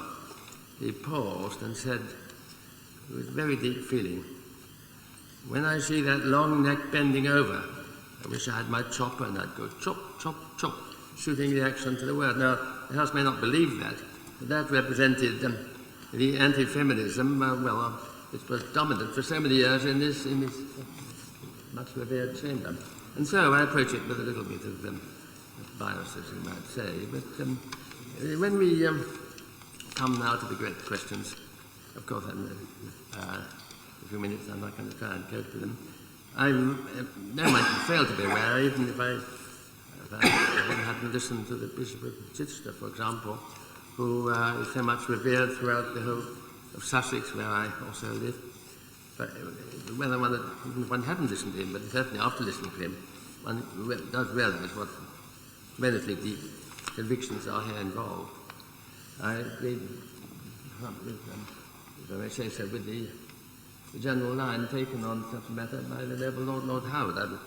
I'll give another illustration. We're familiar to all the bishops, of course, but possibly not to every layman, except an ecclesiastical layman like the noble Lord Holderness. But anyway, it's very familiar to such eminent scriptural scholars. I imagine noble Lord Runcie won the Deaton, he won the School Divinity Prize. Yeah, correct. And so he would know all about what he knew, and I'm going to say now. Yes. Well, in St. Matthew's Gospel, close enough only in St. Matthew's, but we haven't got time to begin some imperative studies. We're told that 5,000 men were fed, not counting women and children. That's how women were looked at. They didn't count. They didn't. So I commend that example if we want to see how things have changed out of all recognition. And the noble Lord Howard spelled that out. But still, those arguments, men with deeply felt convictions and tremendous knowledge, like the Bishop of Chichester and others, are not going to be moved by some thought of passing remarks of that kind. And so I can only hope that they will find peace and happiness within the Church of England under the new arrangements. I very much hope so. If they do, if any of them decide to join my church, and here again I speak without any trace of authority, if they decide to join the Roman Catholic Church, I'm sure they will get as warm and welcome as I did half a century ago.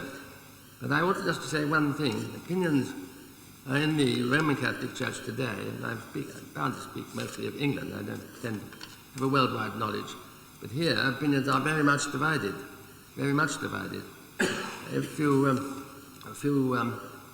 Not so very long ago, I spent the evening in a Roman Catholic monastery, and we got into an argument about this. I was arguing for women priests, and the monks were arguing against me.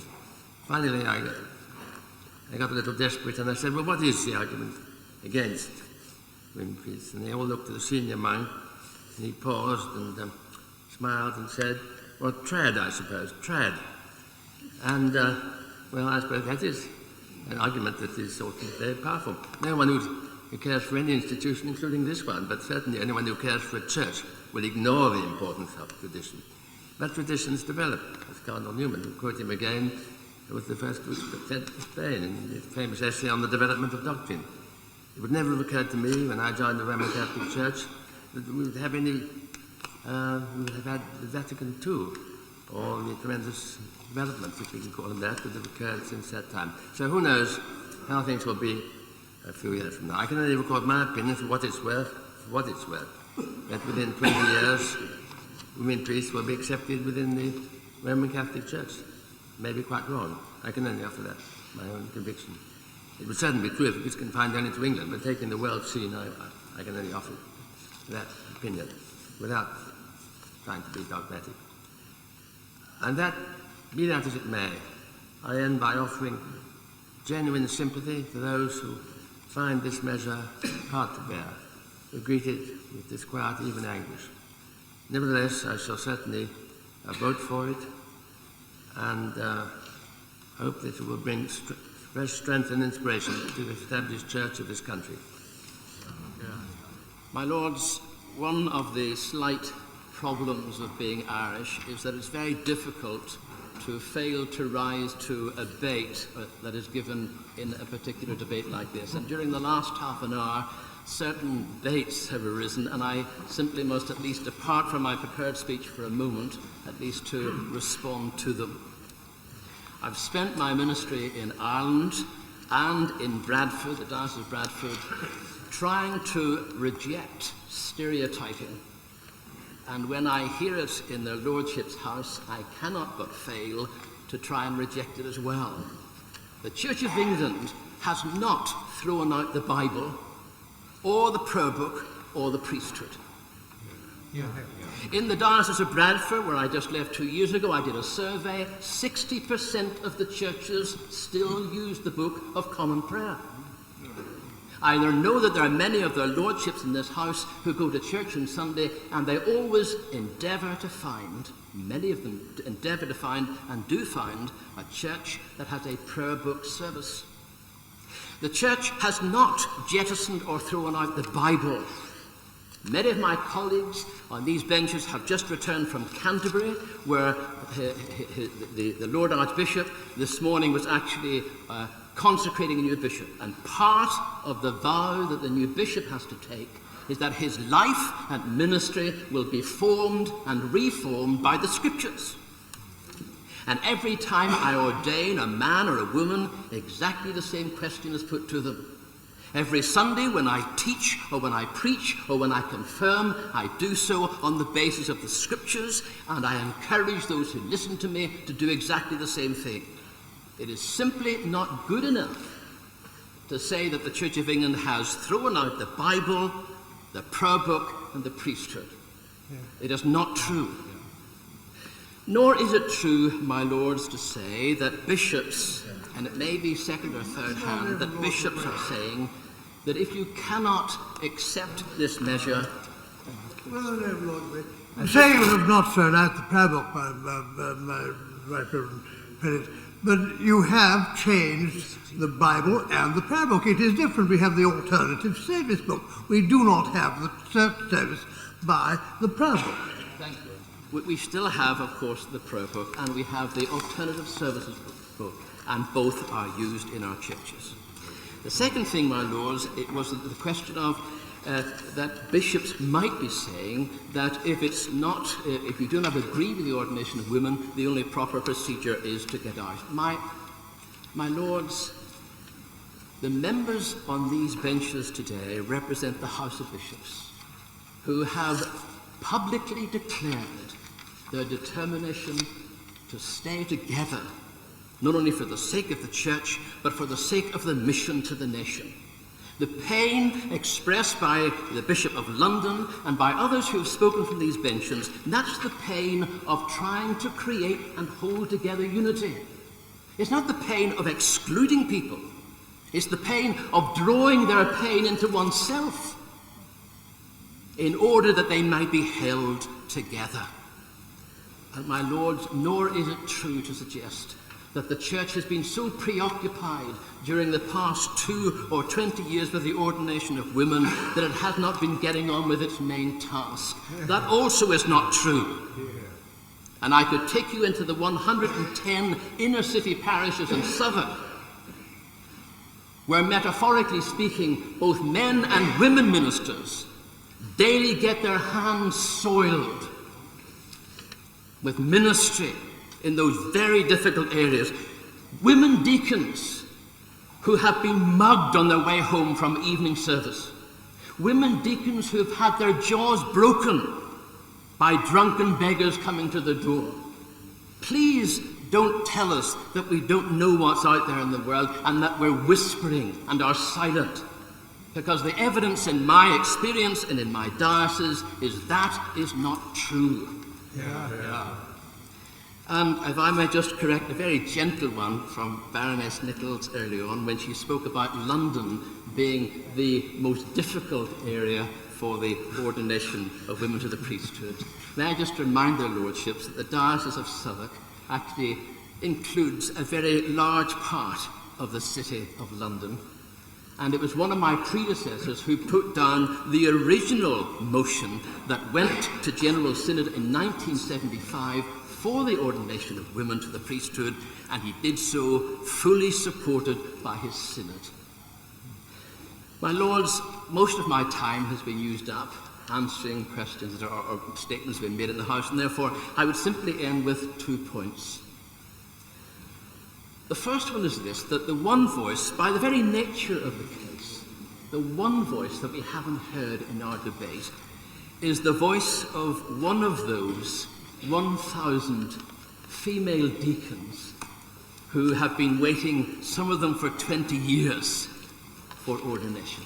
Several of their lordships and noble baronesses have attempted to mirror their feelings by saying they know how it feels to wait. The truth of the matter is, we don't.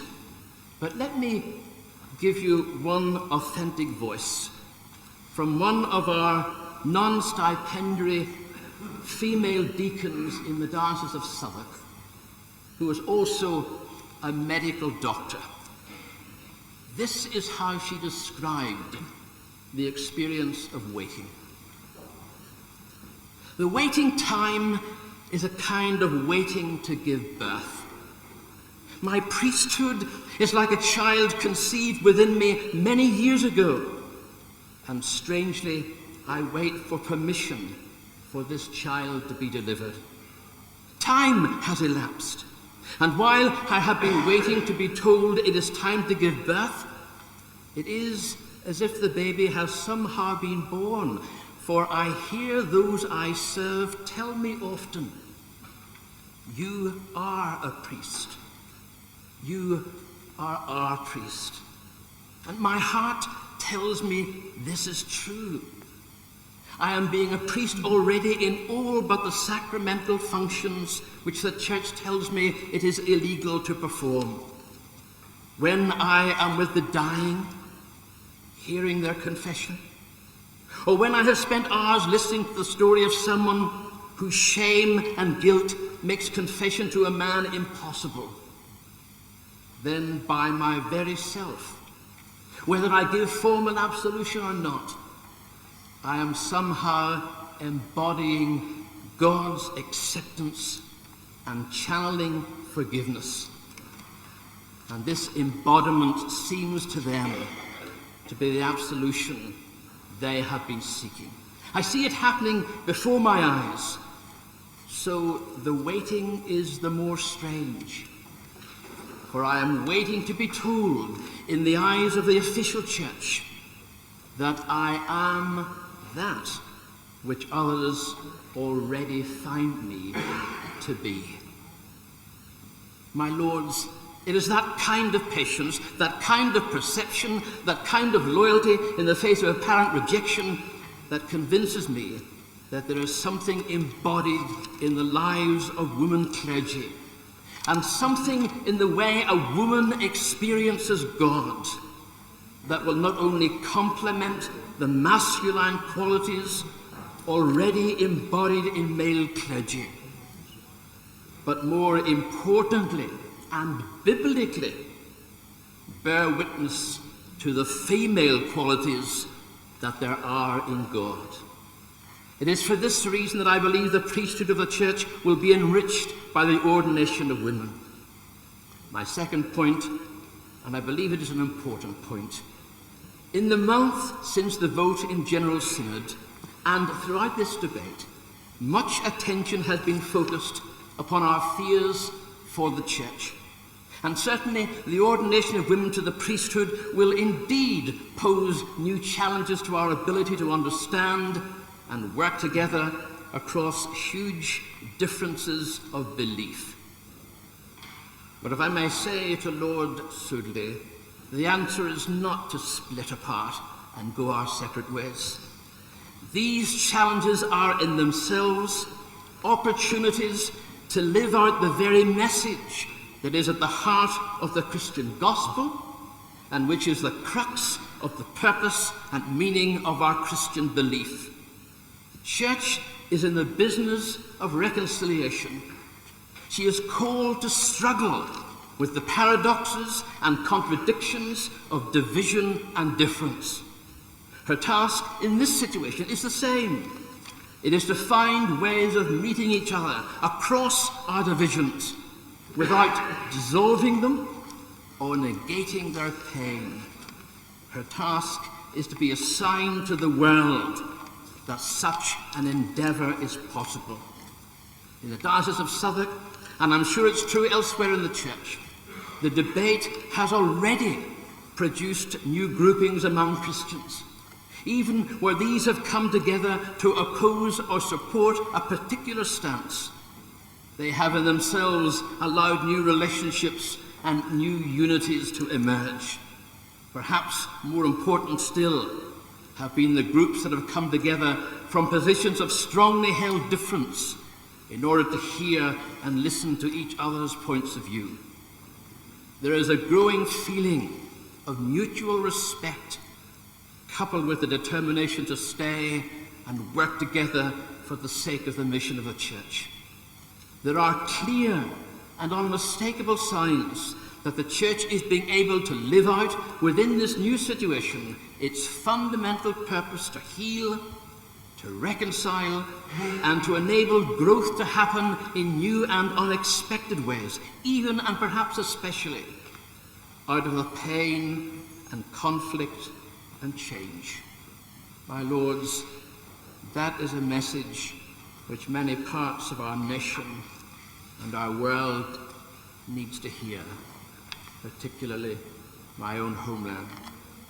I hope, therefore, that your lordships will give a resounding and positive vote to the main motion before us, thus enabling the Church of England to continue to get on with the ministry of healing and reconciliation, not only within its own ranks, but also, and more importantly, in the nation as a whole. My lords, when I first put my name down to speak in this debate, I wondered if, after all the words that have been written and said on this issue, there would be anything new to say. And certainly after 34 speakers in this debate, you may wonder if it would not be best to be exceedingly short and pass on to the conclusion of our debate. But I do want, first of all, to thank those who, I think I have to say, endured the proceedings of the Ecclesiastical Committee, and most of all for the report that came out of it with such great clarity. I believe we have a document there that is a guiding document. I speak because I'm a relatively newcomer to Synod. I was elected in 1990. And I want to say that I came to that body after discussions at PCC level, in deaneries, at the hustings, going round and speaking at every deanery in the diocese. And I was left in no doubt that people at those meetings wanted us to get on with the job of passing these measures. There were, of course, dissentients to that position, but the main thrust was that we should clear this issue out of our way. Since I've become a member of Synod, and since the vote, I've been privileged to be engaged in 2 committees that have given me further insight into what we're about. I chaired a very small group in our diocese that looked at the report Deacons Now, that considered the position of deacons in the Church of England after 3 years after ordination.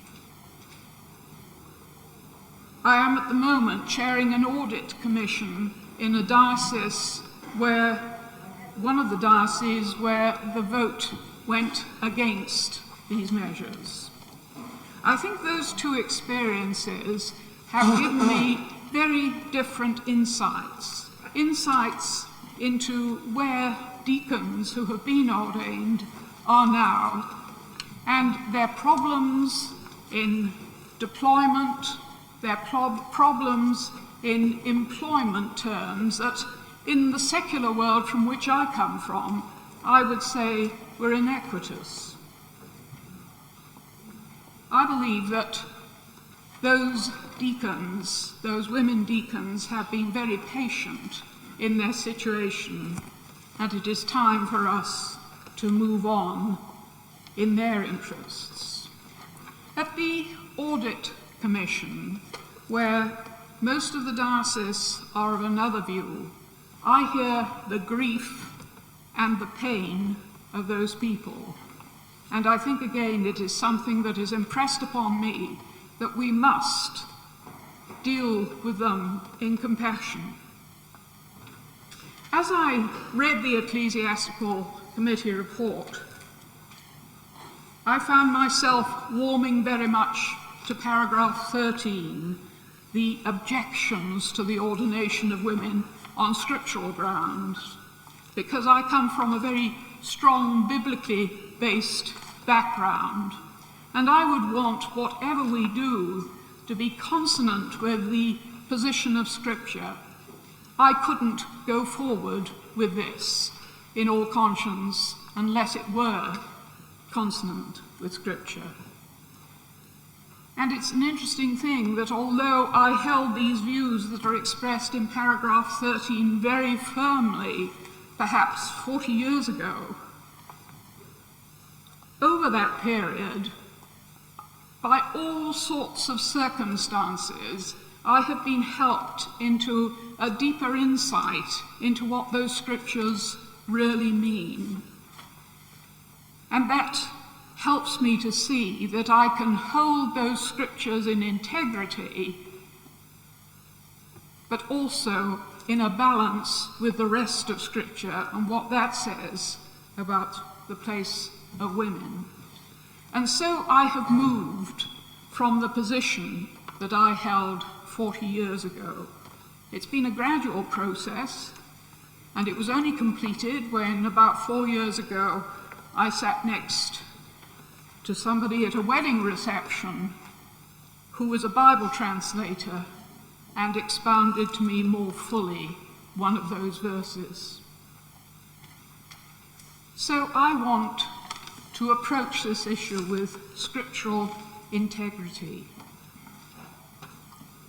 I think if I look at those who hold the representative view of the priesthood, I have, as I have worked with them, tried to put myself where they are, and I tried to do this before the vote in Synod. I tried to sit where they sat. And I know that if I held the views that they do, I would be full of grief and sorrow and pain now. But I have to say, my lords, that I cannot hold that view with integrity. And so I revert to what is a strongly biblical faith and a position that I believe is consonant with Scripture. But I believe that in all the agony that some people are going through, Clause 2, as do the financial provisions, make provision for those people. I'm glad for the Irenic statements that came out of Manchester. As one who worships in Manchester, I am glad that the name of Manchester is associated with those two statements. And I support the Act of Synod.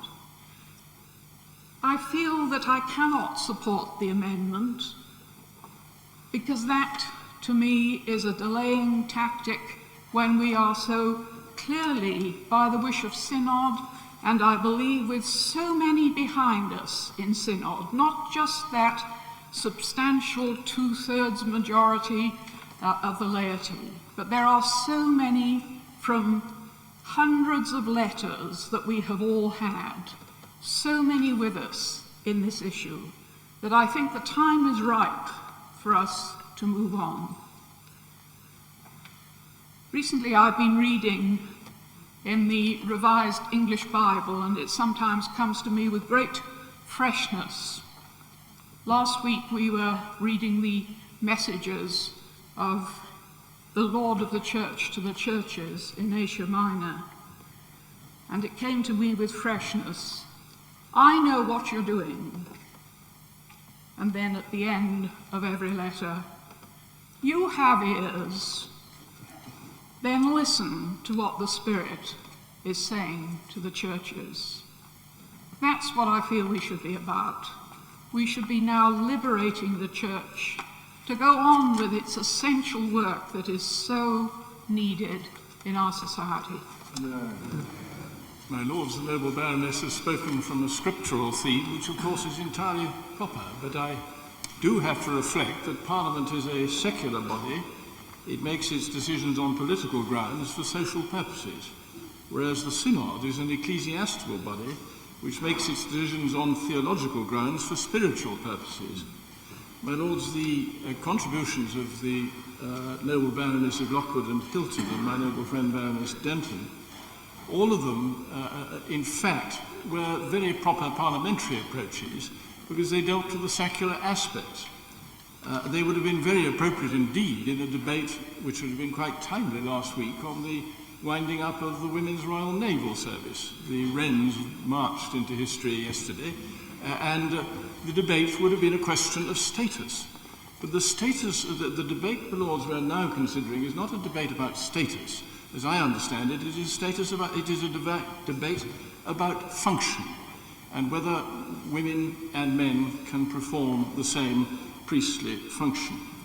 My lords, I've already said that the Parliament is a secular and non-theological body, and it follows that I warmly endorse what my noble friend Lord Whitelaw said ages ago in the early stages of this debate, drawing the limits within which we would be on the right grounds to resist this measure, whatever we think of it, as parliamentarians.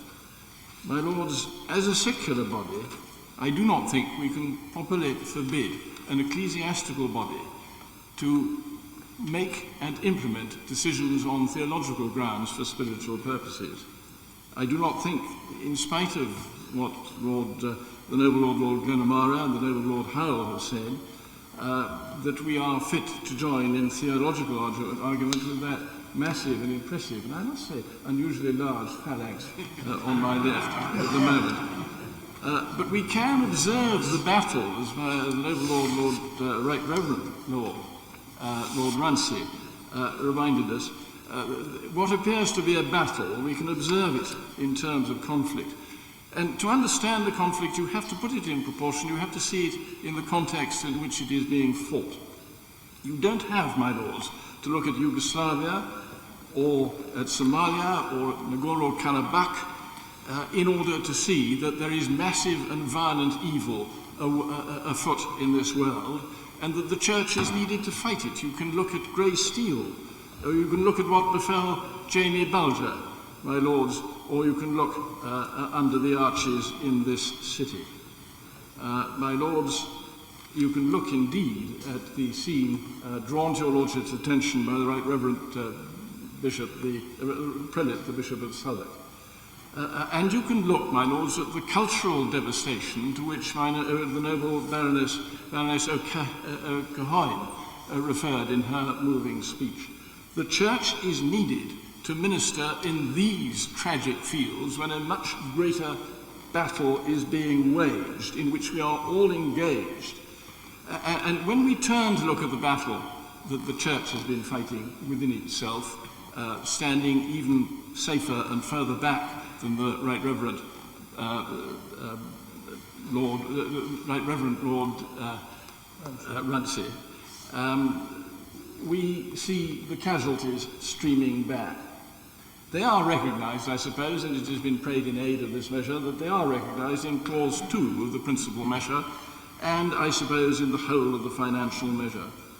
But, my lords, that is all expressed in the language of statute. And the noble Lord Charteris of Amersfield has pointed out to us how powerful and important language is in determining the conduct of people and expressing their intentions. And you cannot express compassion and charity in the language of statute. And that is what has been lacking from a great deal, though not the whole, of this debate. My lords, I was greatly heartened by the account given by the Right Reverend Prelate, the Bishop of Britton, of the early discussions in York and what is going on there. I was greatly encouraged by the recognition by the Right Reverend Prelate, the Bishop of Southwark, of the pain that has been suffered by those who felt excluded and would continue to feel excluded if this measure were not to be carried.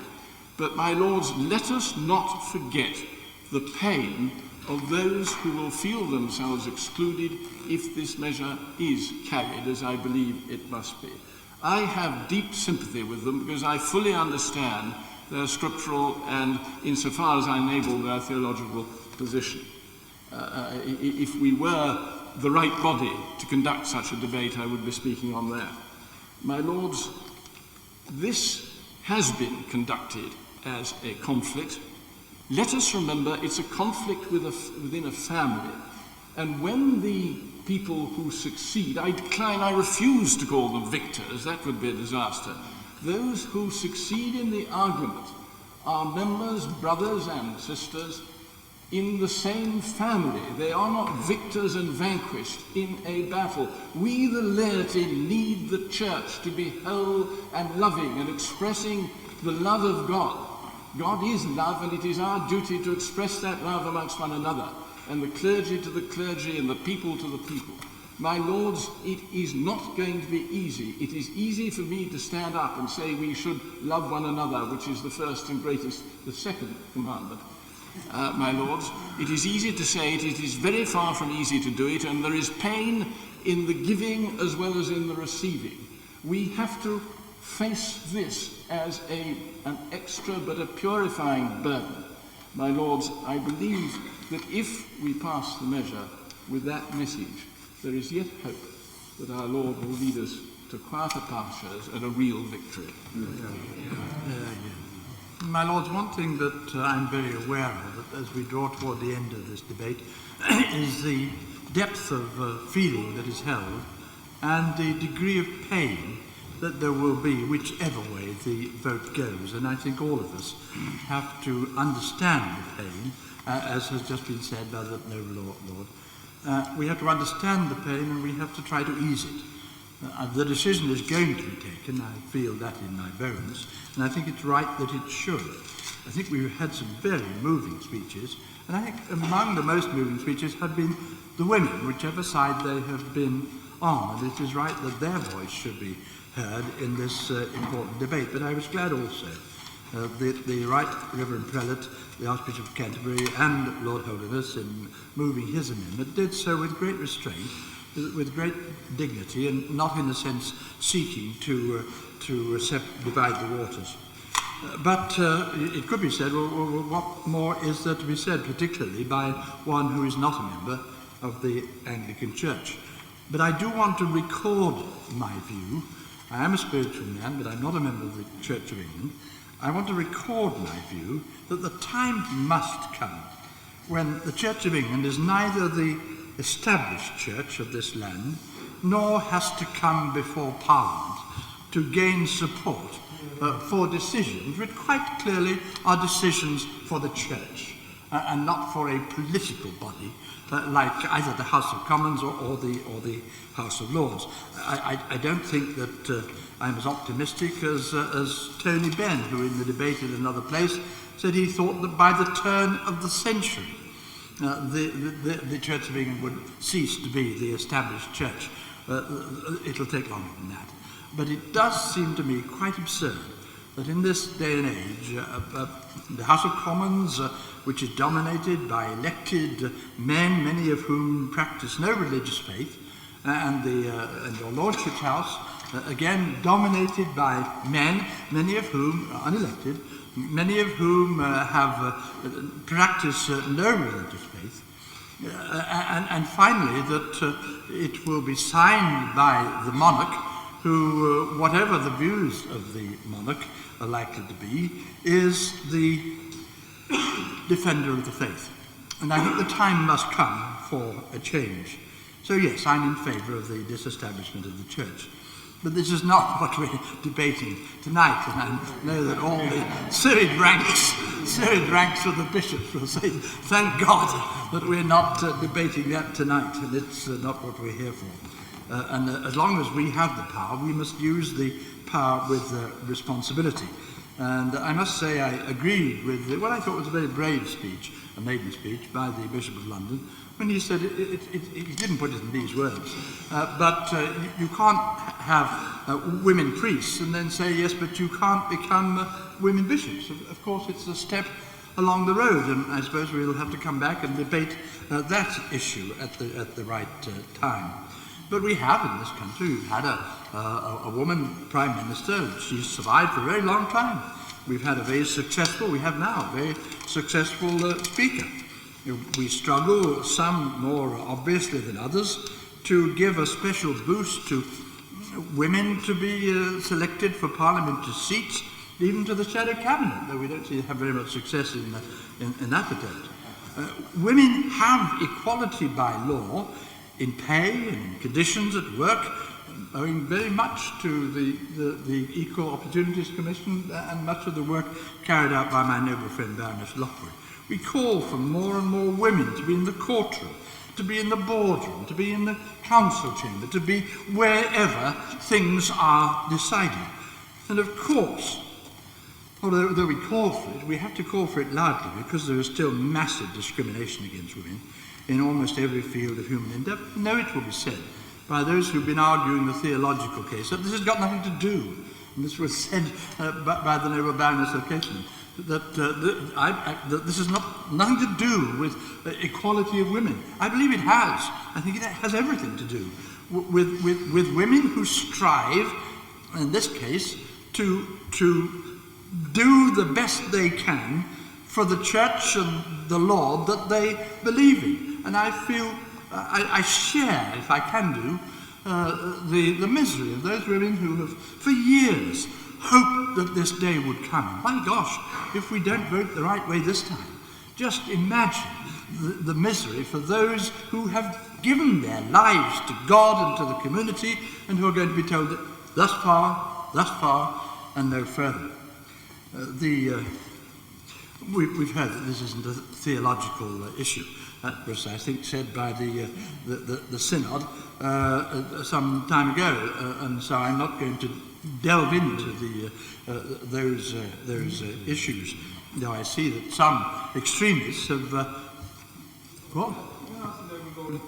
If he would agree that the flip side to the involvement of women in other activities is a factor in the collapse of family life in this country. Well, there are all sorts of consequences for every decision we take.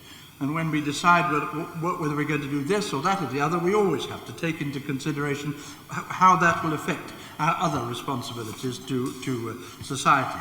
I noticed that the World Council of Churches noted in a document produced in 1982 that those churches that have accepted women into ordination, and I'm thinking of churches in other parts of the world, and of course they have done when we haven't, the World Council of Churches noted that, and I quote, have found that women's gifts are as wide and varied as men's, and that their ministry is as fully blessed by the Holy Spirit as the ministry of men. I'm certain that in 10 years from now, we will be saying that.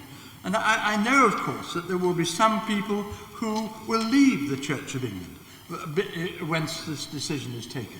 But I believe that there will be others who will come into the Church of England because of that freedom and that wisdom that has been shown by the Synod, and which we will be endorsing this evening.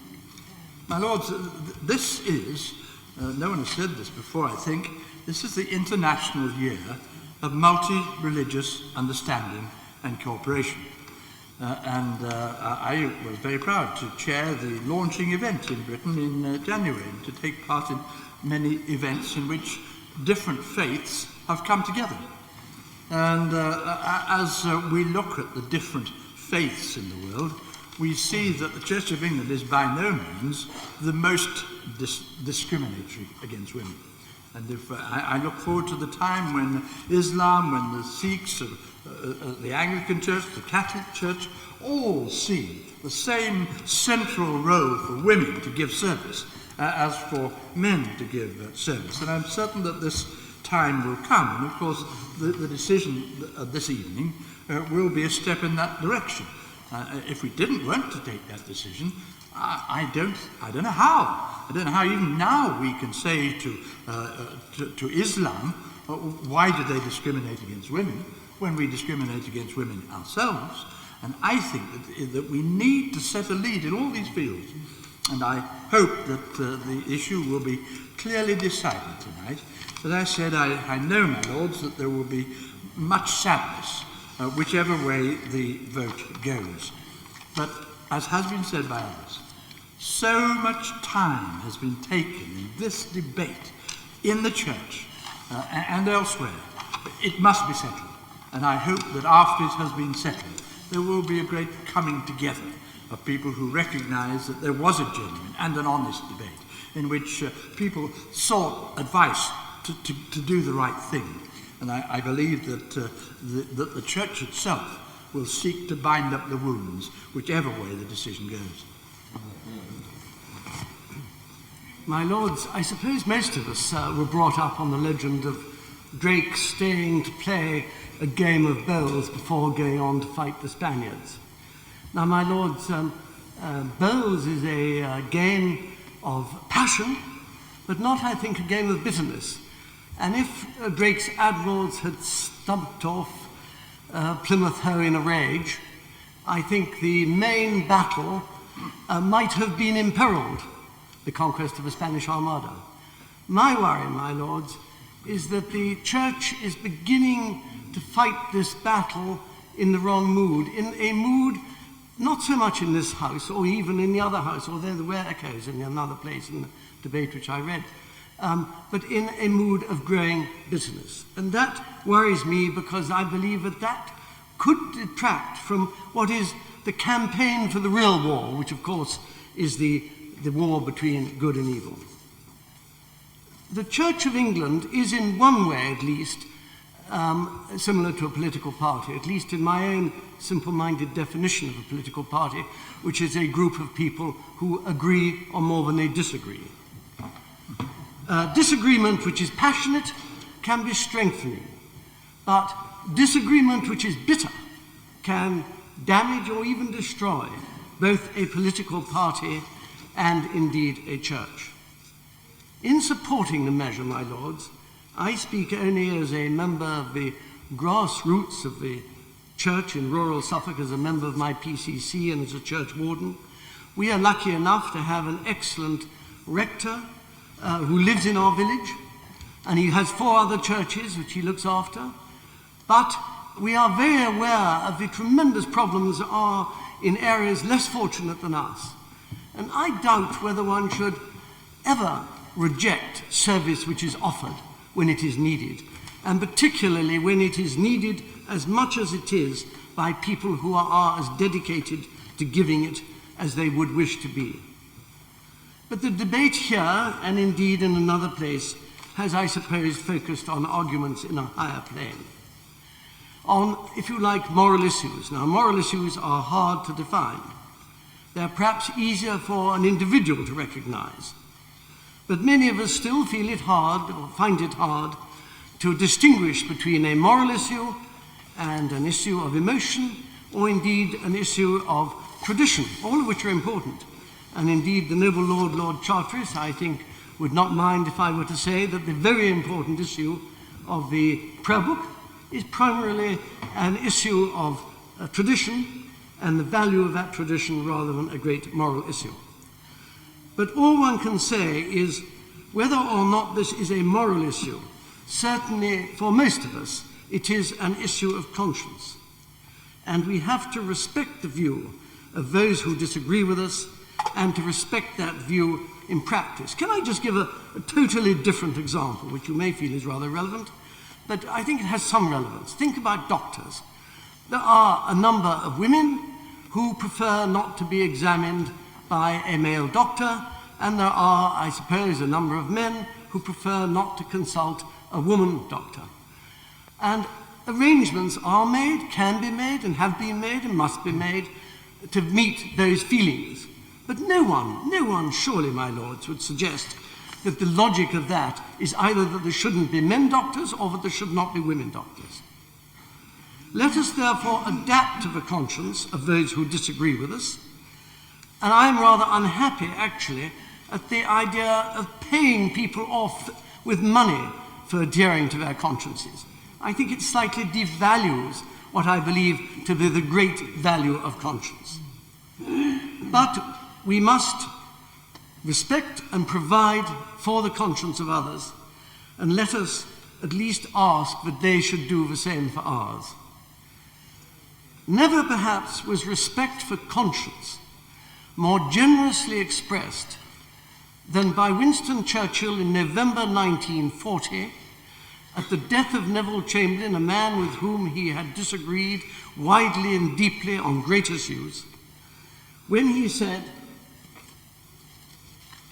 "The only guide to a man is his conscience. The only shield to his memory is the rectitude and sincerity of his actions.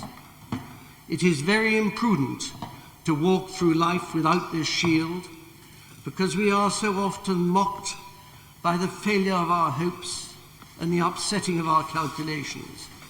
But with this shield, however the fates may play, we march always in the ranks of honour."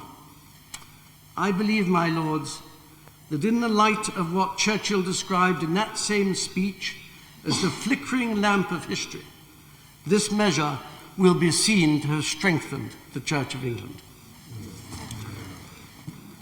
My lords, I feel that I rise in a very exposed position.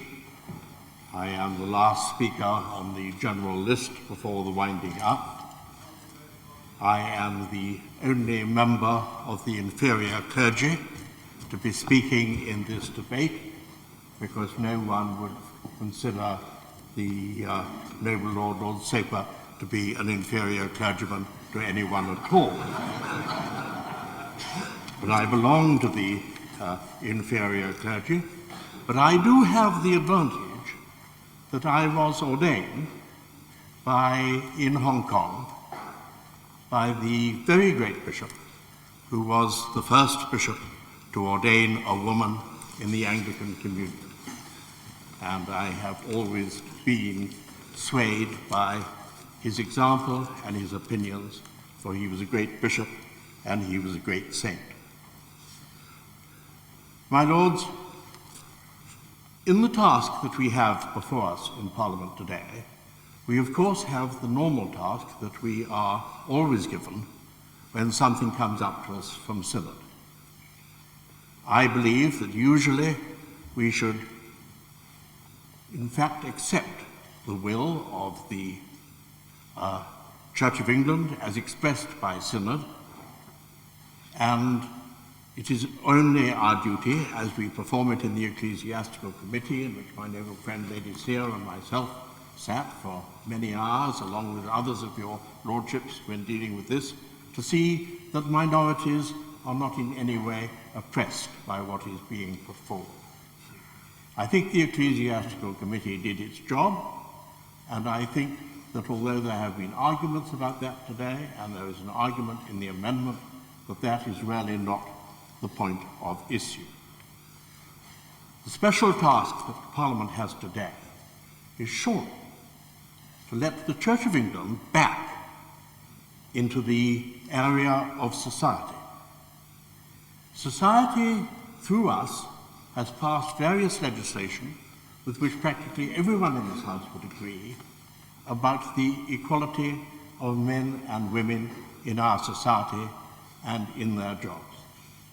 For reasons which seemed good to the Church of England at the time, and I have no doubt that at the time they were good, the Church of England, along with other religious bodies, asked for exemption and got it. My lords, if it now asks to be relieved of that exemption and to come back into the mainstream of what British society is doing, we have an extra duty to support them. My lords, I have slight doubts as to whether we are taking the disregard of gender differentiation too far. I have great sympathy with the speech of the Right Reverend Bishop, the Bishop of Sheffield. In what he said, I've never heard him make a bad speech in your Lordship's house, and I thought that what he had to say was very interesting. I would have been more convinced if he had been able to tell me some idea of what would happen when he came back in 100 years, or looked down from the House of Bishops in the sky onto what was happening, and saw that he was right and some of the rest of us was wrong. If he had been able to give me some idea of a society and a church in which women would have an equal but differentiated ministry. It is very difficult, I think, to visualize one, because they certainly do not have one at the moment. But in the last resort, my lords, I come back to something which Dorothy Sayers said. She was a traditionalist Christian and a very good theologian, and at the time that she was writing, I'm sure she would have been opposed to the ordination of women, though one can never make guesses about what people would have become if they had continued to live to the present condition. But she said about something else, which I think is absolutely relevant to what we are doing today, and therefore I venture to paraphrase her words. She said, the question is not whether women should be ordained. The question is whether Jane Smith, who is theologically qualified, judged by her parish, diocese, and the appropriate bodies of the church to have been called by God, whether she should be rejected just because she is a woman, when John Smith, with exactly the same qualifications, is ordained because he is a man. My Lords, I think that is a question at issue, and I hope that your Lordships will vote for the motion and against the amendment. My Lords, did somebody want to say something? Okay. I apologise to the Reverend Prelate, because I was going to speak in the gap, and evidently I should explain why I was speaking in the gap. I stayed here almost all afternoon when everybody else was going in and out, because I had appeals from various sources, including the church people, that I should be in attendance in order to demonstrate that we were interested in this subject. Well, I've been here, and that could be said for more than other people who haven't been here. And so it leaves me with this problem. I read the debate as far as I could in the other place, and it poses a question, the question that was posed in the other place. Somebody wanted to know, what did the church think of the Eucharist? What was the meaning of it these days? So I would ask the noble prelate, perhaps he would deal with that when replying. That's one reason. And the other reason is that I listened to the Bishop of Sheffield, and perhaps if I hadn't heard him, perhaps I would have been content to ask that question privately and not bother to intervene in the debate, if that's what it's called. I was reared in a very Christian family. I was told a lot of things. I went to Sunday school and I went to the churches. I was told all about Adam and Eve, how God was creating the world, how Jesus Christ was crucified to pay for our sins, and many other things. Now, I don't think that the Bishop of Sheffield is very far wrong when he seems to imply that the Church of England has changed from its original concepts. Changed greatly. Even now, and I got into trouble once for suggesting this in this chamber, the Bishop of Durham seems to have some doubts about the resurrection and the virgin birth. Now, he may be right, he may be wrong. The point I'm trying to make is that the church has changed. And it's changed from when it became the established Church of England. So that when we talk about disestablishment, it's not us that's disestablishing the church is changing, and it is the church that is disestablishing itself, because now it believes something entirely different than when it was the established church. Why do I think that the church should be disestablished? Well, I believe one thing that is more important than all we've been discussing today, about the unity of the church, is the unity of mankind.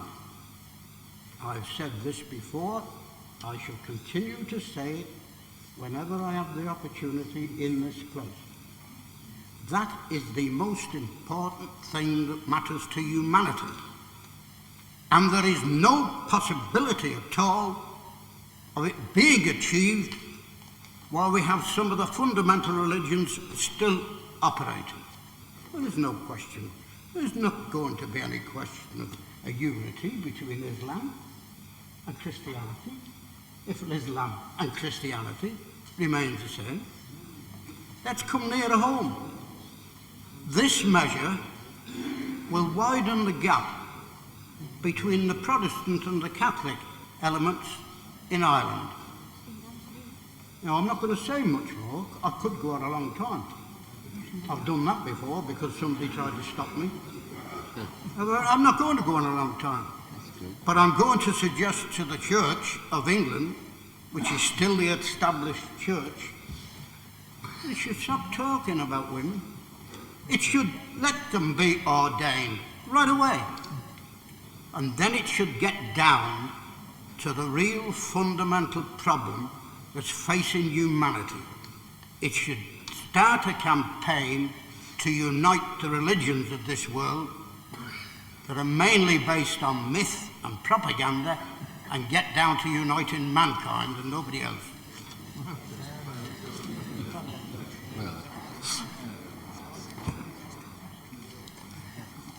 My Lords, I think it would take us too far from our main theme if I was to respond to the challenge to expound the meaning of the Eucharist. Important though it is. But I do want to take hold of the kite flown briefly by the noble Lord Reynolds, who asked really the question, why should this House be debating this matter at all? And I think the answer lies in the long and distinguished list of speakers who have felt that it was right to speak in this debate. And I would like to thank all of them for their contribution to it. Confess that I'm quite unable to pick up all the points that have been made, and shall simply concentrate on picking out a few salient ones. Many of the points have been answered in the course of the debate, but I think all would agree that this has been a serious, a well-informed, and a searching debate, and one which we've engaged in because we sense that what affects the Church of England deeply affects the nation, and indeed that is what establishment is about. I think we have seen something of the emotion on both sides. I think your Lordship's House has also seen something of the healthy diversity within the House of Bishops. This has in no way been orchestrated. The bishops have, as always, been themselves and have acted entirely in character, if I may say so. But I think you've also seen some of the depths of the emotion which we as a church, and particularly as a House of Bishops, have been engaged in for many years.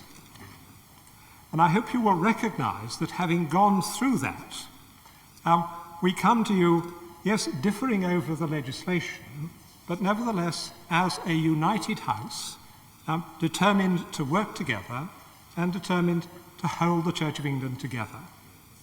But recognising that it is not a monolithic church, and therefore this has to be done with the kind of compassion and sensitivity that the noble Lord Elton spoke so movingly about just a few minutes ago. And it's not simply in this kind of matter that is necessary to try to hold the church together. This is a continual problem of any church, but perhaps particularly focused in the Church of England, which tries so hard to maintain that proper diversity which has always been its glory. But the Church constantly tries to live, holding on to eternal truths, to what we believe has been given by God, being faithful to tradition. And yet it lives under the motto coined by Luther, Semper Reformanda, always being reformed, always open to change, because as the Right Reverend Prelate Lord Runcie said right at the beginning of this debate, there are things which you can only be faithful to insofar as you allow them to change. Simply to have a treasure and bury it in the ground and imagine that it's going to remain there forever the same is to lose it. And it is by using what we've got, by developing it, by taking it forward as we believe under the guidance of God, that we remain faithful to what we have been given. Now, of course, all change is dangerous, and we've been reminded movingly of possible slippery slopes. Your Lordship's House is always coming up against the slippery slopes argument, and is always saying perfectly rightly, yes, what you do with a slippery slope depends upon whether you're wearing crampons or skates. You can stop, and it's precisely the purpose of debates and legislations and decisions to know where to stop. And it does not mean, because we make a solemn decision about this particular matter concerning the possibility of ordaining women as priests, that we are then wholesale letting our tradition go out of the window. We have safeguards. We've got safeguards all the way. The Church of England is totally hemmed in with safeguards. And I particularly liked the noble Lord Charteris's view of the Book of Common Prayer as a prophylactic against uppityness, and many other things too. The point is, conflict is endemic in life, and indeed endemic in the Church. But we recognise that as a Church of England, we have made a decision. We're asking this House now to ratify it. But in making that decision, we also recognise a substantial minority, not quite a larger minority, as some have said, but a substantial minority, who nevertheless have doubts about it. There are some who reject it so deeply that, alas, they may reject the Church of England altogether. One recognises that this is inevitable for, I believe, a very small minority. I was asking my suffragan bishops this morning how many clergy in the diocese had expressed an interest in going to the Church of Rome, or had gone to the Church of Rome. And the answer was one retired priest who went to the Church of Rome and then decided to come back. Yes, there are those who have got doubts, and what the Church is concerned about and what the House of Bishops has been working hard at is to make sure that there is space for them so that they can be themselves. And this indeed is what the Act of Synod is about. Now, the Act of Synod is not a desperate expedient to try and get this measure through the Houses of Parliament. The Act of Synod was a way in which the bishops believe that they can preserve the proper diversity of the Church of England while respecting the consciences of those who have doubts about this legislation. And this diversity is for the Church's sake and for the nation's sake. In allowing space, we recognise that in terms of the universal Church, the matter is not decided. Not all Christians accept the possibility of women being priests, and therefore we enter what we call a process of discernment or testing. And it's through this process that we allow certain anomalies to exist within the life of our Church. And there are anomalies within the Act of Synod. But we allow this discernment because although we have made a local decision as the Church of England, we are in no way turning our backs on our nature as a Church as one part of the Holy Catholic and Apostolic Church universal. And we are deliberately keeping our eyes on that universal Church, both that bit of it which is represented in the Anglican Communion, but also that which is represented ecumenically by the whole Church of Christ worldwide. And we tread this difficult path of deciding something locally, as decisions usually have been made in the Church, but also maintaining these links, these roots within the universal Church and with this universal intent. And this is why, within the legislation, there is the clause which has caused such offence concerning bishops. This is not about saying women are not good enough to become bishops, nothing of that kind at all. It is about the particular role of the bishop as a focus of unity and of authority. And if you are trying within the Church to maintain your character as part of the universal Church, then what you do about bishops has a particular significance, even more than what you do about priests. And you can contain women priests within the Church, use their gifts, let them develop, and let the discussion go on, let the process of the Church universal, considering this, continue until at length, please God, the Church as a whole will once again find its unity around a united ministry. Now, there is an openness in this process, And I would vigorously want to refute what the noble Earl Lauderdale said about that in the future all bishops must accept women priests. This is only true in a marginal sense. It's true in the sense that if you are part of a church which legally ordains women priests, you must accept that they have been legally ordained. You may have doubts about precisely what that ordination does. And the rather complicated arrangements set out in the Act of Synod are to allow those doubts to be exercised by bishops as well as by others. And this is why it is perfectly possible for bishops who are opposed to the ordination of women as priests still to be appointed as bishops in our church, as some have been within the last few weeks.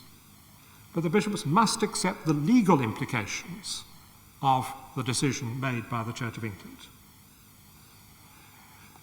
There has been some discussion in this debate of theological issues, and warned by the noble Lord Elton, I'm not going to enter into those except just to make one comment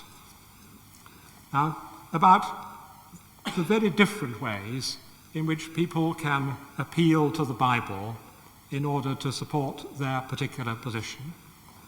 And this is especially odd when it comes to priests, because the New Testament doesn't actually mention priests.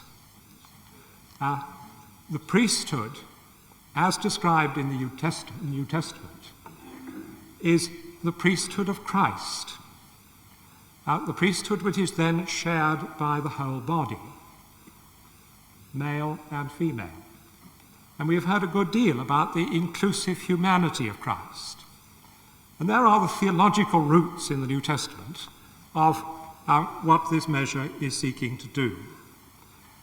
Clearly, springing out of the New Testament comes a whole historical process in which you get this constant interaction which has taken place all through the history of the Church between the actual circumstances in which the Church is set and the theological understanding through which it is trying to operate. And we're in that same game today. I turn to the amendment in the name of the noble Lord Holderness, and since he is in a sense a parishioner of mine, I hate to have to say that I hope you will not vote for this amendment, although I do say it. It is entirely well-intentioned. He shares with the House of Bishops the desire to hold the Church of England together. But the House has, I think, the House of Bishops has, I think, been very unfairly criticised for the timing of this debate, in that it comes before the debate in the General Synod. May I say most respectfully that the timing of this debate in your Lordship's House is entirely a matter of your Lordships and nothing whatever to do with the General Synod or any machinations by the bishops. It simply has worked out this way. In some ways, it would be more convenient if we were debating this after the Synod has its debate next week. But I'm sure your Lordship's House, after this marathon, would not want to go back and debate it again. But of course, the noble Lord's motion has a sting in the tail, because it entails then a commitment to go forward to legislation. And I want to resist that very strongly, for reasons which were very movingly spelt out by Baroness O'Cathain, although she didn't quite make the point. She talked about the distraction that all this has been to the life of the Church and to its proper mission towards the nation.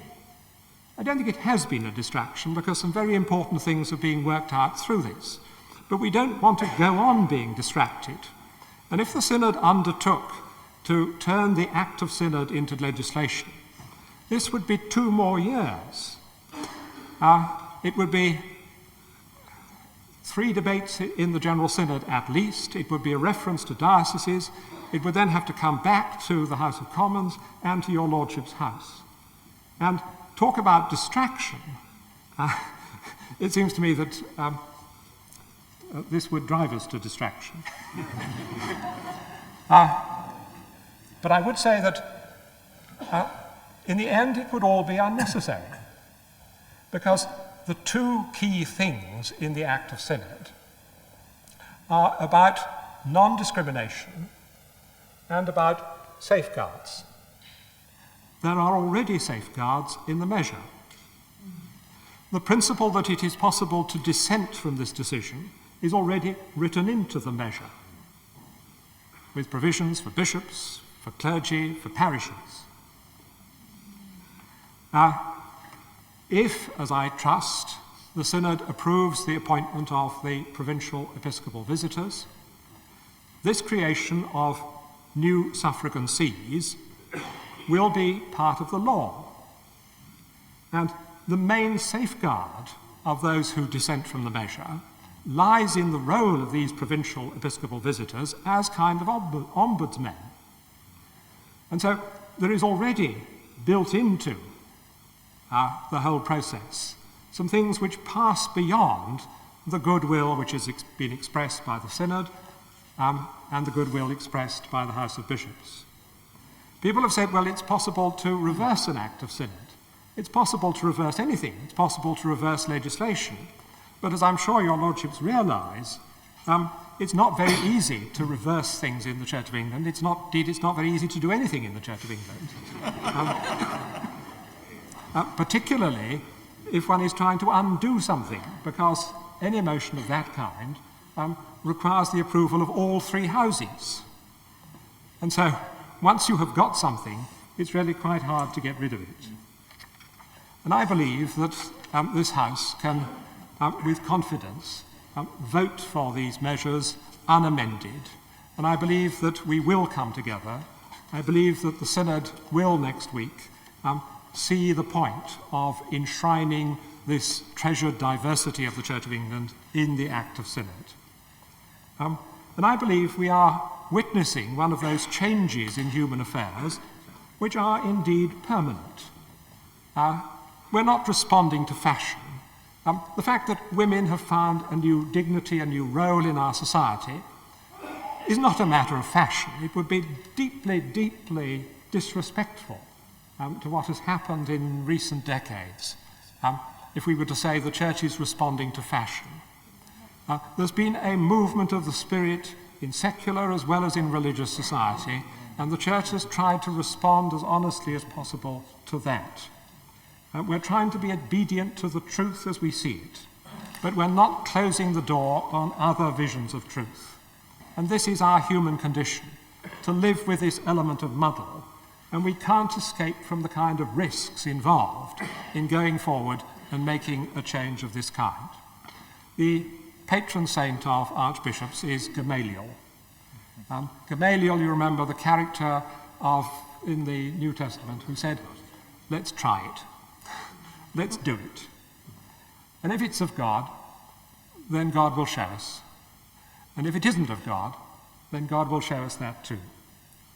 So in the name of Gamaliel, I ask you to resist this amendment and pass these two motions. I wished I had time, without the danger of being torn apart, to thank individually all those noble lords who have taken part in our debate. I can do so only collectively, but I do so nonetheless sincerely. My problem in making this final speech is that the debate has centred very largely on the central issue of the ordination of women to the priesthood. And obviously my difficulty is that I myself have expressed my conviction that women will shortly, in my opinion, be so ordained. My amendment, as noble lords will remember, did ask for two other things to which the most Reverend Primate, the Archbishop, has just referred. The need to await the imminent decision of the Act of Synod, and I'm afraid I was not responsible for arranging either the Synod's business or business in your Lordship's house. And I also pressed for the need for a subsequent measure to follow that Act. My Lords, as I still believe it is wrong to part with the measure before the approval of the Act of Synod, particularly in view of the stern warning by the Most Reverend Prelate, the Bishop of Chichester, and also to part with it without the promise of a supplementary measure. I must ask the noble lords to express their opinion. I therefore move that the amendment be made. The original motion was that this House do direct that, in accordance with the Church of England Assembly Powers Act 1919, the priests-ordination-of-women-measure be presented to Her Majesty for the royal assent, since when an amendment has been moved to leave out all the words after House and insert the words set out on the order paper. The question is that this amendment be agreed to. As many as are of that opinion will say content. The contrary, not content. Not content. Clear the bar.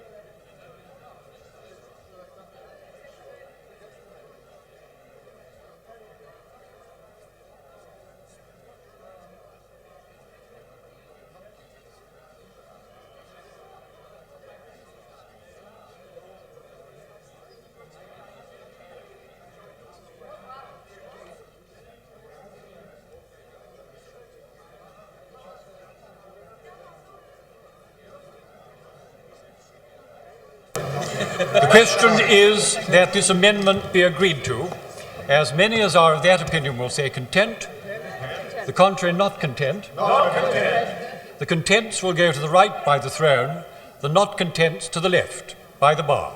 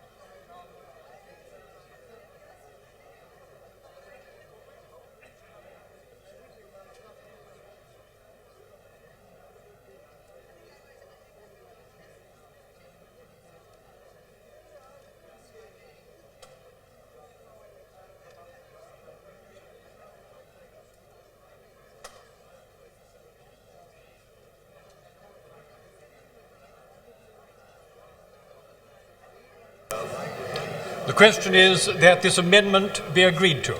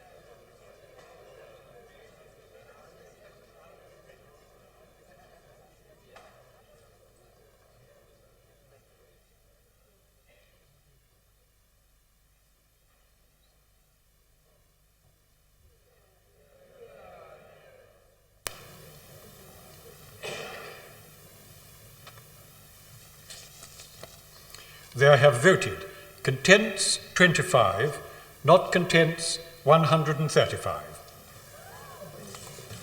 The question is that the original motion be agreed to. As many as are of that opinion will say content. Content. The contrary not content. The contents have it. Provisions measure. Order. Ordination of Women Financial Provisions Measure, the Lord Archbishop of Canterbury. I beg to move. The question is that this motion be agreed to. As many as are of that opinion will say content. Content. The contrary not content. The contents have it. My Lords, I beg to move this House to now adjourn. That the House do now adjourn.